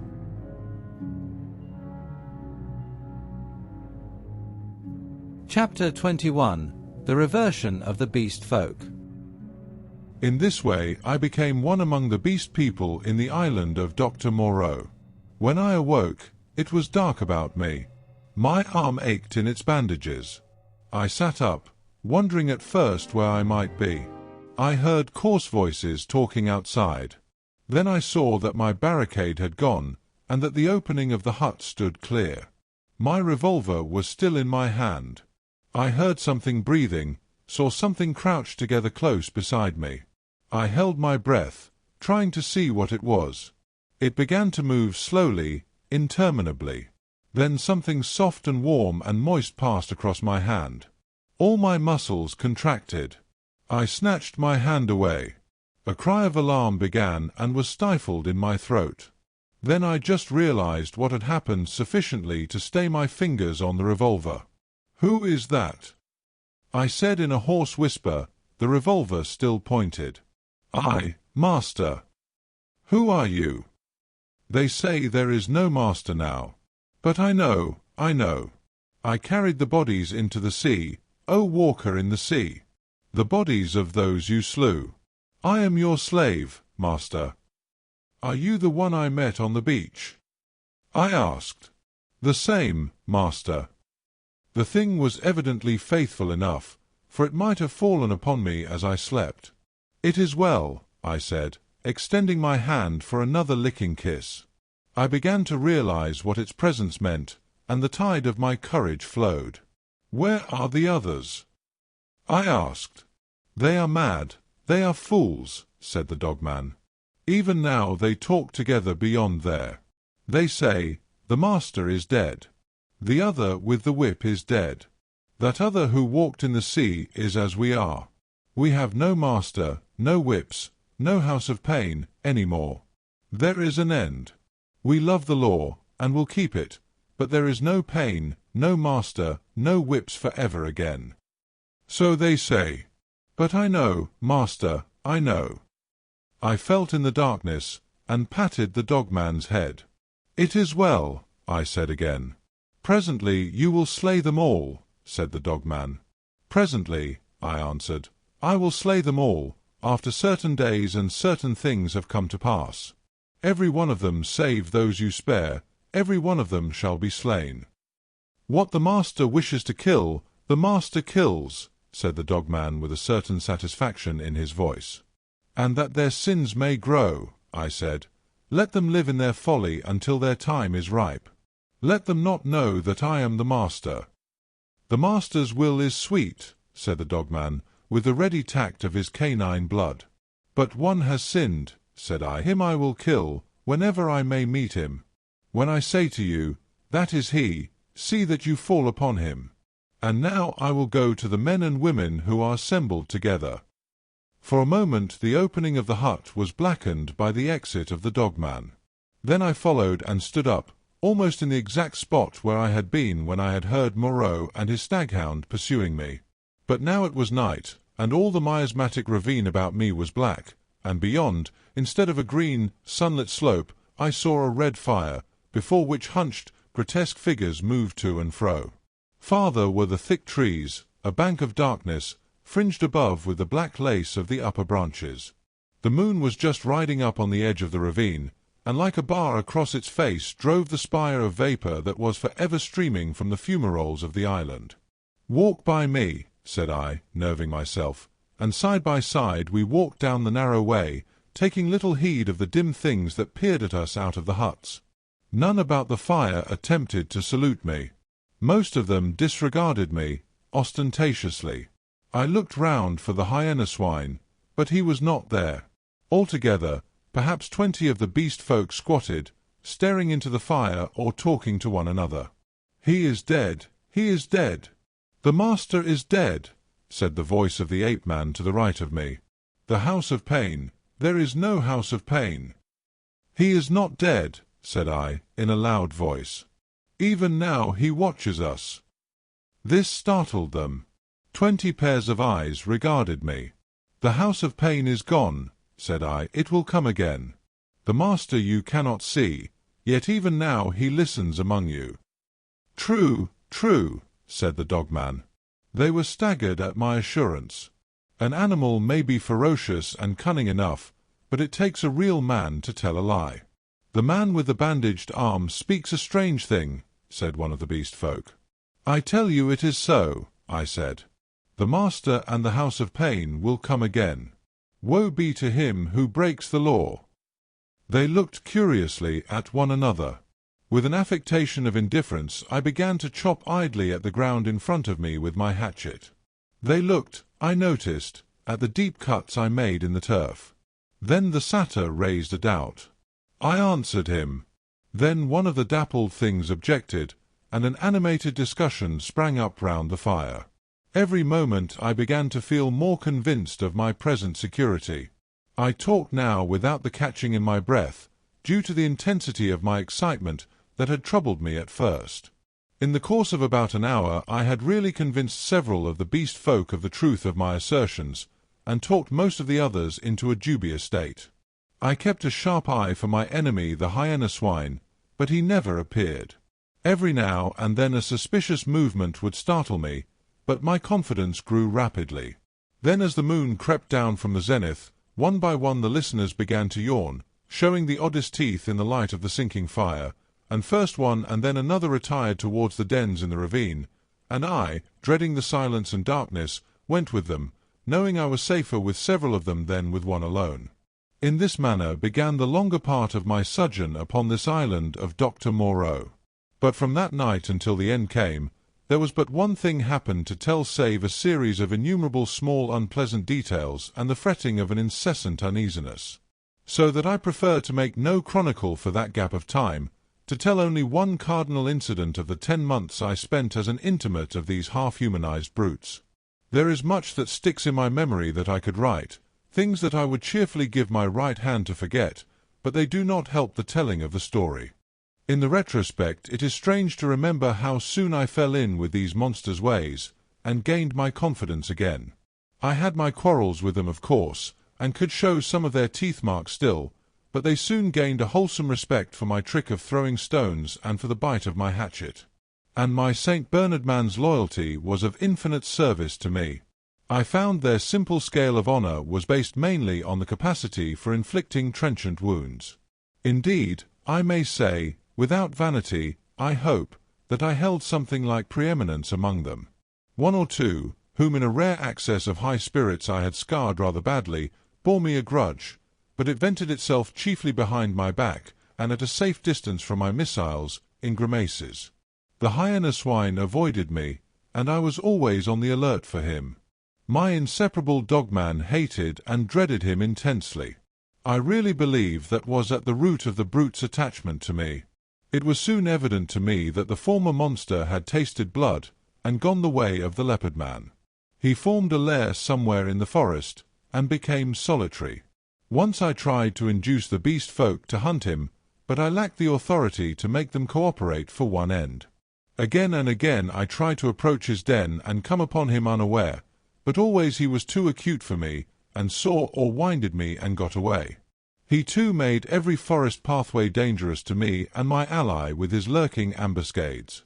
The dogman scarcely dared to leave my side. In the first month or so the beast folk, compared with their latter condition, were human enough, and for one or two besides my canine friend I even conceived a friendly tolerance. The little pink sloth creature displayed an odd affection for me, and took to following me about. The monkeyman bored me, however. He assumed, on the strength of his 5 digits, that he was my equal, and was for ever jabbering at me, jabbering the most arrant nonsense. One thing about him entertained me a little. He had a fantastic trick of coining new words. He had an idea, I believe, that to gabble about names that meant nothing was the proper use of speech. He called it big thinks to distinguish it from little thinks, the sane everyday interests of life. If ever I made a remark he did not understand, he would praise it very much, ask me to say it again, learn it by heart, and go off repeating it, with a word wrong here or there, to all the milder of the beast people. He thought nothing of what was plain and comprehensible. I invented some very curious big thinks for his especial use. I think now that he was the silliest creature I ever met. He had developed in the most wonderful way the distinctive silliness of man without losing one jot of the natural folly of a monkey. This, I say, was in the earlier weeks of my solitude among these brutes. During that time they respected the usage established by the law, and behaved with general decorum. Once I found another rabbit torn to pieces, by the hyena swine, I am assured, but that was all. It was about May when I first distinctly perceived a growing difference in their speech and carriage, a growing coarseness of articulation, a growing disinclination to talk. My monkeyman's jabber multiplied in volume but grew less and less comprehensible, more and more simian. Some of the others seemed altogether slipping their hold upon speech, though they still understood what I said to them at that time. Can you imagine language, once clear-cut and exact, softening and guttering, losing shape and import, becoming mere lumps of sound again? And they walked erect with an increasing difficulty. Though they evidently felt ashamed of themselves, every now and then I would come upon one or another running on toes and fingertips, and quite unable to recover the vertical attitude. They held things more clumsily. Drinking by suction, feeding by gnawing, grew commoner every day. I realized more keenly than ever what Moreau had told me about the stubborn beast flesh. They were reverting, and reverting very rapidly. Some of them, the pioneers in this, I noticed with some surprise, were all females, began to disregard the injunction of decency, deliberately for the most part. Others even attempted public outrages upon the institution of monogamy. The tradition of the law was clearly losing its force. I cannot pursue this disagreeable subject. My dogman imperceptibly slipped back to the dog again. Day by day he became dumb, quadrupedal, hairy. I scarcely noticed the transition from the companion on my right hand to the lurching dog at my side. As the carelessness and disorganization increased from day to day, the lane of dwelling places, at no time very sweet, became so loathsome that I left it, and going across the island made myself a hovel of boughs amid the black ruins of Moreau's enclosure. Some memory of pain, I found, still made that place the safest from the beast folk.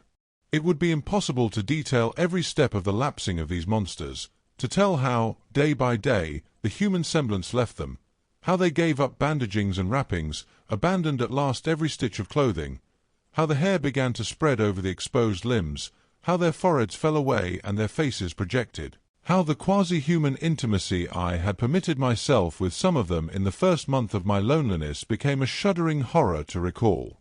The change was slow and inevitable. For them and for me it came without any definite shock. I still went among them in safety, because no jolt in the downward glide had released the increasing charge of explosive animalism that ousted the human day by day. But I began to fear that soon now that shock must come. My St. Bernard brute followed me to the enclosure every night, and his vigilance enabled me to sleep at times in something like peace. The little pink sloth thing became shy and left me, to crawl back to its natural life once more among the tree branches. We were in just the state of equilibrium that would remain in one of those happy family cages which animal tamers exhibit, if the tamer were to leave it forever. Of course these creatures did not decline into such beasts as the reader has seen in zoological gardens, into ordinary bears, wolves, tigers, oxen, swine, and apes. There was still something strange about each. In each Moreau had blended this animal with that. One perhaps was ursine chiefly, another feline chiefly, another bovine chiefly, but each was tainted with other creatures, a kind of generalized animalism appearing through the specific dispositions. And the dwindling shreds of the humanity still startled me every now and then, a momentary recrudescence of speech perhaps, an unexpected dexterity of the 4 feet, a pitiful attempt to walk erect. I too must have undergone strange changes. My clothes hung about me as yellow rags, through whose rents showed the tanned skin. My hair grew long, and became matted together. I am told that even now my eyes have a strange brightness, a swift alertness of movement. At first I spent the daylight hours on the southward beach watching for a ship, hoping and praying for a ship. I counted on the Ipecacuanha returning as the year wore on, but she never came. 5 times I saw sails, and thrice smoke, but nothing ever touched the island. I always had a bonfire ready, but no doubt the volcanic reputation of the island was taken to account for that. It was only about September or October that I began to think of making a raft. By that time my arm had healed, and both my hands were at my service again. At first, I found my helplessness appalling. I had never done any carpentry or such-like work in my life, and I spent day after day in experimental chopping and binding among the trees. I had no ropes, and could hit on nothing wherewith to make ropes. None of the abundant creepers seemed limber or strong enough, and with all my litter of scientific education I could not devise any way of making them so. I spent more than a fortnight grubbing among the black ruins of the enclosure and on the beach where the boats had been burnt, looking for nails and other stray pieces of metal that might prove of service. Now and then some beast creature would watch me, and go leaping off when I called to it. There came a season of thunderstorms and heavy rain, which greatly retarded my work, but at last the raft was completed. I was delighted with it. But with a certain lack of practical sense which has always been my bane, I had made it a mile or more from the sea, and before I had dragged it down to the beach the thing had fallen to pieces.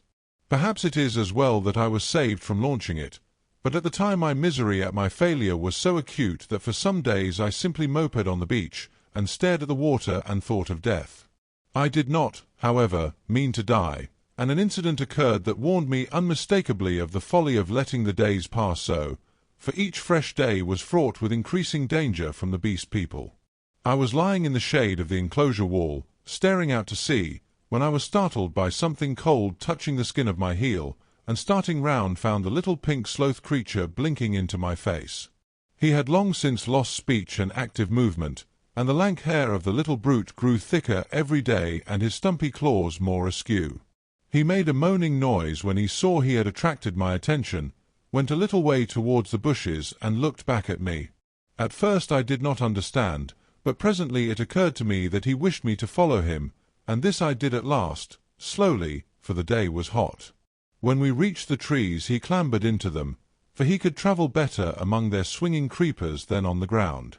And suddenly, in a trampled space, I came upon a ghastly group. My St. Bernard creature lay on the ground, dead, and near his body crouched the hyena swine, gripping the quivering flesh with its misshapen claws, gnawing at it, and snarling with delight. As I approached, the monster lifted its glaring eyes to mine, its lips went trembling back from its red-stained teeth, and it growled menacingly. It was not afraid and not ashamed. The last vestige of the human taint had vanished. I advanced a step farther, stopped, and pulled out my revolver. At last I had him face to face. The brute made no sign of retreat, but its ears went back, its hair bristled, and its body crouched together. I aimed between the eyes and fired. As I did so, the thing rose straight at me in a leap, and I was knocked over like a ninepin. It clutched at me with its crippled hand, and struck me in the face. Its spring carried it over me. I fell under the hind part of its body, but luckily I had hit as I meant, and it had died even as it leapt. I crawled out from under its unclean weight and stood up trembling, staring at its quivering body. That danger at least was over, but this, I knew, was only the first of the series of relapses that must come.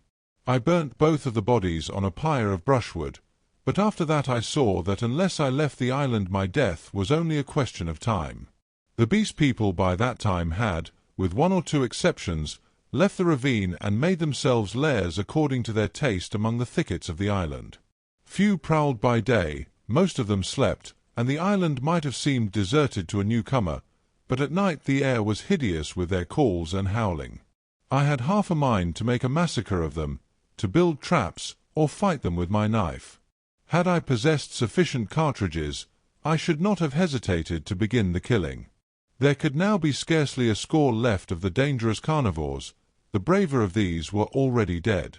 After the death of this poor dog of mine, my last friend, I too adopted to some extent the practice of slumbering in the daytime in order to be on my guard at night.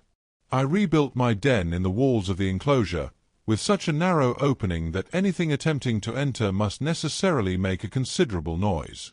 The creatures had lost the art of fire too, and recovered their fear of it.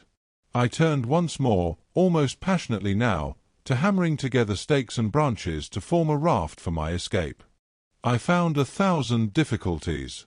I am an extremely unhandy man. My schooling was over before the days of Sloyd, but most of the requirements of a raft I met at last in some clumsy, circuitous way or other, and this time I took care of the strength.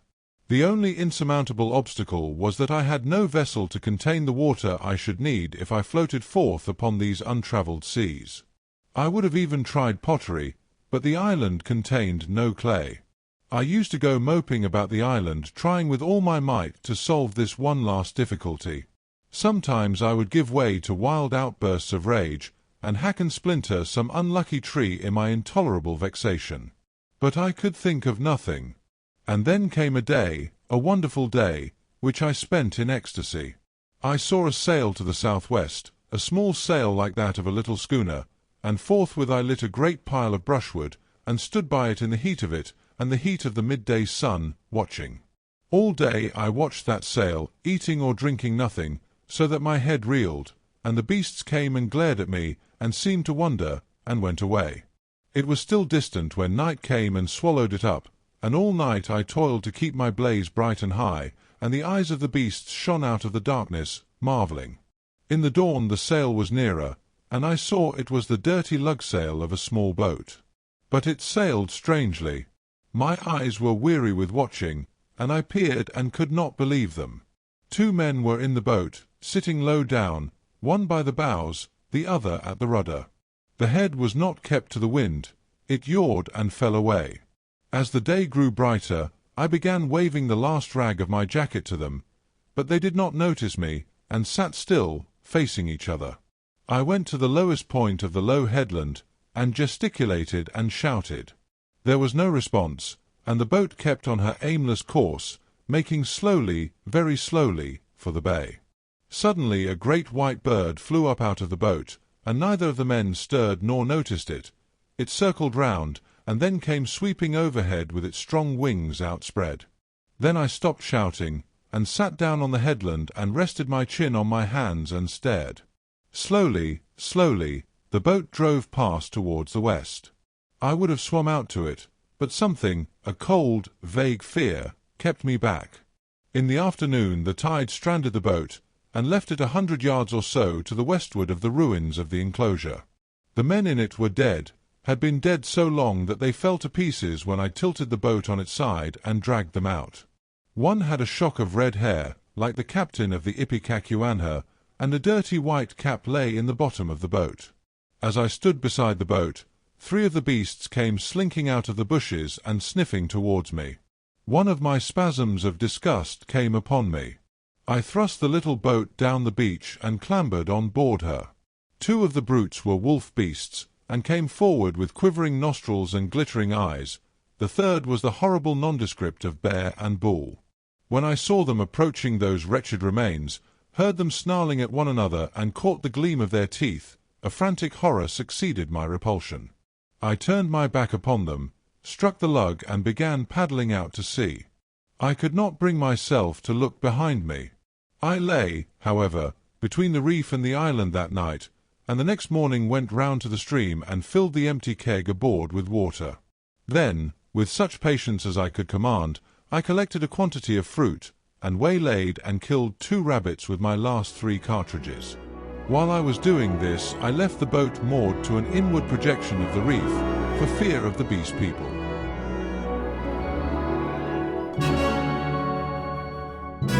Chapter 22. The Man Alone. In the evening I started, and drove out to sea before a gentle wind from the southwest, slowly, steadily, and the island grew smaller and smaller, and the lank spire of smoke dwindled to a finer and finer line against the hot sunset. The ocean rose up around me, hiding that low, dark patch from my eyes. The daylight, the trailing glory of the sun, went streaming out of the sky, was drawn aside like some luminous curtain, and at last I looked into the blue gulf of immensity which the sunshine hides, and saw the floating hosts of the stars. The sea was silent, the sky was silent. I was alone with the night and silence. So I drifted for 3 days, eating and drinking sparingly, and meditating upon all that had happened to me, not desiring very greatly then to see men again. One unclean rag was about me, my hair a black tangle. No doubt my discoverers thought me a madman. It is strange, but I felt no desire to return to mankind. I was only glad to be quit of the foulness of the beast people. And on the 3rd day I was picked up by a brig from Apia to San Francisco. Neither the captain nor the mate would believe my story, judging that solitude and danger had made me mad, and fearing their opinion might be that of others, I refrained from telling my adventure further, and professed to recall nothing that had happened to me between the loss of the Lady Vane and the time when I was picked up again, the space of a year. I had to act with the utmost circumspection to save myself from the suspicion of insanity. My memory of the law, of the 2 dead sailors, of the ambuscades of the darkness, of the body in the canebrake, haunted me, and, unnatural as it seems, with my return to mankind came, instead of that confidence and sympathy I had expected, a strange enhancement of the uncertainty and dread I had experienced during my stay upon the island. No one would believe me. I was almost as queer to men as I had been to the beast people. I may have caught something of the natural wildness of my companions. They say that terror is a disease, and anyhow I can witness that for several years now a restless fear has dwelt in my mind, such a restless fear as a half-tamed lion cub may feel. My trouble took the strangest form. I could not persuade myself that the men and women I met were not also another beast people, animals half wrought into the outward image of human souls, and that they would presently begin to revert, to show first this bestial mark and then that. But I have confided my case to a strangely able man, a man who had known Moreau, and seemed half to credit my story, a mental specialist, and he has helped me mightily, though I do not expect that the terror of that island will ever altogether leave me. At most times it lies far in the back of my mind, a mere distant cloud, a memory, and a faint distrust, but there are times when the little cloud spreads until it obscures the whole sky. Then I look about me at my fellow-men, and I go in fear. I see faces, keen and bright, others dull or dangerous, others unsteady, insincere, none that have the calm authority of a reasonable soul. I feel as though the animal was surging up through them, that presently the degradation of the islanders will be played over again on a larger scale. I know this is an illusion, that these seeming men and women about me are indeed men and women forever, perfectly reasonable creatures, full of human desires and tender solicitude, emancipated from instinct and the slaves of no fantastic law, beings altogether different from the beast folk. Yet I shrink from them, from their curious glances, their inquiries and assistance, and long to be away from them and alone. For that reason I live near the broad free downland, and can escape thither when this shadow is over my soul, and very sweet is the empty downland then, under the wind-swept sky. When I lived in London the horror was well nigh insupportable. I could not get away from men, their voices came through windows, locked doors were flimsy safeguards. I would go out into the streets to fight with my delusion, and prowling women would mew after me, furtive, craving men glanced jealously at me, weary, pale workers go coughing by me with tired eyes and eager paces, like wounded deer dripping blood, old people, bent and dull, pass murmuring to themselves, and, all unheeding, a ragged tale of gibing children. Then I would turn aside into some chapel, and even there, such was my disturbance, it seemed that the preacher gibbered big thinks, even as the ape-man had done, or into some library, and there the intent faces over the books seemed but patient creatures waiting for prey. Particularly nauseous were the blank, expressionless faces of people in trains and omnibuses. They seemed no more my fellow creatures than dead bodies would be, so that I did not dare to travel unless I was assured of being alone. And even it seemed that I too was not a reasonable creature, but only an animal tormented with some strange disorder in its brain which sent it to wander alone, like a sheep stricken with gid. This is a mood, however, that comes to me now, I thank God, more rarely. I have withdrawn myself from the confusion of cities and multitudes, and spend my days surrounded by wise books, bright windows in this life of ours, lit by the shining souls of men. I see few strangers, and have but a small household. My days I devote to reading and to experiments in chemistry, and I spend many of the clear nights in the study of astronomy. There is, though I do not know how there is or why there is, a sense of infinite peace and protection in the glittering hosts of heaven. There it must be, I think, in the vast and eternal laws of matter, and not in the daily cares and sins and troubles of men, that whatever is more than animal within us must find its solace and its hope. I hope, or I could not live. And so, in hope and solitude, my story ends. Edward Prendick.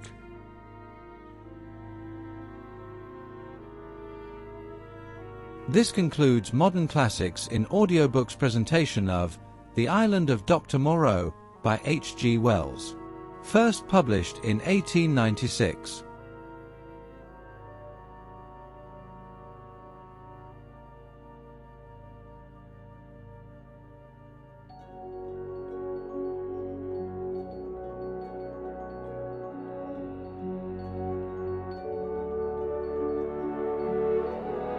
If you have enjoyed this audiobook, please consider supporting the channel in one or more of the following ways.